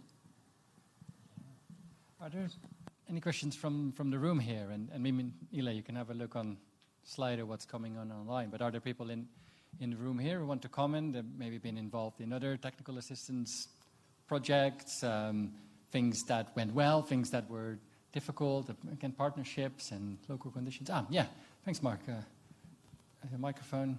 Well, maybe it's a comment or a question to everybody, but I think something that you all said or implied was that trust building was critical. Could you tell us a little bit more about that? And what's the recipe? Is it something that you can do fast, or does it just mean that you must spend time, face time with the people concerned and build that slowly? Because I guess we all want to put these into terms of reference, for projects and technical assistance. And it's just very easy for a consultant to tick something on a box to say, oh yes, I've built trust. But how is that done? Thank you. Anybody in particular keen to respond to that? I think everybody has said something about trust building in these relationships. So. Yeah, sure. That's a good question, Mark. I don't think there's a golden answer which applies in all countries, but I think this comes down to fundamental rules of how trust is built anywhere. So coming at the work with sincerity, there's a certain level of advocacy involved in our work, but it's not at the core. We're supporting an evidence-based energy transition. I think this is critical to work with the governments to assess all options in a fair and transparent way, I think is key. Secondly, I think having on the ground individuals to build that relation day by day is also very important. It's not perhaps completely necessary. I think going to the earlier question, it's possible to have, completely necessary to have international expertise come into the country where that expertise doesn't exist. I think that's the whole point in development partners support. But then that puts the importance on local partnerships. So finding and working with a local partner who is already trusted and building on that relationship, I think, is also very critical. I'm curious to hear your thoughts. Also working at maybe a different scale. You're not a GIZ or even a CCG's like size, but you apply your work in a number of countries, and you need to. And I can tell that trust is probably one of the most important aspects that we build in any project in order to be able to move forward, work together, collaborate, co-create, as I was mentioning before. And as well, it's not a recipe on how to do that in advance. In this case, I can tell you we have an intermediary, which all of you know is Dan Hamza, which we have been working with Dan for many years. There was a trust link already there, and he actually helped to drive this trust with the SEI, and we have been working with the ESI team and building trust in these months, working together. So that has been something that as well is a continuous effort around. I can tell you as well that it's very challenging and it takes longer to build trust virtually. So during COVID, it took us quite a lot of effort to connect with people. It's easier when you have a face-to-face meeting with someone and you touch them or they touch you, and then you see that. So that aspect is again, fortunately we have it again, but that helps a lot.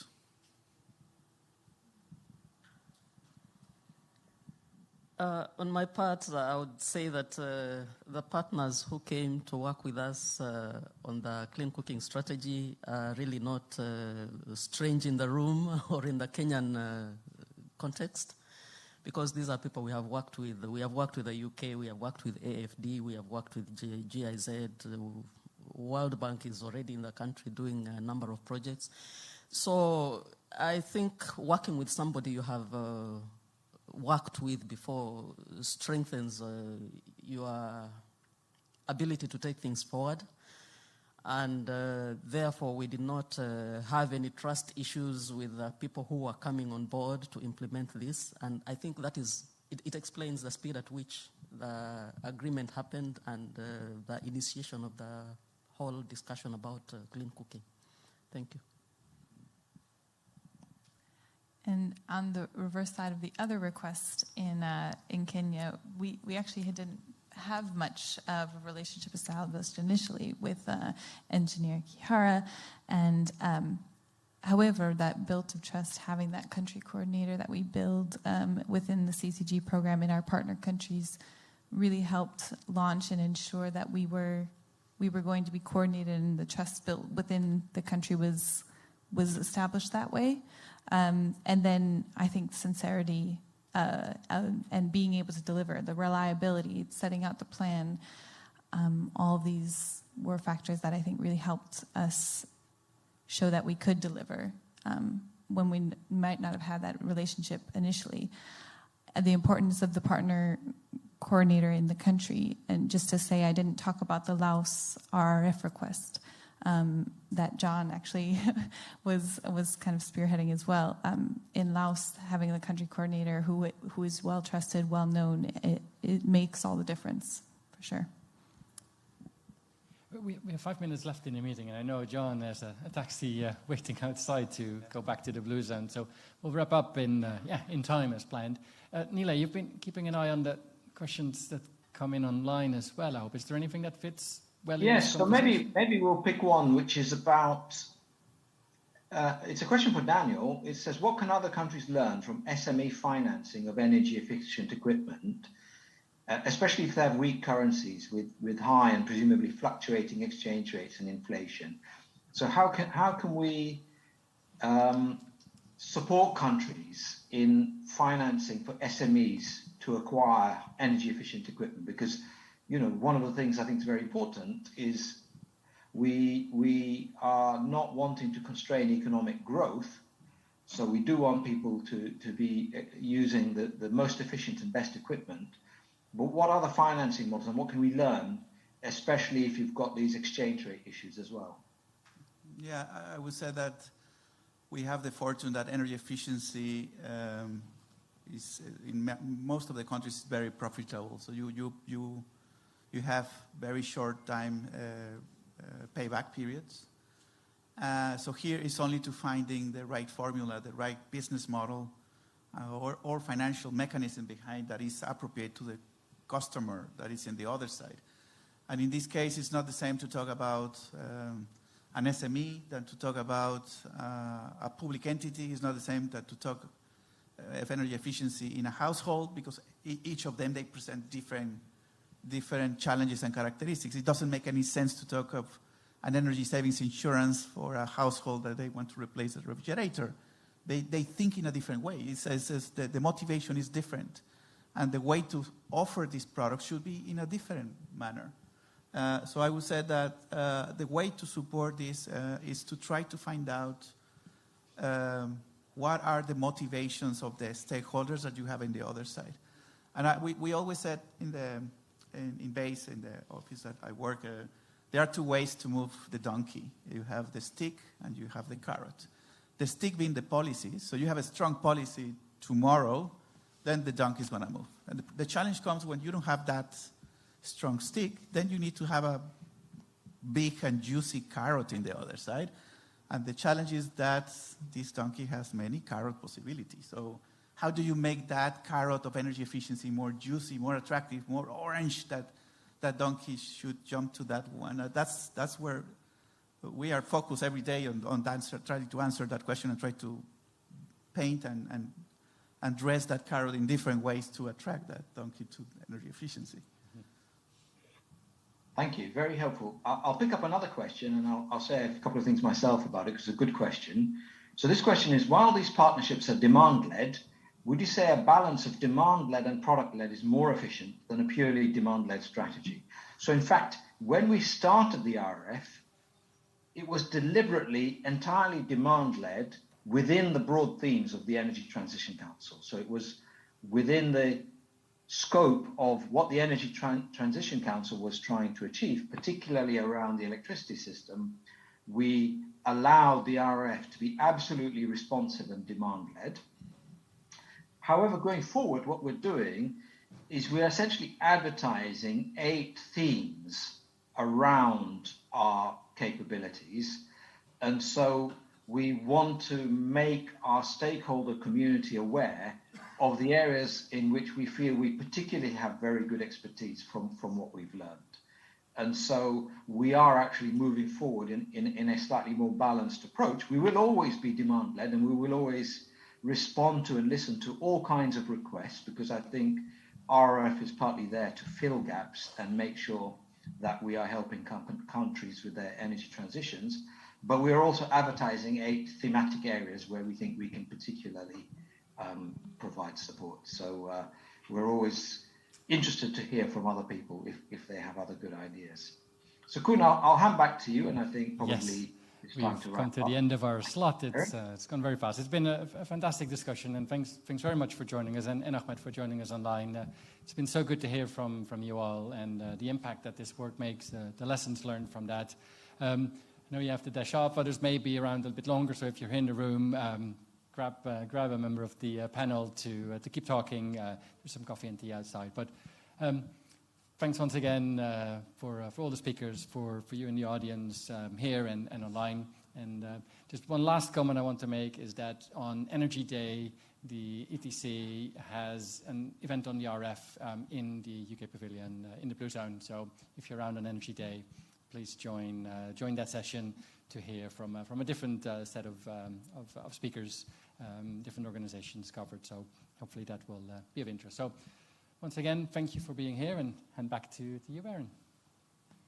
Thank you. Just wanted to say another thanks to our chairs and our panelists, and also for everyone that listened to this session. Please make sure you come along to our next session at 4, talking about African energy pathways. Thank you.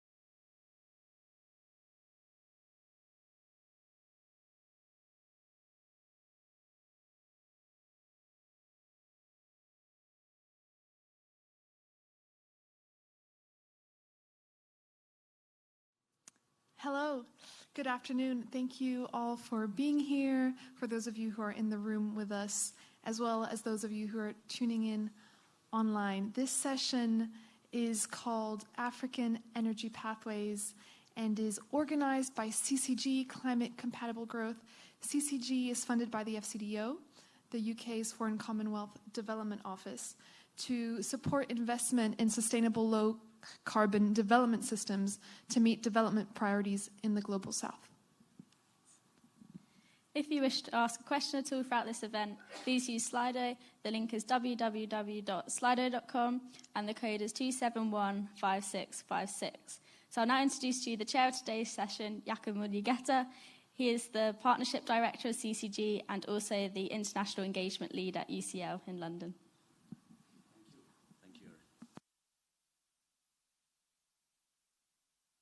Well, thank you everyone for coming. I'm Jakob Mulugeta, and we have a really wonderful panel here to discuss, this broad theme around energy, African energy pathways.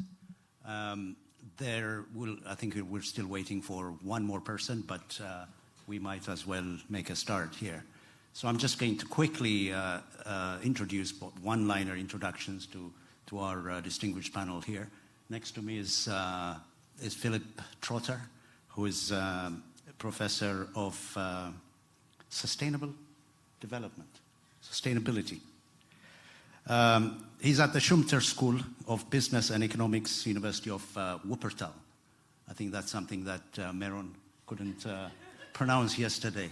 So I've corrected that, yeah? But he's also at the Smith School of Enterprise and the Environment at Oxford University. Next to him is Yuba Sokona, who is the IPCC Vice Chair, but also held a number of posts, leadership posts over the years. Set up, the ENDA, which is ENDA Senegal, which really spearheaded some of the early climate and development work, and then he was also led the OSS group. Moved on from energy towards prevention of desertification and issues of that nature, and then moved on to lead the African Climate Policy Center at UN Economic Commission for Africa. This is just a drop of what he's done. So Yuba, thank you. Lily Odarno, who is Director of the Energy and Climate Innovation Africa with the Clean Air Task Force. Lily also was a senior member of the World Resources Institute before moving to her new task. And glad to have you, Lily. She just led us through a very interesting discussion at their place. So this is like, payback, isn't it? Yeah. And then next to Lily is Dan Kemen, who's professor, with a huge kind of track record around energy and development. In fact, you could say that many of us, read some of his early work, which was quite inspiring. And now he's at the Energy and Resources Group at the Goldman School of Public Policy at the University of California, Berkeley. In his spare time, he also works with USAID. Would be very pleased to hear a bit more about that, how you make these combinations work, Dan. So, welcome. So, how we are going to conduct this, the next hour of discussion, really is, to kick off with Philip, sort of talking around a paper that we recently published, and I think most of us on this panel are co-authors of that paper. The Africa needs context-relevant evidence to shape its clean energy future. So it's a paper that really started in different parts, in different conversations, and this was an attempt of our attempt, to try and bring together some of these voices in a kind of coherent way to try and respond to some of the rather disparate sort of conversations that were happening around Africa's energy future. And so let me hand over to Philip to really lead us through this discussion, and then we'll pick up on some questions following that. Thank you, Philip. Thank you very much, Jakob. And yeah, I prepared a couple of slides, so if we can bring those up, that would be fantastic. Thank you very much. First of all, I have to thank you, Jakob, for being the humble person that you are, to let me present this work that we did together. You, of course, being the lead author. I'm kind of flanked by the first and the second author here, so this is a great privilege for me to be able to present this work that we've done. I do want to give a special shout out here before we get into it to the editor-in-chief, the chief editor, Nikki Dean from Nature Energy, who was instrumental in making this possible, that we actually published this ahead of COP. He's really, really facilitated this process and pushed us really hard, but also was extremely accommodating with the whole process. So thank you also to Nature Energy for making this happen, and also they did make it open access throughout the entire duration of COP, so people can download it for free. Right, so this paper is called, as Jakob said, is Africa Needs Context Specific or Context Relevant Evidence to Shape its Clean Energy Future.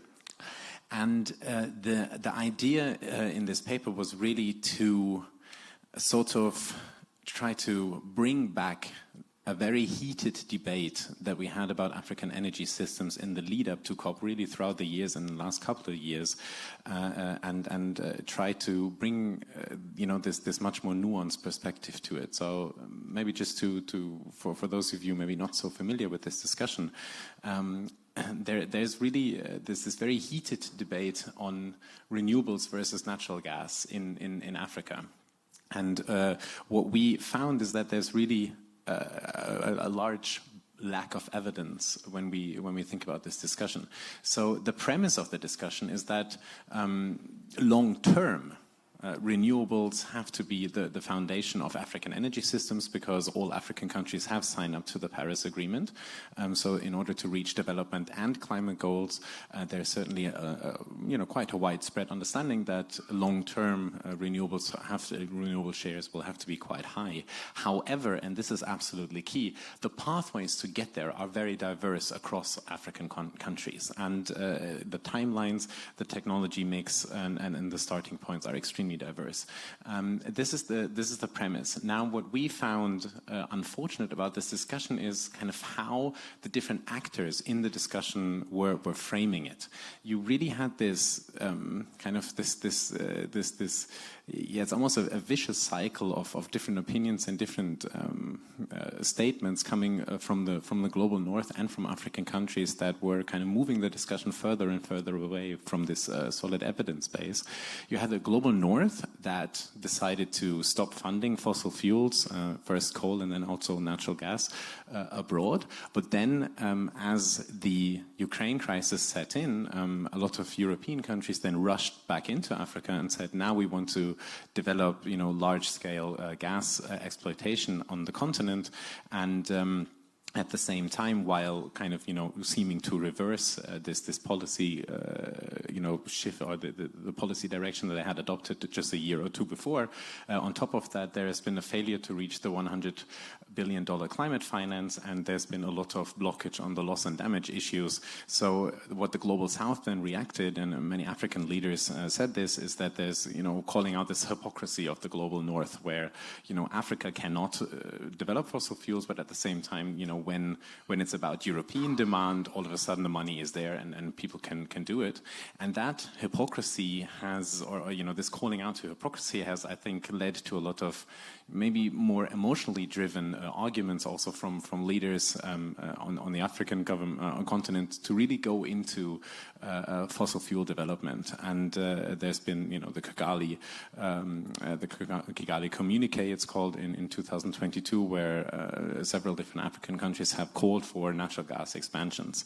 The issue that this group of scholars that we have on this paper has with this debate is really threefold.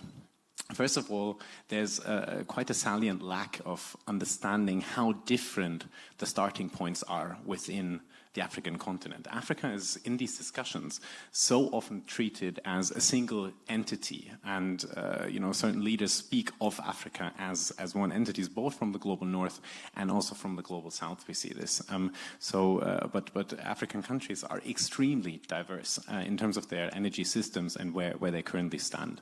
The second issue is that this whole debate is very loud and heated, but not really attached to African development priorities, where Africa needs to develop economically, it needs to develop socially, and it needs to be sustainable. But this debate is not really driven by a common vision what the energy systems in these countries should have to achieve. It's more a technology focus on the discussion, and not so much a development outcome focus. The third issue, finally, is that there's just a lack of evidence for these energy pathways. There's only, we looked at this in a lot of detail.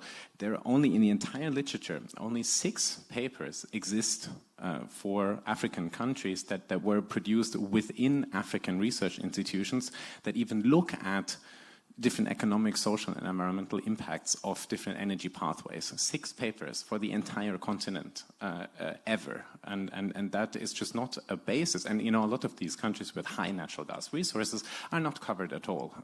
So you're making these decisions that have decade-long implications pretty much into the dark. So these are the 3 issues, and now let me just dive into each one of these 3 issues here with a quick slide to illustrate that. So what we then did, in terms of the starting points, we just built on a set of really interesting research that just recently came out. A couple of them are also co-authors on the costs of capital that is very different across African countries. There's a brilliant piece by a PhD student from ETH Zurich, it's Churchill Agutu. He's also a co-author on the paper, and he has mapped the differences in cost of capital across all African countries when it comes to energy investments. And you see in Sudan, the average cost of capital is 18%. This was for off-grid energy, I think, for the cheapest cost of capital category that I looked at. It was 18% for Sudan and 2% for Botswana. This is a huge difference when you talk about levelized cost of electricity, where some solutions then make a lot of sense for Botswana that are more capital intense because capital is a lot cheaper, whereas capital intensity is really penalized in a country like Sudan. So this is just to illustrate how different certain cost optimal pathways would look like in these 2 countries. So we just illustrated this with just calculating the levelized cost of solar PV here, which is of course also driven by the solar potential and the cost of capital. And then we look at the electrification rate as well. So you have some countries in Africa who are pretty much almost entirely electrified. But then you have some countries who have barely any electrification. So if you group them together, what you're implicitly doing is saying that an energy transition in the Central African Republic, Malawi, or Burundi should look like the one that we have in Egypt, South Africa, or Botswana. And that just makes very limited sense. So this graph is really just to illustrate that we have this huge diversity in starting points. The second issue is on the development goals, and the nice thing about this is that we can actually use African development goals and a kind of a pan-African vision of development, because the African Union, in cooperation with all African governments, have published their own Agenda 2063, and you can group those into economic, social, and ecological goals. There's also institutional and political goals. We focus on a number of goals here. This is just verbatim quotes from the report, what these economic goals are, and we find that a lot of these goals that the African Union have defined are very closely linked to energy systems decisions that you make today. And we believe that all of these goals have to somehow be operationalized and assessed if we want to design energy systems and energy pathways on a national level. This is currently not being done, so there's really no evidence that actually looks at all these different aspects. There is not a single paper that looks at any country in an integrated and holistic manner across these development objectives that have been defined by the African Union. The third thing now is that the energy system pathways are very context dependent, and we just illustrate this in the paper with looking at any 4 countries. We could have picked any 4. We chose those because we do believe that they illustrate different points. Let me start with Ethiopia. Ethiopia is a country that is almost 100% renewable today already. They have, from their own money, as 100% Ethiopian funded, they have built a massive dam called the Grand Renaissance Ethiopian Dam. No, the Grand Ethiopian Renaissance Dam. I always get this wrong. But it's one of the biggest dams in the world, and it's characterized by this large reservoir of water. And there's a brilliant paper by another one of our co-authors, Sebastian Sterl, who used to be at IRENA. He's now at the World Resource Institute. And he showed that because you have this large reservoir, you can actually use that as a battery, where you can introduce solar and wind at multiple gigawatts, and just when the sun is shining, when the wind is blowing, you can fill up the reservoir, and when it is not, you just drain the reservoir and run all turbines at full capacity, because they've kind of oversized this dam. So the onboarding of solar and wind is pretty much at zero cost in Ethiopia. So you can do this at a very quick scale, and it's cheap. They have a green growth strategy. Ethiopia has had this for 15 years. So the pathway, the meaningful pathway for Ethiopia is relatively clear. South Africa is another case where, of course, it's very coal-dominated, but there's been massive, just transition program at COP26. We heard this $8.5 billion announcement to transition South Africa towards renewables, but South Africa has long started this process, and they are amongst the leaders in Africa in installing solar and wind capacity through their auction scheme that they have been running. So they're well advanced into this curve and are quite quickly transitioning. A country like Burkina Faso then, of course, has maybe a similar fossil fuel share, but it's a very poor country, a country that is almost not electrified at all. And here we see that it could very well be a meaningful pathway for Burkina Faso to potentially go a little bit longer into this fossil fuel direction, just to be able to get energy to provide basic services like electrifying households, electrifying health clinics, education facilities, and so forth. Given their historically almost completely negligible CO2 emissions, this could very well be a useful case for Burkina Faso to ensure that basic services are needed. And then maybe one of the most interesting cases are those countries with a lot of natural gas resources, such like Mozambique, Senegal, Mauritania, Congo, Angola. Because they're really at a crossroads right now. They could just go to renewables and build out their system, or, and this is what many of these countries are thinking right now, is to really go very heavily into natural gas development and go increase their fossil fuel share and then have to go back in the end. And again, without any research on these countries, it's tough to say right now which one of these pathways maximizes African development outcomes. So you have a very large set of uncertainties here. One thing that I also wanted to show is just looking at the pipeline of what African countries are doing. It's also very varied. So on a continental scale, the African pipeline, so these are all the power plants that are actually being planned on the continent right now, is solar and wind is maybe close to 30% of the pipeline, slightly below 30%. Whereas if you look at the US, the power plant pipeline is almost entirely renewable. You have a tiny little bit of gas plant, but there's a lot of solar and battery and wind are really dominating the US pipeline. And then you have some countries within Africa where, like Tunisia, Djibouti, that are very highly dominated by renewable energy, whereas others like Senegal and Nigeria, for instance, are planning to go down more this natural gas route. So just kind of wanting to break out that view of the African continent in general. So some countries are moving into this direction. Others are currently not, going into the high renewable energy shares just yet.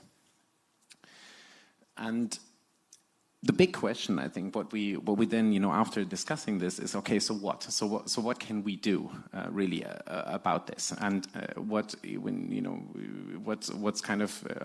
this paper, I think, what the experience so far has shown is that there's a really high interest in building this evidence base for Africa to make these decisions.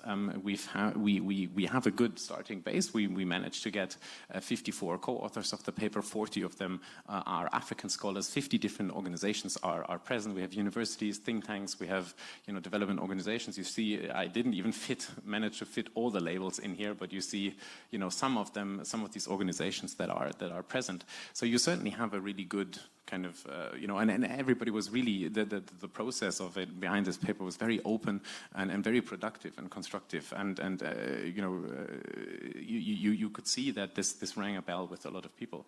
The paper is doing very well, so there's a general interest in the paper. We almost have 10,000 downloads already after not even 2 weeks of the paper being out, which is really a lot, especially for a paper that deals with a continent or region that is usually not so much in the headlines of global energy discussions.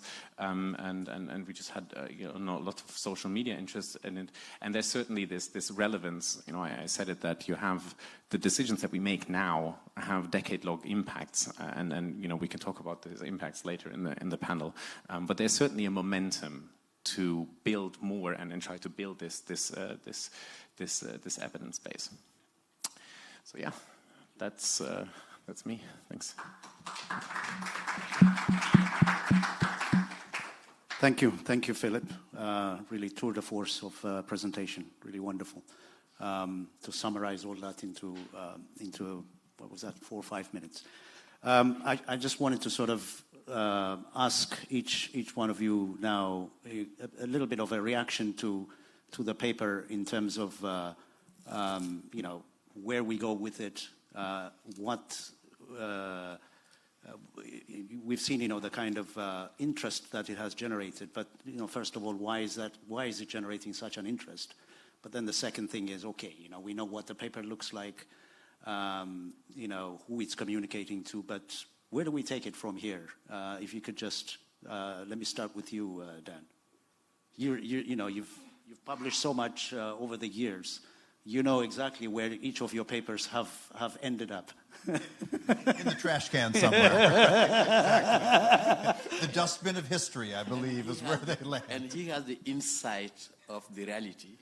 Okay. Exactly. So I'll try to do more reality and less dustbin for all right. just a couple of minutes. So I want to kind of jump back and forth around two things that Jakob and Philip highlighted. One is that we clearly know that there's a diversity of approaches needed. That doesn't surprise anybody. But I think when you look at the graphic for how different the actual LCOE of solar is, it highlights how different the situations are.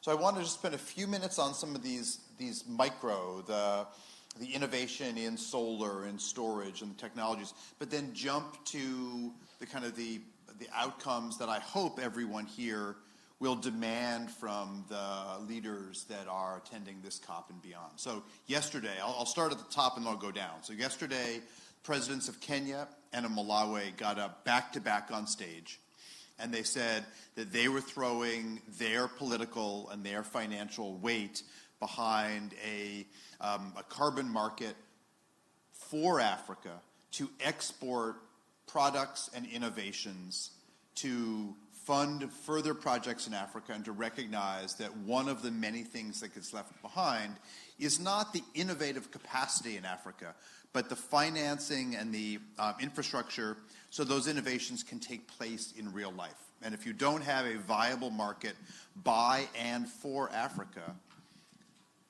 it is not going to happen. We know, at least I will say, the Wells Fargos, the German Landesbanks, the Santanders in Spain, they don't spend a second thinking about what will it take, what are the opportunities to invest and innovate and build capacity, both institutional and human, in Africa. That is not something that anyone at those banks goes to bed and wakes up and thinks, goes to bed thinking about and wakes up thinking about, unless they happen to be someone who came from the country, who for a short time is here and they go back. So there is a lack of capacity, and that's really what these two presidents were trying to highlight. So there are some nice words. The question is, how do we make those reality? Well, let me give you two micro examples from Kenya that kind of highlight this. 6 years ago, IBM got convinced by an African scholar in the US at one of their research laboratories they should really open a research lab in Nairobi. And they did that. And for a brief time, that was the most productive research lab of any of IBM's fancy, high-flung labs, spinning out companies, getting projects into the market. Now, that's per capita. It was one of the smaller institutes. Change of management happened at IBM, and they simply closed it. It wasn't they didn't think it was working well. It just didn't fit with the next Western-leaning leader at IBM in terms of an effort. That's a huge loss. That may just look like a line lost in a balance sheet, kind of sounds very much like it's from Dr. Zhivago, a form lost in a... But that might have just been lost in the spreadsheet of someone at IBM. But they made a big difference in Africa to lose an innovation center. Now, any of you who've been to Nairobi today know that it's one of the places that, I don't want to call it an analogy of Silicon Valley. That's the wrong idea. But it's a very African version of a place where apps and startups are popping up right and left, and infusing them with funding and opportunities to bring those technologies in front of governments, vendors, would really have a big deal. But episodic funding is all one can speak about. Another similar example, and it's early on, it has not failed, I hope it won't fail, but just a few years ago, the argument was made that mini-grids are changing so quickly in terms of the cost of solar, the cost of storage, that an effort to electrify not 5%, not 10%, but 100% of all of the health facilities in Africa that don't have reliable power today should be the target of a big international effort. My institution, Power Africa at USAID, put in lots of good words, a few dollars, more words than dollars, but a little bit of funding. And then through a partnership with the Rockefeller Foundation, the Bezos Earth Fund, a number of other partners, there are suddenly $2.5 to $3 billion available. And there's a new institution that I hope many of you will go to their booth called GAP, the Global Energy Partnership for People and Planet, Global Energy Alliance for People and Planet. It's an effort to take on these huge needs for mini-grids and to use health facilities as anchors. Health facilities need power much more regularly than many other customers, but the idea is these would be the hubs. You would power the health clinic or the hospital. You would also provide Wi-Fi services. You would provide electricity as a whole series of innovations that link back. And the idea is that this will not be donor funding after that initial $2.5 billion, not small, but not enough to solve the issue.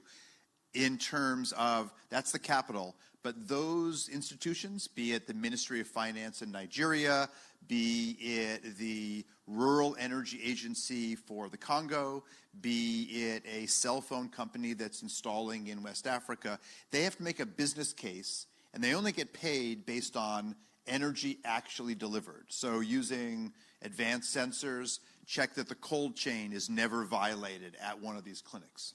And those are things that we can do now that rarely do they get done by and for African institutions. So that's just an example of what are some of the things that we could do if the innovative power in Africa was not just harnessed, that sounds wrong, but was supported so it could then go forward and create its own new innovations. And so there's lots of examples like that. And every time you come to one of these meetings, what are the two things you always hear? There's no shortage of bankable projects. And then you go to institutions on the ground across Africa, across Southeast Asia, and they say, you might say that at the meeting, but we cannot find the funders for these projects. And I think what you get illustrated in this paper is, while the differences between countries are real, some are still very much in on natural gas, Mozambique. Some, like Kenya, President Ruto had a recent op-ed in The Guardian where he said, we are not only going to remain 95% plus clean energy, but we're going to become a manufacturing hub for solar panels, for batteries. We're going to do this in a community-based way. Those are the kinds of things that are totally bankable, but I guarantee you, once people leave the COP meeting, their interest will fade away unless there's real loud voices saying, you promised, pay up, because what we know happened in Glasgow, people promised and didn't pay up. So I think that we've got lots of examples where the work going on in this paper just highlights how much opportunity, but how little follow-through there often is in these Western, not just dominated, but Western visioning institutions. Thanks, Dan. Thank you so much.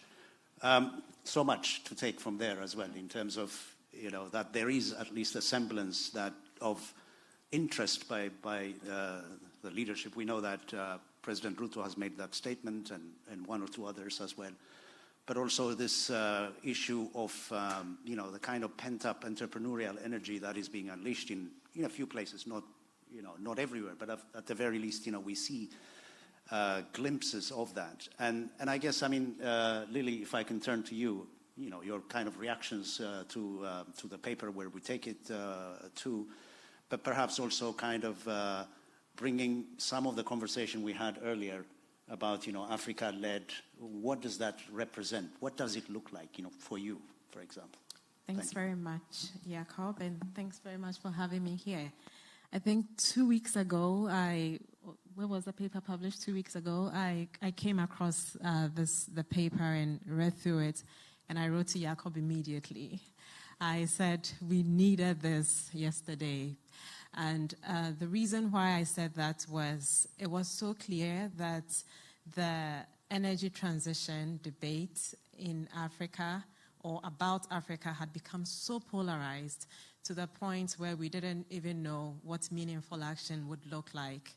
And I felt that the paper was so powerful because it basically told everybody, let's stop all the noise and begin to think. And that is extremely important given where we stand now as a continent, thinking about our energy future and thinking about what climate impacts mean for the continent.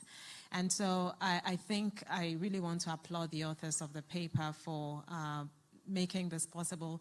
54 authors. I just told Philip that I think it's one for each of the African countries. So, but I think it's amazing to have that representation of scholarship.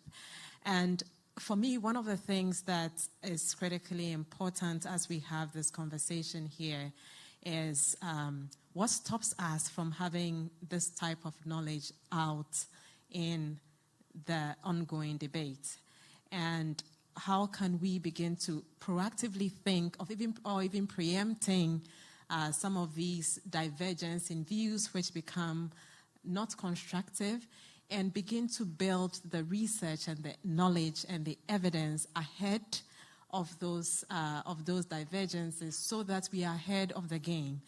And so I think that there's a strong, I think what this paper, for me, going through the presentation and just reading it and looking at how it's being patronized, is that there are people who are lots of people are looking for common sense approaches to the conversations which are going on, but they may be missing. And so I think that for the whether it's for the academic and the research community, we have a huge role to play in making sure that we are building the evidence and we are contributing and providing the evidence in ways that people will actually read and digest and use, which is extremely relevant. I think that the length of the paper, the nature in which it was written, was very, very concise, clear to the point. It's easy to get exactly what is in there in the paper. So I think we need another type of scholarship which is able to break down the complexity in our messaging into ways that people can understand, relate with, and engage with. But I think the second point which I would highlight here is how we value the knowledge that we are creating. So now we have this paper out. How many of our African leaders policymakers are going to engage this, take this, absorb it, and use it in policy formulation. I think there's still a bit of work that's needed there in terms of the evaluation of the knowledge that we generate internally within the African continent. I think it's not really that there's no research. I think Dan just talked about the research in the dustbin. And there's a lot of research in our academic institutions, PhD theses sitting on shelves. Some of them may even have addressed this issue sometime in the past. Nobody knows where that knowledge is. And our policymakers are not looking into the right spaces for the knowledge that is needed. It's not uncommon to see African governments reaching out to some foreign consultants to put together something that, a group of African scholars could have put together for them. And I think we need a change in that, how we value the knowledge that we are generating itself, because this is a critically important conversation, and we cannot afford to have anyone define the narrative for us. This morning we had a panel, and I was privileged to have both Jakob and Yuba join on the panel, where we were trying to explore what an African vision of the energy transformation is like, or could be like. And this was one of the points, that we need to build the intellectual foundation that helps us to be able to convey that message of what Africa wants and where Africa wants to be. And I feel that the messages in this paper, personally for me, are so powerful if we can use them to recenter the conversation which is going on, which was had basically gone off the rails. And so I applaud the authors of the paper again. I believe there's a lot to be done, and especially thinking about how we move this from the intellectual piece to actual practice. Thank you, Lily. Thank you so much. There's quite a lot there in terms of guiding us what to do with the paper, but even beyond that, some of the areas where leadership is going to be desperately needed. And I guess, this is where I come to you, Yuba, in terms of where is that leadership going to come from? I know that you're very involved with the youth.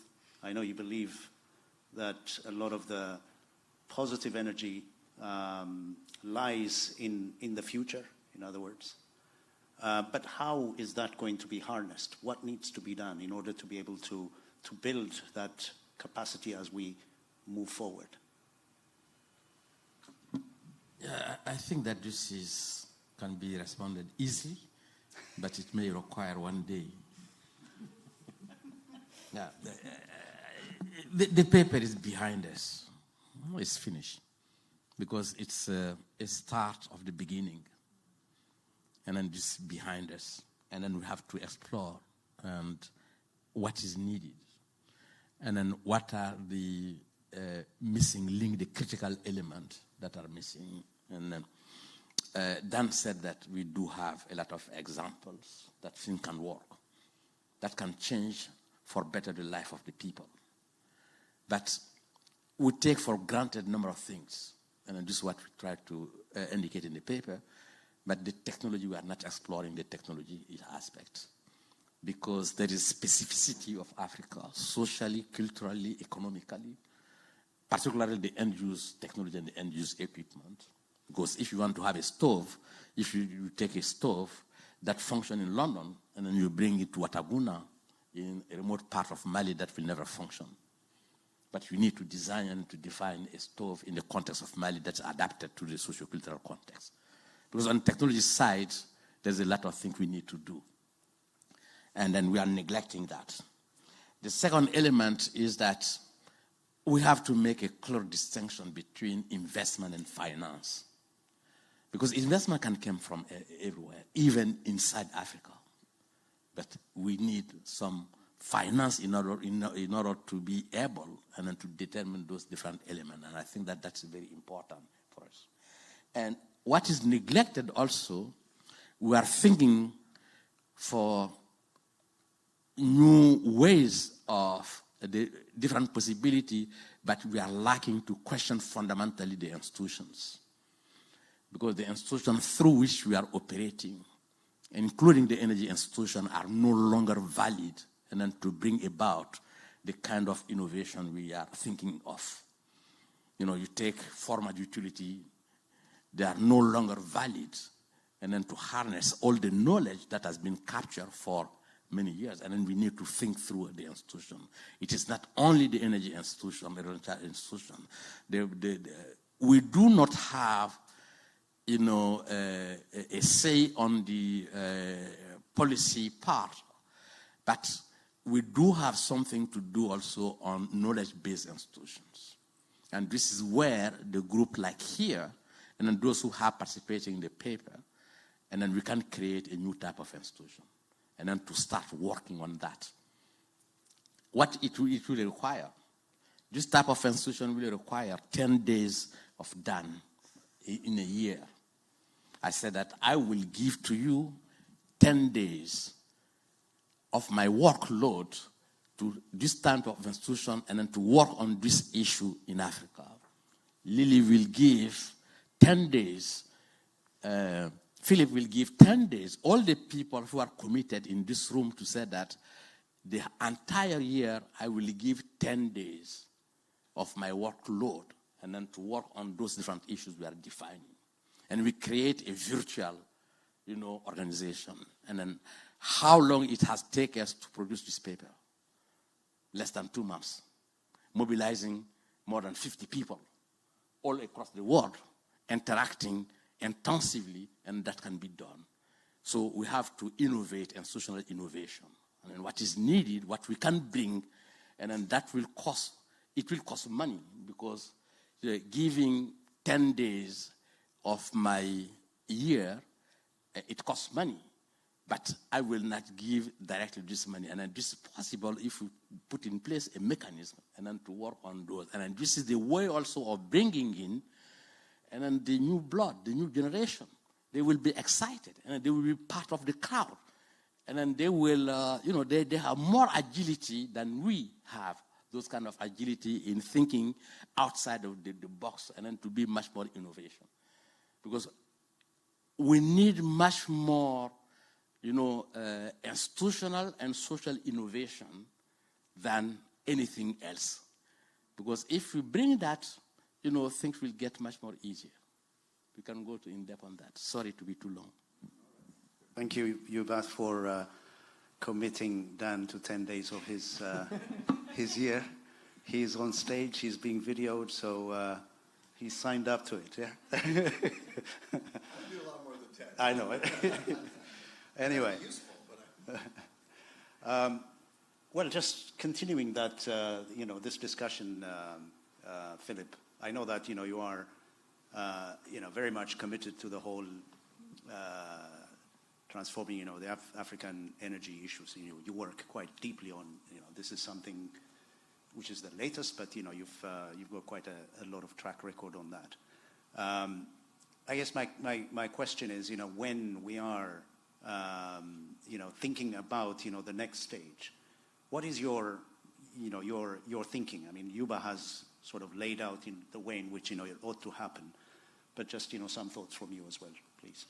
Yeah, thanks, Jakob. And first of all, I mean, if you say 10 days, 10 Yuba days, that's 30 for me, right? If you think about the hours. So I'm very happy to do that, 30 days plus Yuba. Two things. One is just on the content, and the other is on the process of what you think. The content, I really like what Dan brought up, this issue of innovation. Just a couple of stats here. So I looked recently into this issue of startups. In 2015, the entire African continent, all startups on the continent managed to raise $55 million. That is as much as, you know, your average Silicon Valley, you know, startups does, like Series C, Series D type funding, like one startup, right? That's what the entire African continent raised. In 2022, it took the entire continent 7 weeks to raise $1 billion. That's a growth rate that is unfathomable.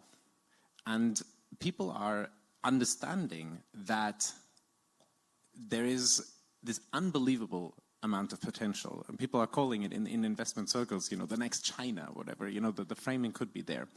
And you see it now with the economic crisis in startup funding.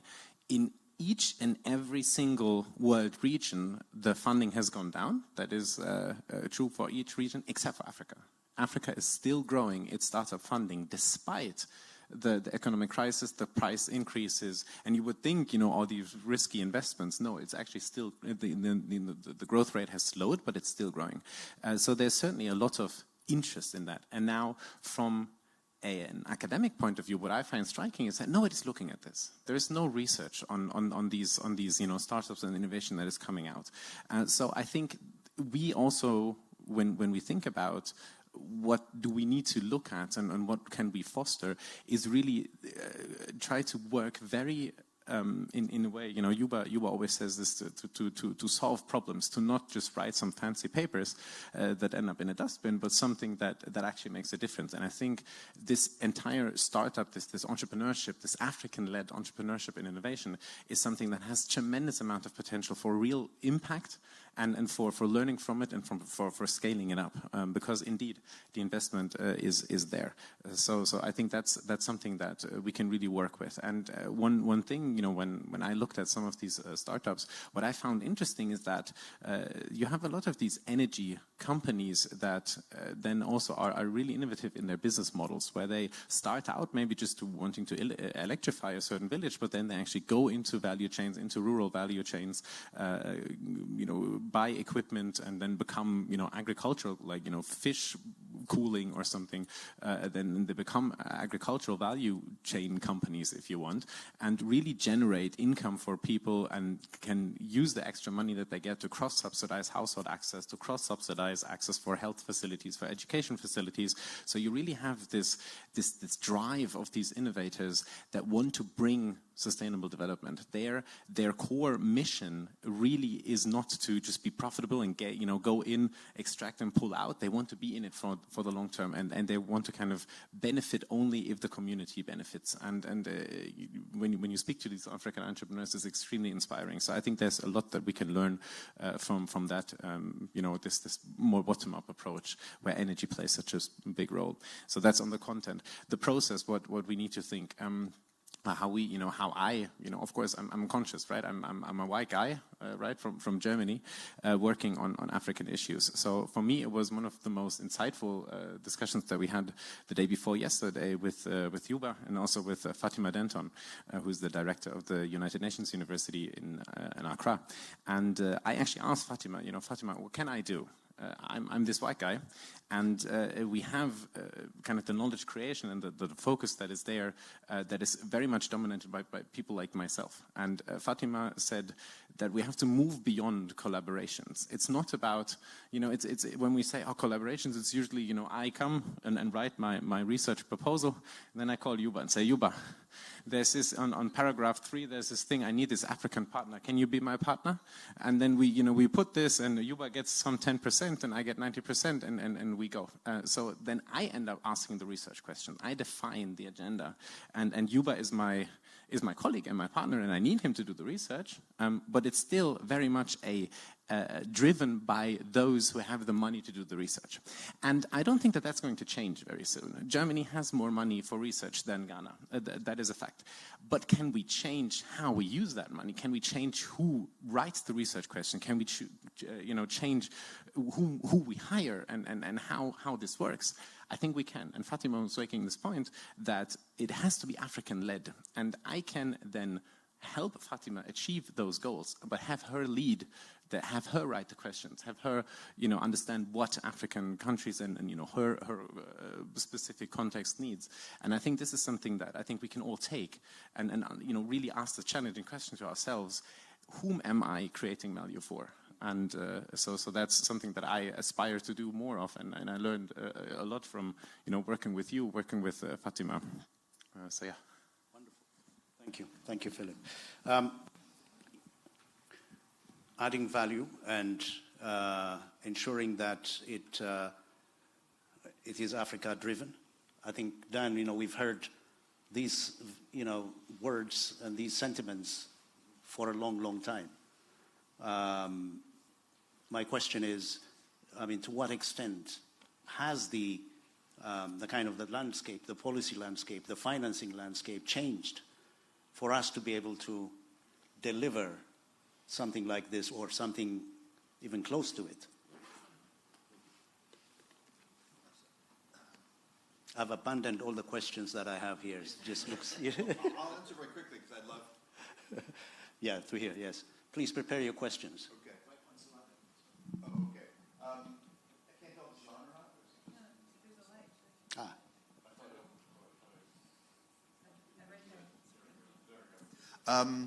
So I would like to think it's changed. I mean, I come to COPs and I'm optimistic in the early days, and my optimism declines exponentially by the end of the 2 weeks. Not so clear. I thought what was said yesterday was a really good example of an actual innovation, but we'll see what leaves the COP. I mean, people left COP26 in Glasgow thinking that there had been kind of a change, even if all the money wasn't delivered. So I think that one has to be really skeptical, and I guess one of my worries is a much broader one than this, and that is that in many ways, these kinds of settings are places where people are pitching ideas to the true believers. 90% of people come here want to be convinced. They want to sell others on their great paper and new ideas. Business is very poorly represented here. Banks are very poorly represented here. Politicians will do things like happened last year. They'll go to the G20 meeting in Milan 3 days before the COP, and then they'll vote to continue to subsidize fossil fuels. And they'll come to COP, and then they'll say all these great, wonderful slides with beautiful animations. And so I would like to think we're going to leave here with a new mindset. We're going to invest in research in Africa. We're going to uplift things like the Mawazo Institute in Nairobi. This is an institute that was founded by a Kenyan woman who came to the U.S., got her PhD in chemical engineering, worked in mini-grids at the Department of Energy, went back to Kenya, founded an institute to train and support African women to become leaders. And it was so successful, she actually moved on now to the Energy for Growth Hub, and someone else in the organization is now the new CEO. They're great. They get every award, but they're still massively underfunded.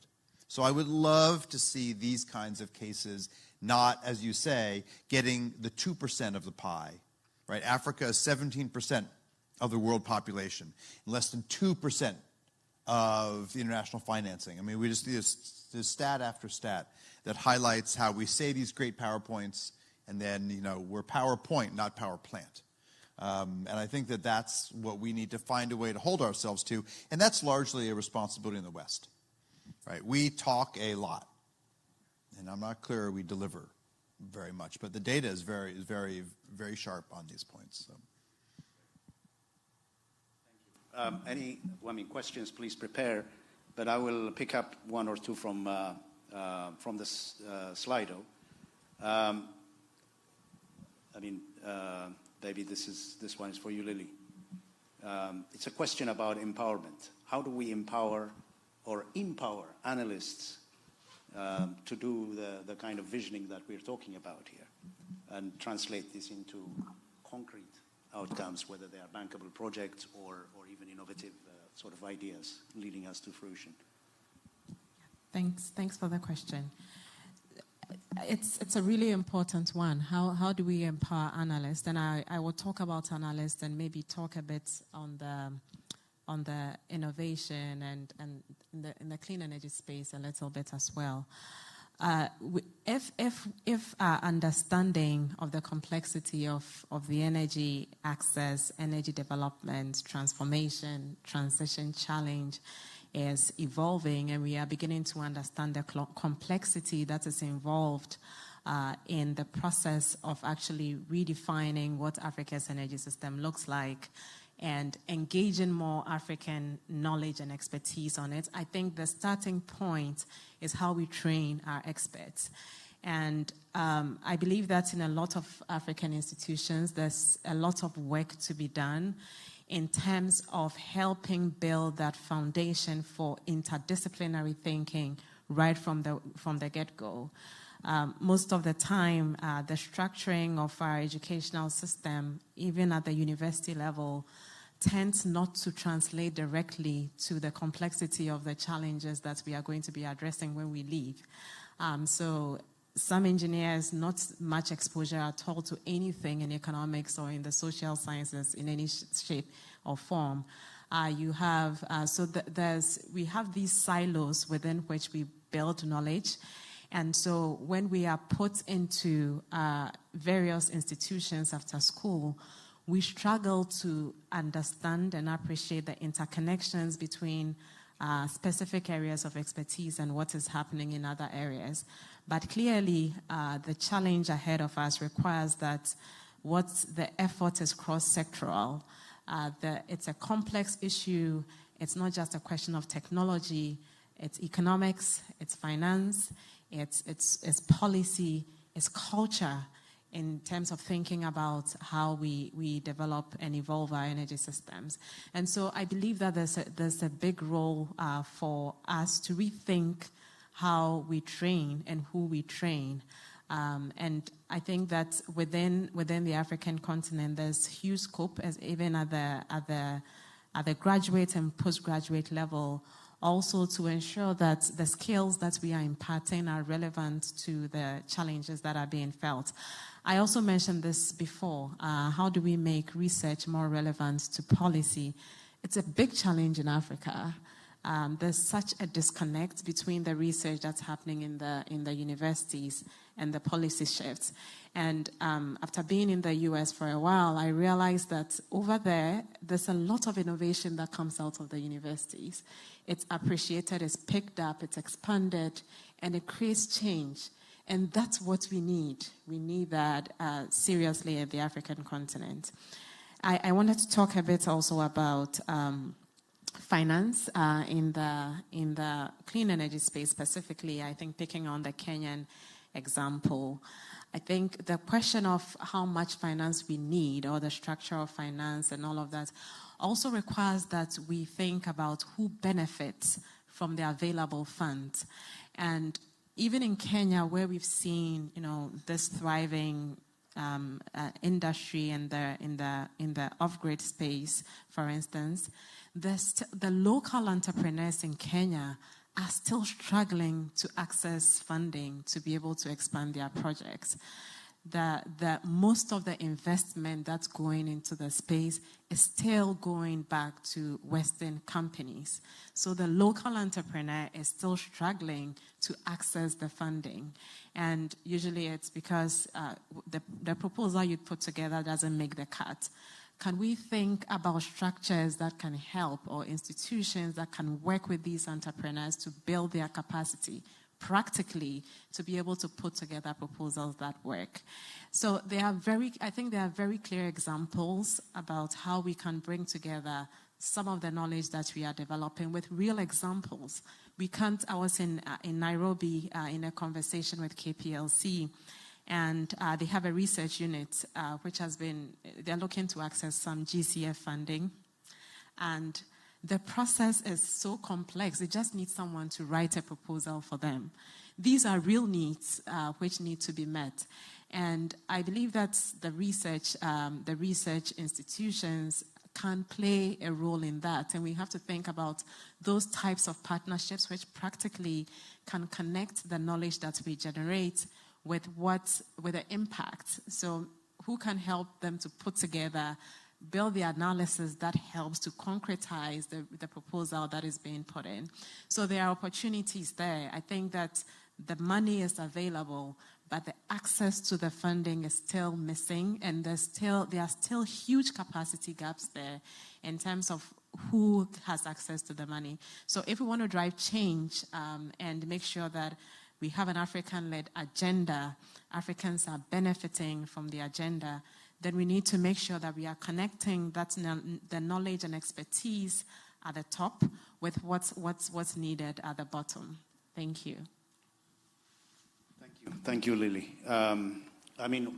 We don't have a huge amount of time, but were there any questions? I still have one or two on the Slido. Yeah, Slido is good? Okay. Yeah? Okay, perfect. But I'm going to ask one question from the Slido, but before that, I would like you guys to also think about, because we're talking about partnership, building partnerships across institutions, across academic, but even with civil society as well as private sector and so forth. If you could sort of, chew over some ideas about what kind of partnership, particularly partnerships, north-south and south-south, for us to reflect on as a final discussion point. But on the Slido, there was a question. Maybe I'll pick you up, Yuba, because I like to put you on the spot. It's on the question of the renewables and materials for renewables. Yeah. So, for example, in 2020, China bought 9 billion worth of energy materials from DRC. So there's a lot of extraction going on, and this is likely to scale up even more as we go deeper into the whole decarbonization agenda.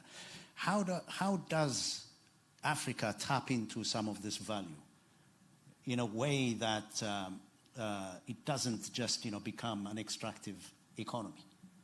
What needs to happen?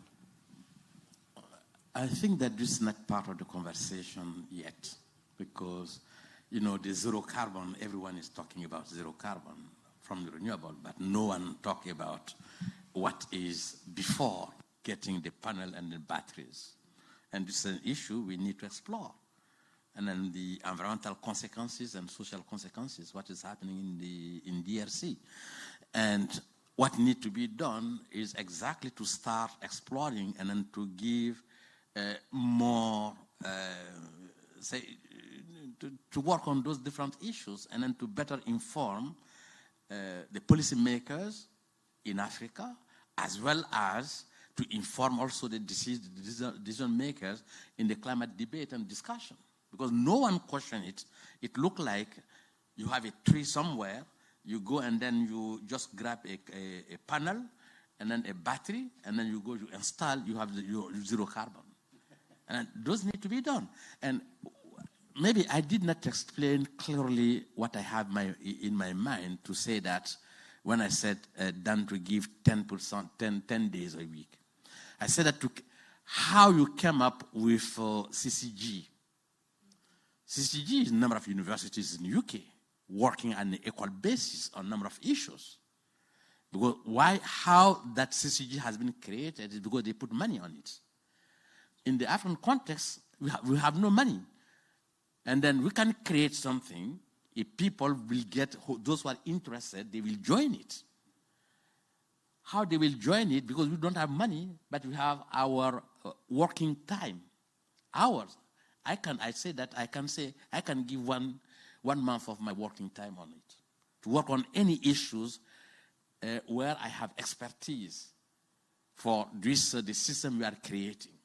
It's not based on money, because the money is the incentive. As we don't have the money, and then we have our own engagement on it, and it can become very large. Many people will be interested to join that process. And the issues of, the minerals, and then we can explore them. No one is really carefully looking at it in the African context. And then those are some of the areas we need to really. Thank you for bringing us, right into the whole, the question around partnerships. I mean, that's what we're talking about. Building, the kind of network that allows us to work together and actually, explore some of those unexplored issues. I mean, it's more, the same thing happened with the AREI. This is the Africa Renewable Energy Initiative. When it happened, it was largely done by people who were committed to it and devoted their time. But we're talking about, much grander scale sort of commitment and ambition as well. So on partnership, let me come to you, Philip, and then we'll just go down this way. But take 30 seconds, no more. Yeah, I'll try. I think, we always talk about eye-to-eye partnerships. I don't believe in that. I believe the resources are so unequally distributed, that just in general there is really no eye to eye, even if we try to do it. So I think from the Western side there needs to be an active effort to listen a lot more and have partnerships where the leadership is clearly from Africa, and then maybe we can talk a little bit about eye to eye at a later stage. But I think who creates the knowledge I think has to be flipped.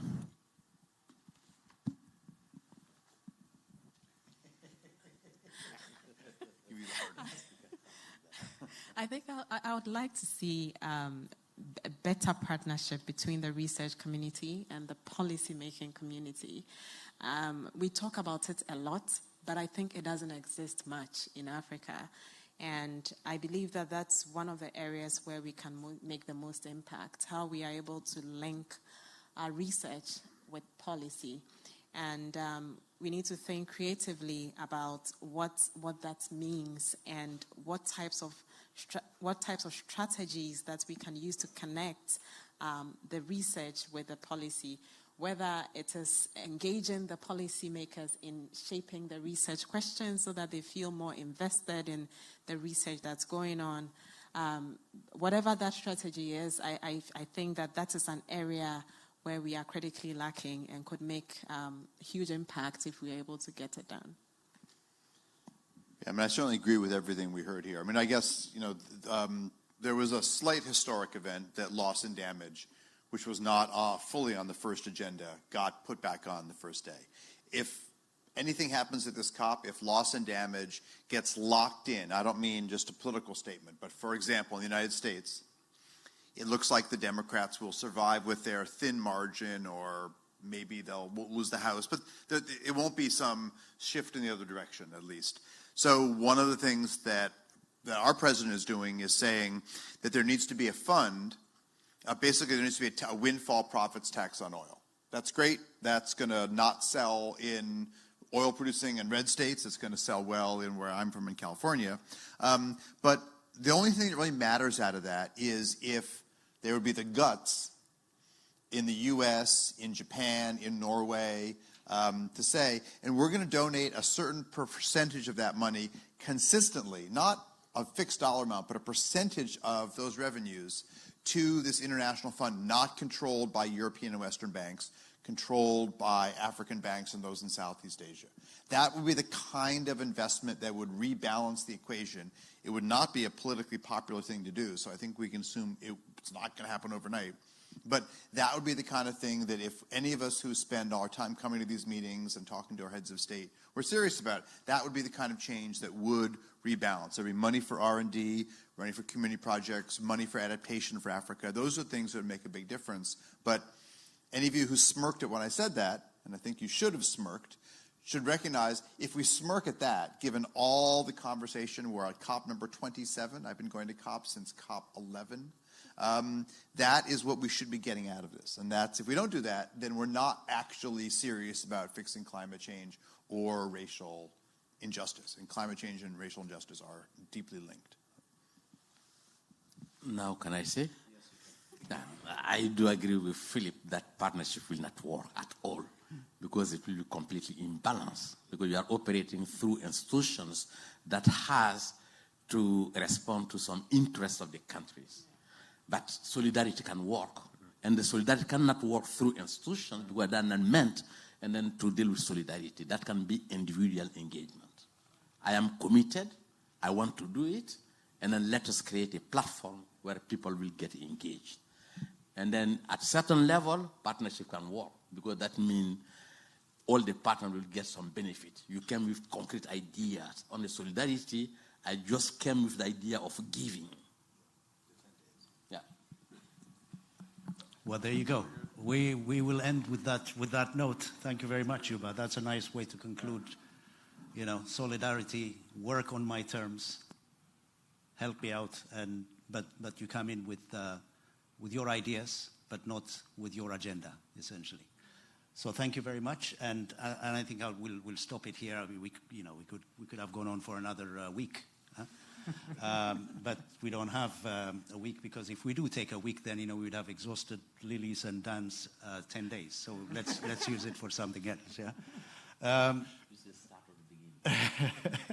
But thank you very much, Dan, Lily, Yuba, and of course Philip as well. Thank you for the wonderful presentation, and everyone else as well. Thank you so much.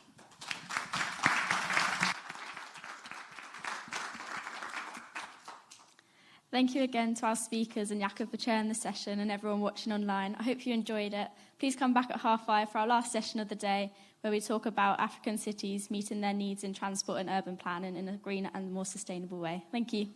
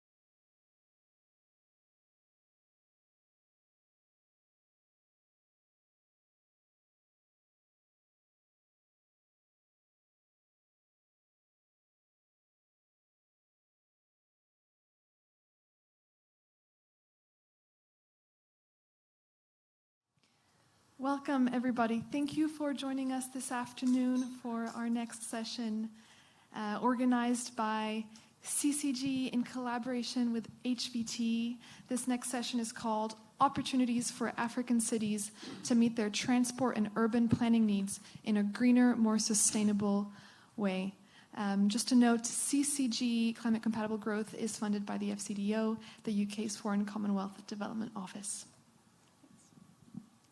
If you wish to ask a question at all throughout the event, please use Slido. The link is www.slido.com and the code is 2715656.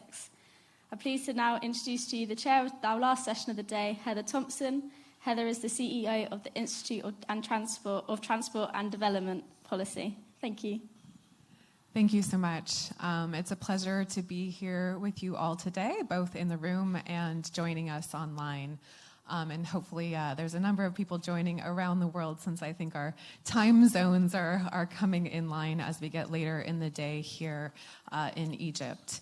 Again, my pleasure to be here. My name is Heather Thompson, and I am the CEO of the Institute for Transportation and Development Policy. And I want to start by just saying a little bit more about the organization that I'm from, setting the context, and then I'll quickly introduce the other participants, and then one by one allow them to introduce themselves and set some context as well, and then we'll go into some Q&A that we have prepared, and then Q&A from the audience.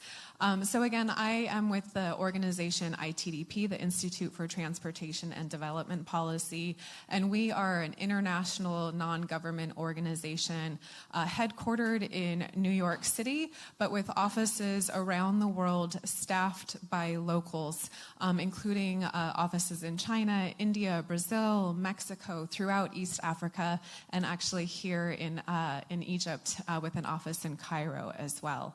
We have more than 35 years of history supporting sustainable, equitable transportation around the world. So it's really an honor to be here to set the context for this panel.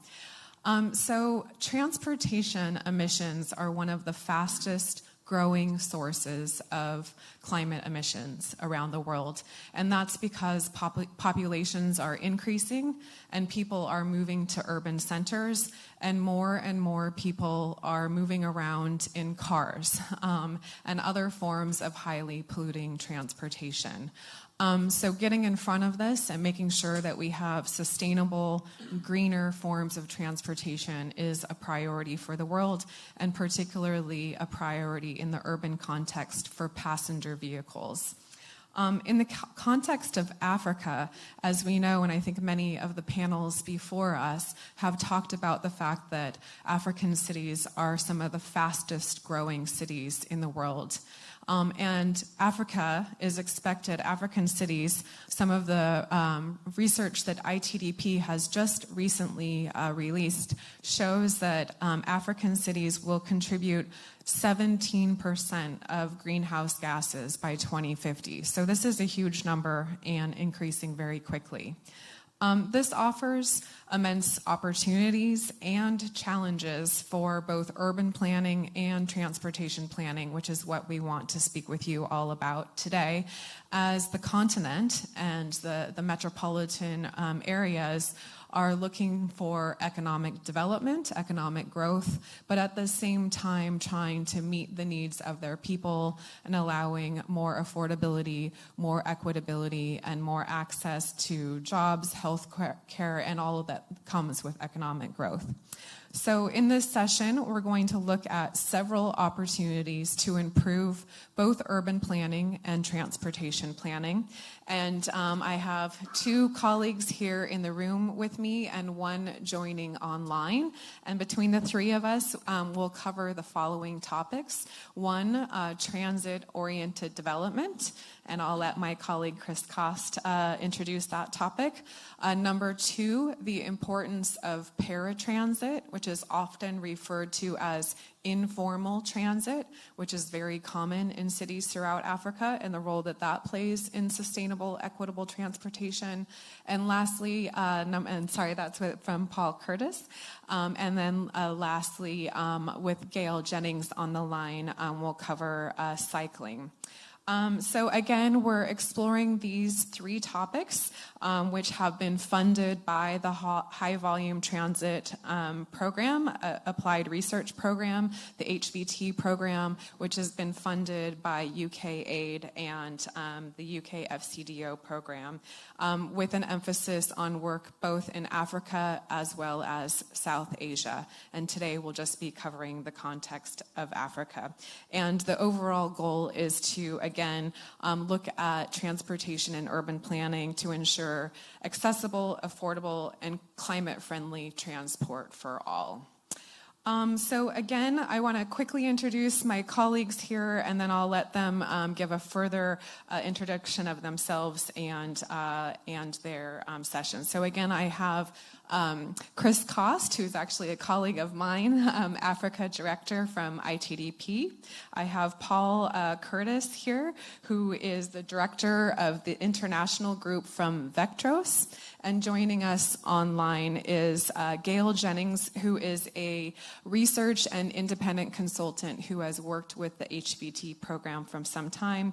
And she's joining us remotely from Zambia. And we're crossing our fingers that she's going to have a good connection and she can be here with us the whole time. So let me start with you, Chris. I know you want to share with us some insights, again, about transit-oriented development. Again, as we know, cities are growing quickly throughout Africa, and often these cities are growing in ways that is leading to sprawl, where transportation is really an afterthought. But we know that transportation really must be core, again, to making sure that people can access what they need as these cities grow and economic development opportunities increase, but doing so in a way that, again, is sustainable, climate-friendly, which is why we're here, and equitable. So can you tell us a little bit more about transit-oriented development and the context here in Africa? And maybe also you can just say a little bit more about where you live and about the team so we have a sense of that context as well. Great. So thanks a lot, Heather. It's great to be with everyone today, both the audience here and also online. So I work with the Africa program at ITDP. I'm based in Nairobi, Kenya. And we have team members across 6 countries in the Africa region, and we provide support on the ground in a number of cities. So today we'll talk about a project that we've been implementing with support from HVT called City Retrofit. Hopefully we can get the slides up in a moment. So this project looked at how we can take ideas about transit-oriented development and make sure that they see how they can apply in African cities. Because a lot of the literature on TOD has focused on the global north, so looking at Europe, North America, but not looking at cities elsewhere in the world and how these principles can be applied there. There we go, great. So to start off, when we're talking about transit-oriented development, we mean the integration of land use and transport planning so that we can ensure that people have better access to jobs, to education, and other opportunities. Because in cities across the continent, we're investing in mass rapid transit systems. There are a lot of BRTs under construction in different cities. Other cities are working to improve their paratransit, to formalize those systems and improve the service quality. But we're not really getting a handle on how we can integrate the land use planning with those transit investments to make sure that we can get the most out of them. So that's what we're talking about when we mean TOD, okay? And there are 8 key elements that define transit-oriented development, okay? So it starts with having the public transport service, and we need to have high-quality rapid transit that's reliable, that's efficient, and can get people to their destinations. And then we need it to be connected to communities with high-quality walkways and cycle tracks and good street networks that minimize walking distances to the bus stops. We also need to make sure that along those transit lines we have density, that we're concentrating most of the development that's happening within walking distance of that high-quality mass rapid transit. And then we need to make sure that that development is mixed use, that it's pedestrian-friendly, in order to support the use of the systems that we've developed. So those are the 8 principles of TOD. And altogether, what this means is that we're able to shape the way that people travel because, right now, a lot of the trends in land use patterns in African cities are contributing toward the use of private vehicles, right? As Heather said, many cities are low density, they're sprawling, and so it's very hard for people to get to destinations easily by public transport. So we have to change that equation and make sure that the transport system in the built form can actually support the use of sustainable mobility, because that's how we'll get the climate benefits and, you know, get on our way toward the 1.5 degree scenario. Whoops. So let's look into those, you know, present patterns and how they differ a bit from the TOD vision. So the first idea is that, you know, just being adjacent to transit doesn't mean that it's transit oriented, right? So you have a lot of cases like this in informal areas of our cities, where, you know, the city's made a good investment in the transit system. So you have this high quality BRT in Johannesburg, but if you look at the development that's right next door, it's turning its back on the street, right? So the development's lined by compound walls. You know, it's just a very dead environment in public space. And so that doesn't contribute to the kind of vibrant urban space that would lead people to walk, cycle, and use public transport. So we need to see how land use policies and building control regulations can change that kind of outcome. We also have the context where there's informal development. You know, this is Dar es Salaam, where the city has come in with this investment in the BRT, but you can see that the development along the BRT has not yet really consolidated around that resource that we have. You know, it's still pretty uniformly low density, low height. The housing there is very crowded, but the built density, the floor area is very low, right? And so we're not really making use of the BRT as much as we could. So in this HVT supported project, we really wanted to see how we can tailor TOD strategies to these diverse contexts that we have in African cities. So we need to look at several levels of planning, right? So starting from the city metropolitan level, we need to make sure that we're adopting transit-oriented zoning. You know, most cities in the Africa region still have the colonial era zoning, where some areas that are, you know, right on good public transport corridors have very low allowed densities, right? So we're not able to develop those areas according to market demand. You know, and making sure that we have street networks at the metropolitan level. You know, in many cities, all the traffic's concentrated onto a couple of main arterials because we don't have a good street network. So those things all need to change at that level. Then you get to the local and neighborhood planning, right? So here, what we're looking at is things like creating a complete street network at that level. So having small blocks, making sure that the individual developments are permeable so that pedestrians can access those areas. Making sure that we develop arcades and canopies to shelter pedestrians, right? So, you know, so they don't have to deal with rain and hot weather, as the case may be. And then finally, at the building level, looking at how we can design buildings that have pedestrian-friendly facades so that, we contribute to that active pedestrian environment and reduce the parking supply. So I think there's been a lot of progress at that level of this metropolitan and corridor level planning. You know, so in this project, we looked at two cities, Dar es Salaam and Addis Ababa within the Africa region, and there were also Indian case studies that we took up.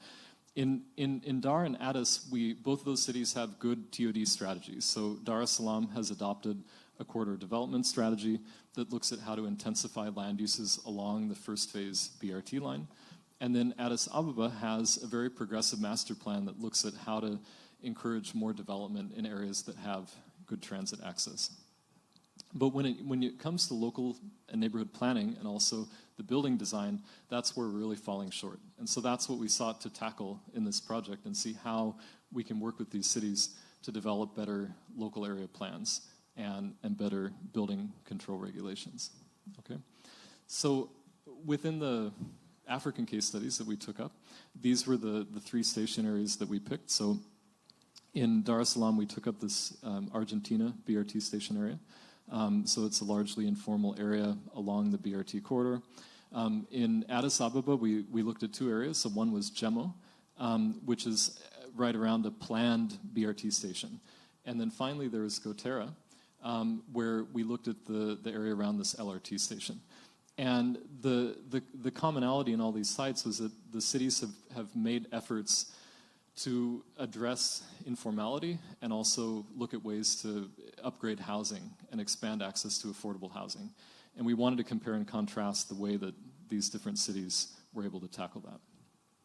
Okay, so just to give you a sense of these neighborhoods, so this is the neighborhood in Dar es Salaam.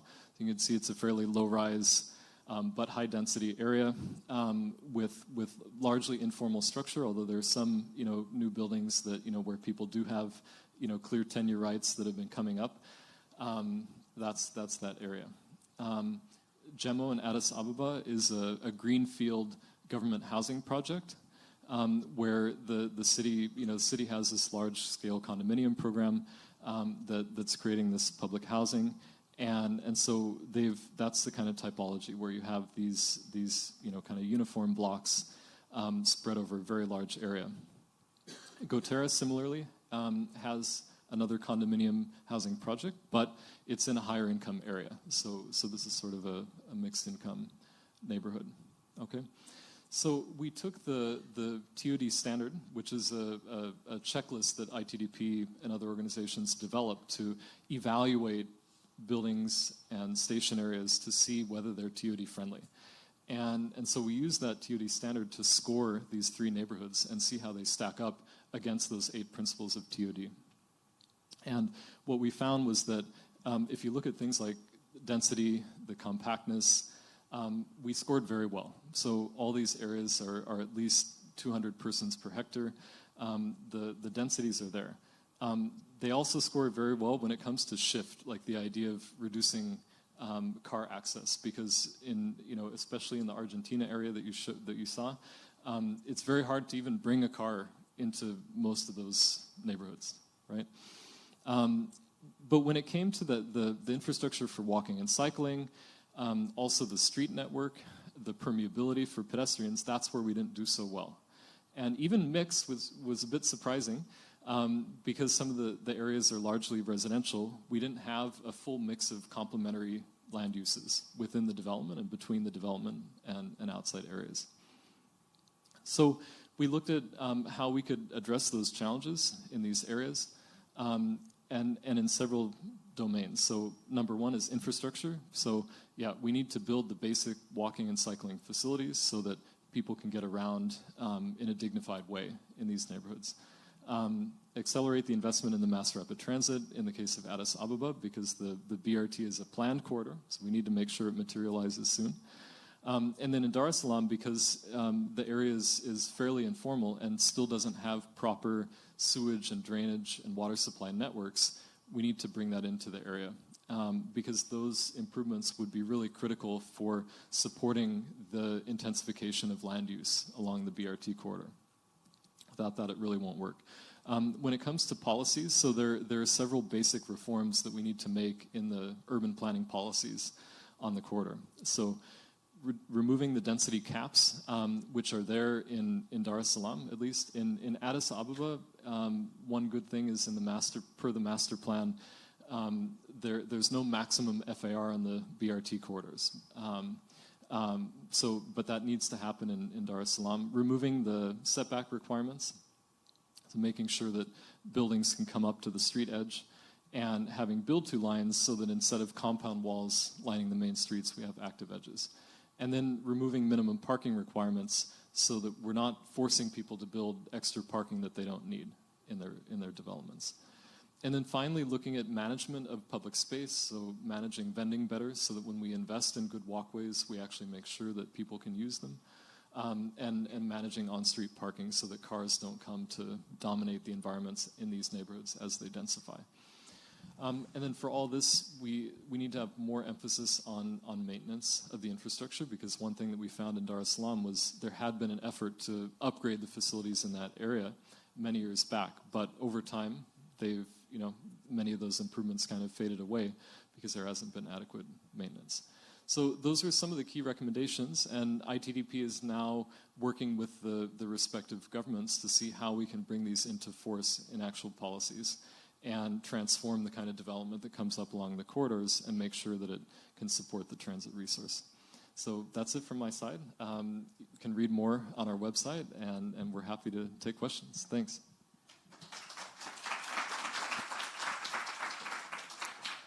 Thank you, Chris. That was great. And we'll definitely come around to some questions for you. I have to say, looking at the photos, I was surprised to see that the neighborhood Argentina in Dar es Salaam scored so highly, because it looked like it was the most sprawling area.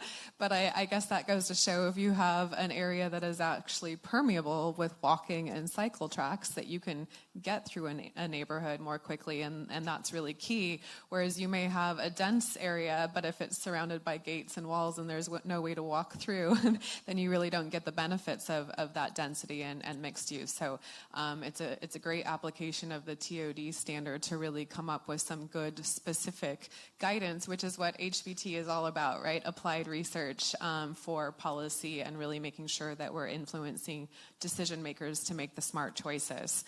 So let me turn now to you, Paul, to tell us a little bit more about the Transitions Project, which is all about, again, the role of paratransit or informal transit in making sure that transportation leads to ways that are more accessible and sustainable. And we know that in many, many cities, the governments are not providing a real public service that is supported by the governments, and instead we have what is called informal transit or paratransit, where it's essentially small independent operators or franchise operators that are providing this very, very important public service, but without a lot of government support. And so it's often infrequent, not reliable, not safe, and it leads to a lot of concerns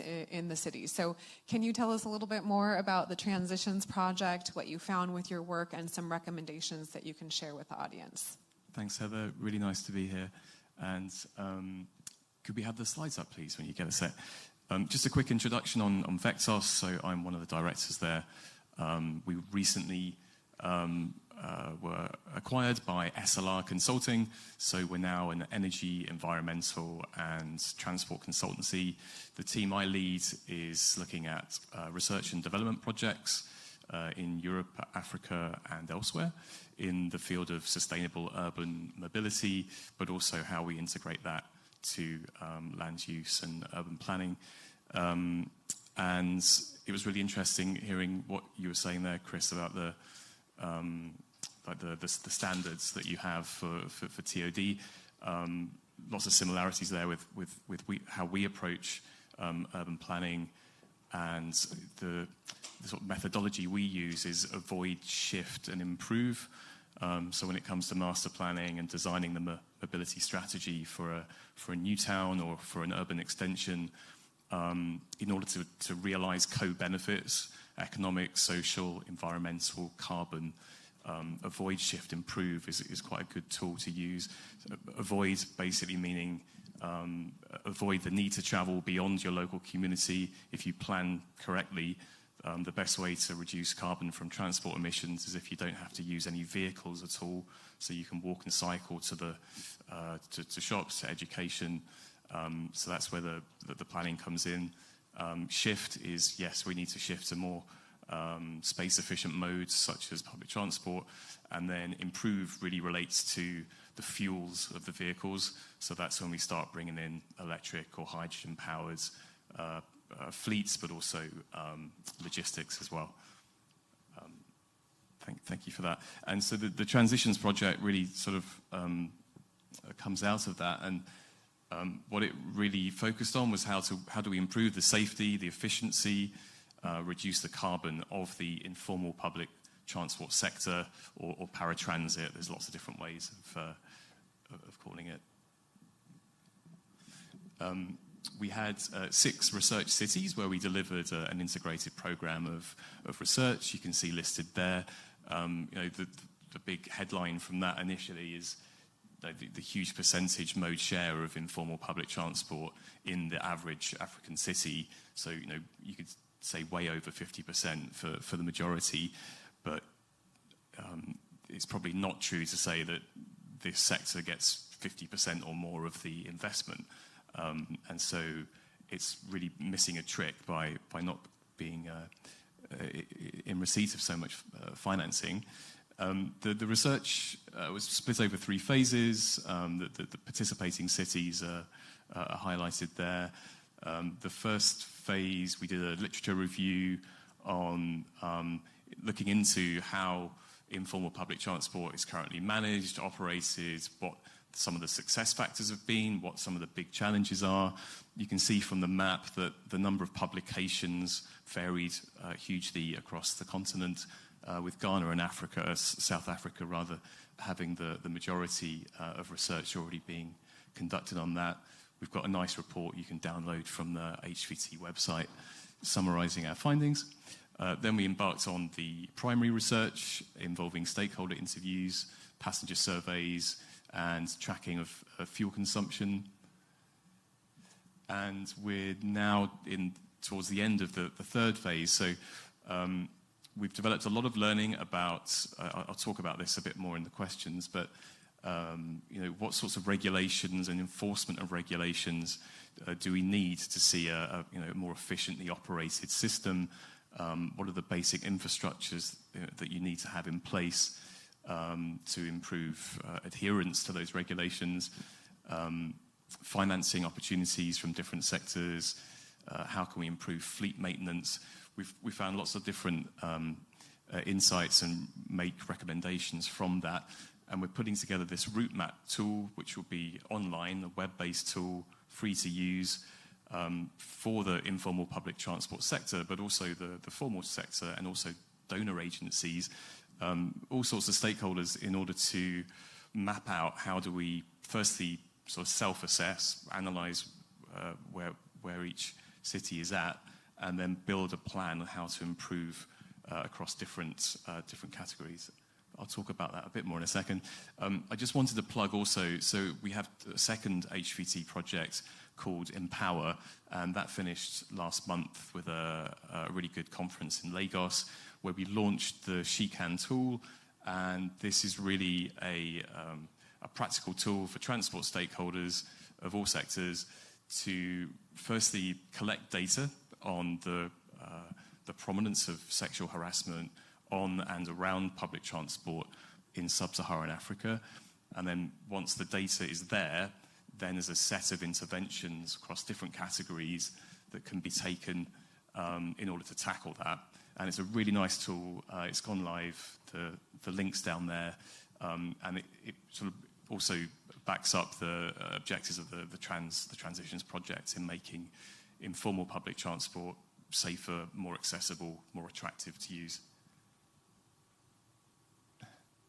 Okay, that's my introduction for now. Happy to take questions a little bit later. Cheers. All right, and again, thank you, Paul. And we'll come back to some questions to allow you to elaborate on some of the good examples and recommendations. Let me last turn to Gail. I hope you're there with us online, again, calling in from Zambia. There you are. We have you on the big screen here. It's almost like you're here in person. So glad we I wish I was. Well, we'll feel like you're here, and glad that you have a good connection. So we've sort of gone from macro down to what is maybe a bit more micro, but at the most important micro level, which is cycling. So Gail, a lot of your work is focused currently on world bicycle relief, with a focus on the fact that currently, and especially in the past, a majority of people in Africa travel by either walking or cycling, especially in both rural and urban areas. But as cities grow, more and more people are turning to motorcycles, both motorcycle taxi fleets as well as independently owned motorcycles. And that is driving people away from walking and cycling. And we know that cycling has a huge potential. At the same time, access roads between rural and urban areas are becoming less accessible. Maintenance costs are increasing. Floods caused by climate change are making these roads I should say, less easier to travel and more expensive. But at the same time, we know that people are needing to travel greater distances. The back and forth travel between rural and urban areas is increasing.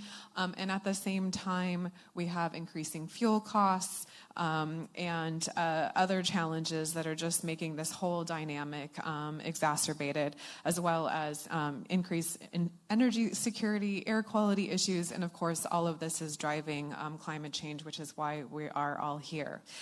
So can you tell us a little bit more about the insights of your work with the HVT project and some of the recommendations that you have to share with us today? Thanks. Thank you very much. And I'm really sorry that I'm not there, because it's always great to talk with real humans. But I will assume that you are real humans, and we can have a discussion. Thanks very much, Heather, for that introduction. So I think, firstly, I sneaked in a subject around, or topic around rural Africa, even though I know I was invited to talk about urban Africa, because I think that rural Africa is getting forgotten to some extent in the focus on urban. And while the focus on urban really is completely legitimate, there is a danger that in other parts of countries that I've been working in, there is the slow and steady shift away from walking and cycling to motorized modes. So on the one hand, you've got a strong focus in urban centers around the need to get people out of private cars or to stop taking motorized transport, to walk and cycle. So what Chris was talking about with TOD, trying to develop cities to become places where people can walk and cycle, and focusing on infrastructure, which is costly, and retrofitting cities, and trying to create these environments where people don't have to move by motorized modes. So there's a great deal of policy attention, resource allocation, funding, and discussion around creating urban areas to be like this. But at the same time, rural areas are like that. So you can walk to where you need to go. You can cycle to where you need to go. These are areas that have very low carbon modes of travel, very low impact, but because they are being neglected in to some extent the focus on urban. And yes, we know that African cities are, that's where everything's happening. There's massive urbanization, but these are so inextricably linked. And what we're finding, so the work that I've been doing, for me, I have started becoming a lot more interested in rural transport through work with HVT that they funded during COVID. And now, as Heather mentioned, I'm working with World Bicycle Relief to really try and understand the needs of rural cyclists particularly, and these kind of micro needs. What would it take? What do people need to keep cycling, rather than make this shift to motorbikes, which are becoming increasing. I mean, in cities they already are. Some people have described them as being a blight, but we are seeing more and more motorbike taxis, motorbikes in rural areas. They are becoming cheaper for people to purchase. They are one more step toward motorized transport. So if you give up your bicycle for a motorbike, your next step might be to purchase a vehicle, a car, if you can. But there's this shift to motorized transport that is not being sufficiently understood, or not sufficient attention being given to how things are changing rurally. So I think we need to understand and pay attention to retaining both walking and cycling in rural Africa and growing these modes, but moving away from what I describe as the captive narrative, where there's this policy narrative, particularly, and sometimes even an advocacy narrative, where there's this. It's described as people being forced to walk and cycle. They have no alternative, so they have to walk and cycle, as if this is something that we should be moving away from. That this is an indication of poverty, an indication of poor kind of rural accessibility, and this must change. So, yeah, I think there's a lot more that I can talk about, but I leave that there for now, just to note that what happens in rural Africa really matters for what happens in urban Africa and vice versa. Thank you, Gail. And maybe I'll just go ahead and turn it back to you, Gail, with a question to you first. I'm going to try and make this a bit dynamic so we won't just go in order here. You talked about the differences between rural and urban and the need for cycling in both instances. Could you, you sort of alluded to this, but maybe talk about a little bit of the recommendations and the approaches to retaining cycling in both those instances? And are they similar? Are they different? How can we think about that? Well, how long have we got? It would be wonderful to sit and talk about this, because these are the burning questions. The challenge, or I suppose if we look at it like this, in rural areas, people already cycle. They want to cycle. People love cycling. It serves their needs. And work, again, that I'm doing with World Bicycle Relief, where we are trying to understand through things like participatory GIS and mobility mapping and focus groups, trying to understand what do people like about their bicycles. Does cycling serve their needs? Is this a mode that they would choose to use over and above other modes that they might possibly have access to? And by and large, there's this overwhelming satisfaction with cycling. It meets people's needs. So you've got this group of people who would like to have bicycles, more bicycles. Bicycles are expensive. Spare parts are very expensive. Road conditions are poor, but not in the way that we necessarily think that they are poor. So what we found in this work that we do in 6 countries in Africa, what often happens is when there is funding allocation for rural areas, one of the first things that people would like to do in terms of policy direction is tar the roads. And what cyclists have said to us is that this immediately makes cycling very much more dangerous and puts them off cycling, because vehicles are not traveling a lot faster. There's no longer a safe road shoulder. They stop cycling. One of the barriers or kind of conditions that cause people to stop cycling is once road quality is improved in a particular way, which seems counterintuitive. So you've got this whole rural situation where people want to ride, they would like to have more bicycles, they would like to be able to afford more bicycles, they don't necessarily want higher quality infrastructure in the way we think about it. And then in urban areas, which Chris would really be able to talk to very much better than I would in this instance, is that there you are trying to grow the mode, you're trying to persuade people to cycle. People don't cycle. So an inordinate amount of money and resources need to go into trying to tell people why they should use this mode, persuade people, build infrastructure, set up a whole urban context that makes people want to use a mode that they don't really want to use.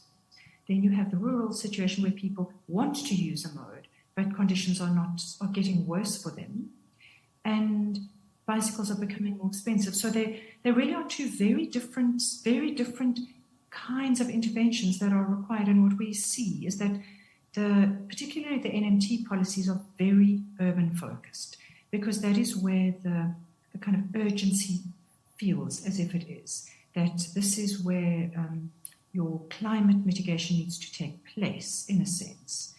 So I don't believe that the NMT policies that we have sufficiently pay attention to rural walking and cycling. And again, I'll leave it there for now, because it's something we could talk about forever.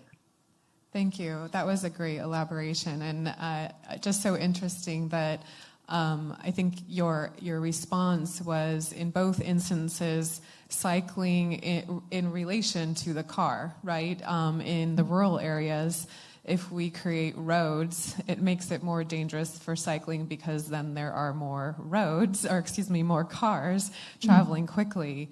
Whereas in the urban context, there are already roads and not enough room for cyclists. And so therefore, again, the danger is there, and so much so that we don't even have cyclists, right? So it's a really interesting dynamic coming out from, again, applied research and how we really need to influence policy accordingly.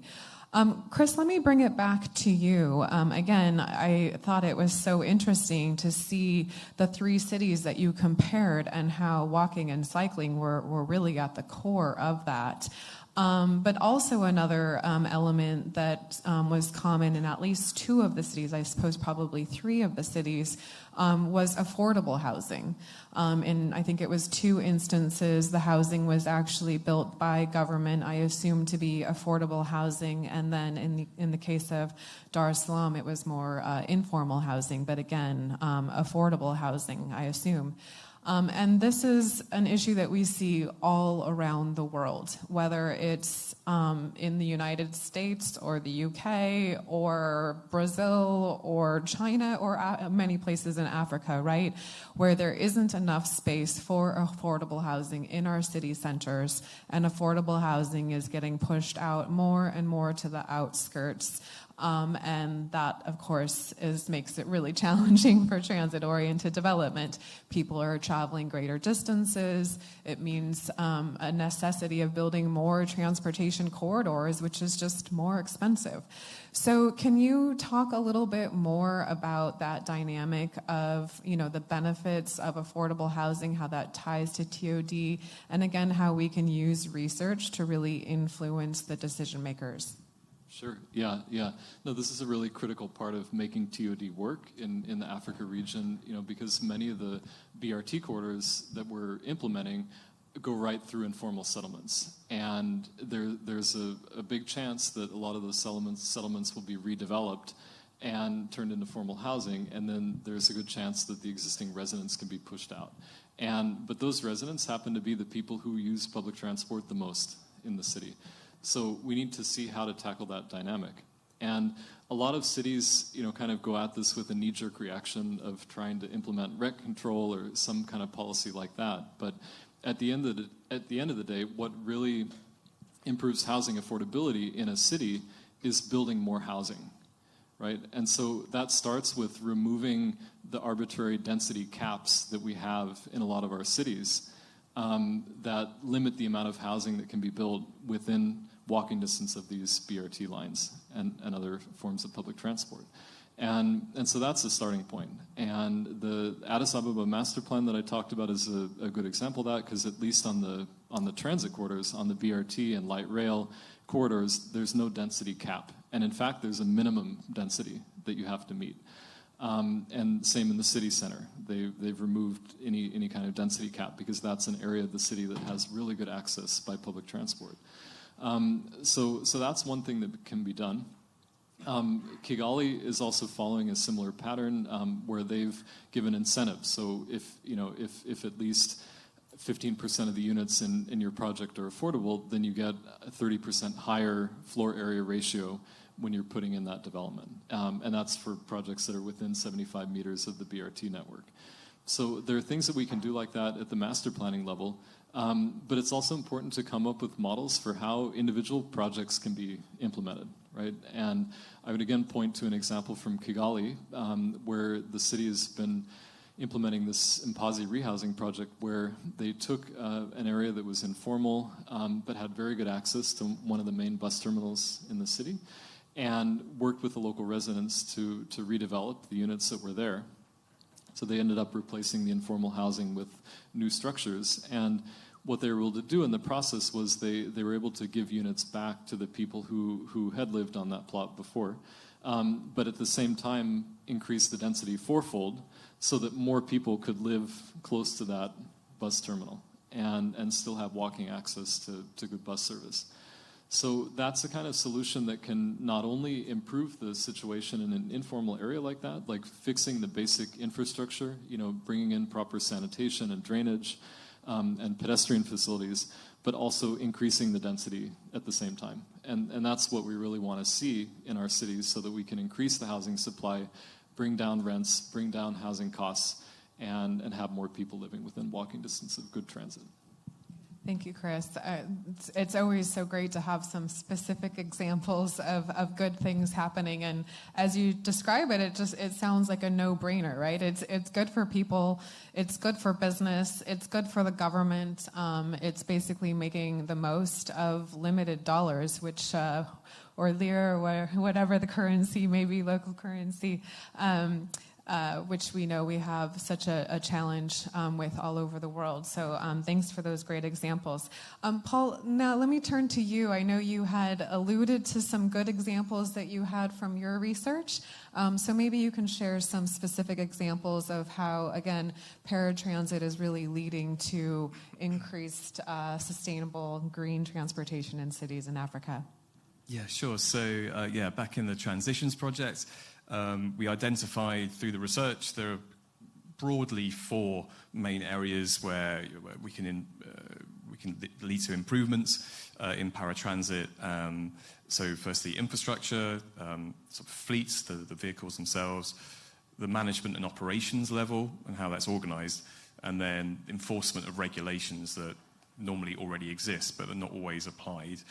And some examples off the bat, so in terms of infrastructure, in Cape Town, in order to improve the reliability of journey times, they introduced a dedicated lane for minibus taxis, the paratransit there. And in that pilot, it successfully reduced journey times, which led to less pressure on the drivers, because one of the main issues regarding safety is the contracts are such normally that the drivers have to make as many journeys per day in order to take home any real salary. So that basically means very high speeds where they're able to. In this pilot, what happened actually was that the speed went up of the vehicles because they actually had more space to deal with. I think that was probably an initial reaction, but over a long-term period where journey time reliability is more assured, then the drivers could adopt slightly more modest speed because they know they're still going to make those targets. And the slower the vehicles, or at least less stop-start, then the better the fuel efficiency. So you can start making some small gains in that sense. Also in Cape Town, I was lucky enough a few months ago to be there, and I went to a transit-orientated development called Mitchell's Plain, which is really good to see. Mixed-use development. It's got the bus rapid transit, as well as railway stations, and a huge terminal for minibus taxis. It's been done very well. And the model works very well there because the minibus taxis really act as the feeder routes into the transit development, so it gives it a really big geographical coverage. But one thing, it was slightly sad to see, but the railway line had been closed for a little while, and it's meant that on one side, the minibus taxi trade was doing very well because the existing services there going into the city centre were still, in fact, bigger demand than ever. On the other side of the tracks, it was like a ghost town because the trips that people were making to get into the development were no longer being taken because there was no onward train to take. So it showed that the sort of funding issues around mass transit and the risks involved with that, if that dries up, it can have quite a big impact on the informal transport side. Just quickly on fleets, in order to make better sort of efficiencies on vehicles and their engines, fleet renewal is obviously very important. It also can be quite pricey, but that's the sort of thing that we could see international financial institutions prioritizing in terms of their resources, particularly to get carbon gains, to invest in new fleets. I think the World Bank invested in a new fleet in Dakar about 10-15 years ago, so the precedent is there. And then the holy grail, of course, is to move to electric fleets. And from our research, it shows that realistically, we're probably a few steps away from there. In terms of quick wins, I think we just need to make the existing diesel petrol vehicles more fuel efficient. In Cape Town, they have actually started trialling electric vehicle minibus taxis, so it's happening. On a management level, there was a pilot in Cape Town where they switched the type of contracts with drivers from target-based to route-based contracts. And what that did was it reduced fuel consumption and the speeds that the drivers were driving because they were more assured of a salary regardless of how many journeys they were trying to ram into the day. I know time's a bit short, so just on it in terms of enforcement, which is like the fourth area, it's really important. There are regulations, there are routes that are licensed, but some drivers, particularly in Ghana, we found the informality of informal transport there was really quite acute, and drivers were not stopping at terminals. They were just stopping on the roadside to pick up passengers illegally, but there was a lack of enforcement and policing, and of course that comes down to resources.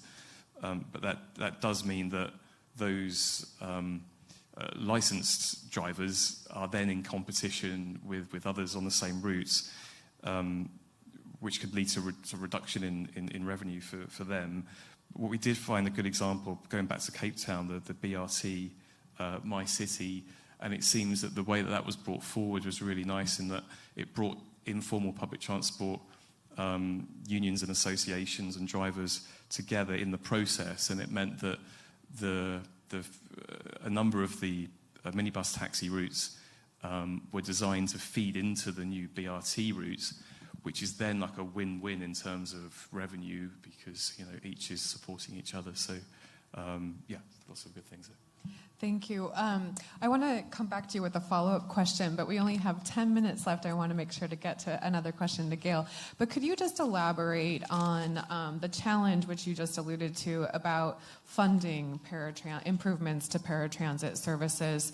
And, we saw transportation really highlighted at the COP in Glasgow last year, and it's making its way through the channels this year with the Egyptian presidency. And one of the things that they have highlighted is the critical role of informal transportation in the priorities that they're elevating, and the fact that there needs to be more funding attention for improvements and changes to management along the lines of what you just described. So can you just quickly touch upon any recommendations that you have about how we can increase funding for paratransit? Sure. I'll try and talk in bullet point form if that sort of speeds things up a bit. I mean, firstly, I just mentioned there's obviously a business case for greater cooperation between the formal transport sector in cities and the informal to collaborate on the routes and to use the informal to act as feeder routes and to increase patronage of the formal. And so everyone's a winner in that sense. So there could be funding made available at the local level if that argument is set out. We did a lot of research into the unions and the associations which represent the drivers in the informal sector, and what we're seeing slowly, particularly in Cape Town, is what's known as like the professionalization of the informal public transport sector. And what that means is basically improving things like customer care, vehicle standards, paying conditions, putting in means to raise finance to get loans to improve fleets. And what's good to see is we looked at the Maputo contract, and what the World Bank is demanding is that as part of that big investment in the BRT, it's a requirement for the informal sector to be engaged and professionalization to take place, so that there is that connection. And what we would like to see then, those huge sums of money that go into mass transit could start then filtering out into the informal. And I can see you're about to cut me off. In terms of fleet renewal, what can I say? Okay, in Cape Town, they've got a scrappage system, so that incentivizes the upgrading of fleets. And I've got loads of others, but hog it. Thank you so much. Yeah, Gail, you can see my body language here trying to make sure I defend your time here. But thank you for the good examples, Paula. And I know, Chris, you're probably on the edge of your seat because I know ITDP has uncovered a lot of good examples as well, especially with the integration of things like bus rapid transit system and the informal transit fleets, and trying to make sure that the investment that is coming in, especially from development banks, is considering both of those in an integrated fashion. So we're not leaving the paratransit stranded with poor buses, but we're really thinking about the integration, which is everything from street design to business design to fare system design, and really thinking about it as a whole system. So I hope we see more attention and success on that here at the COP before we're done. Gail, let me give you the last few minutes here. We'll have a quick wrap up at the end, but you talked about the difference between rural and urban areas, but didn't say much about the variety of people that we're really talking about. And I know that when we look at the needs of women and men in transportation systems, they're quite different, and also the differences between low and high middle income people. So can you just elaborate a little bit more about your findings and recommendations with those considerations?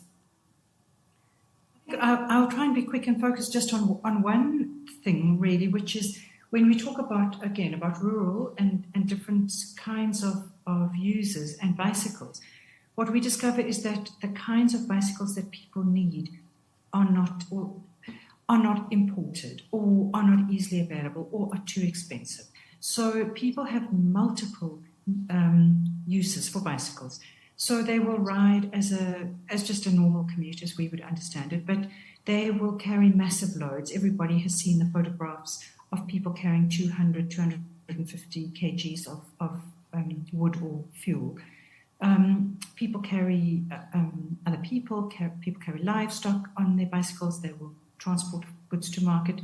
So most of the time, when people are buying bicycles, they're buying what they can afford, which is a second-hand or used bicycle, sometimes third or fourth hand.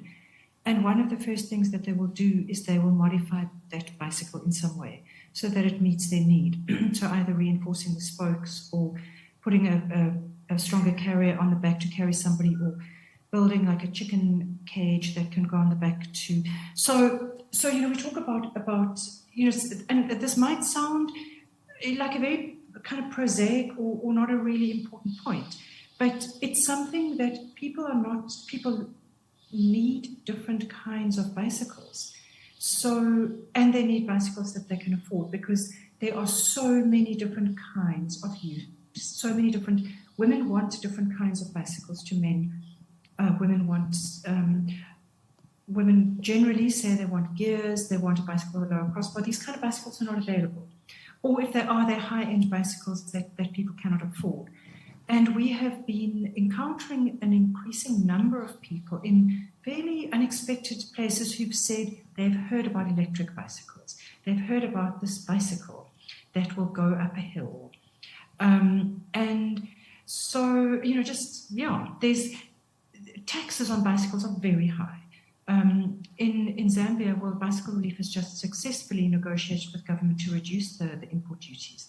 So that is going to make a massive difference to the kind of bicycles that people can access. But so just in that way, we forget in some respects that bicycles are vehicles, and people need different kinds of vehicles. And I can see you're already. I can read your body language from here. So yeah. Well, thank you so much. And we have just a few minutes, so I'm going to give you the challenge of each, if you would please, give one sentence final wrap with your recommendation. And Chris, maybe I'll start with you. A quick one sentence final recommendation wrap. Okay, maybe a long one sentence. But yeah, just to say that transit-oriented development is really key to improving affordability in African cities and also addressing the climate crisis. And we really call on development banks and other partners to help mobilize the finance that we're going to need to invest in the urban infrastructure that can really support compact, mixed-use development in African cities. Thanks. So I think in order for the informal public transport sector to really attract big investment from the international banks, a prerequisite now, I think, is going to be to start the professionalization, improve the framework in which they're operating, and then, because then it's a low-risk investment for the international banks, and that will probably attract the financing quicker. Thank you. And Gail, I didn't mean to cut you off. We'll give you the last sentence here. Okay. Well, I think one of the things that policymakers and decision makers need to do is to understand, or to stop talking about walking and cycling in this kind of coercive, punitive narrative, as if it's something that it's so sad, but people really should be trying to do this.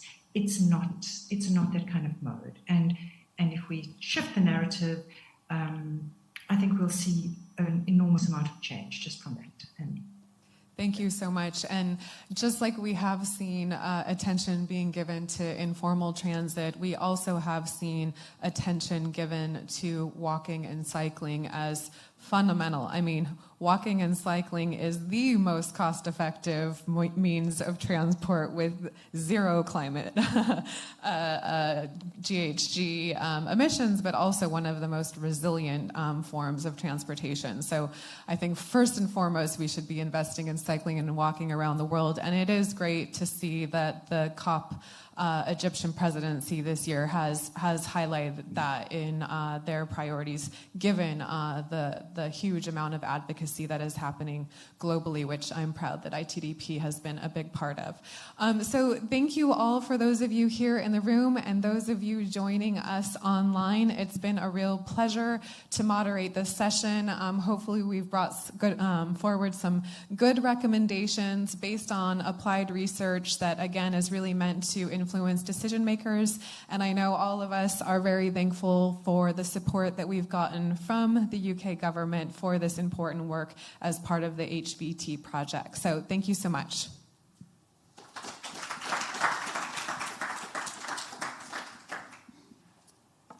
Thank you so much, Heather, for chairing that session, and to all the speakers. Thank you for listening to our sessions today, and we'll see you tomorrow at 11 a.m. for our Science Day. Thank you.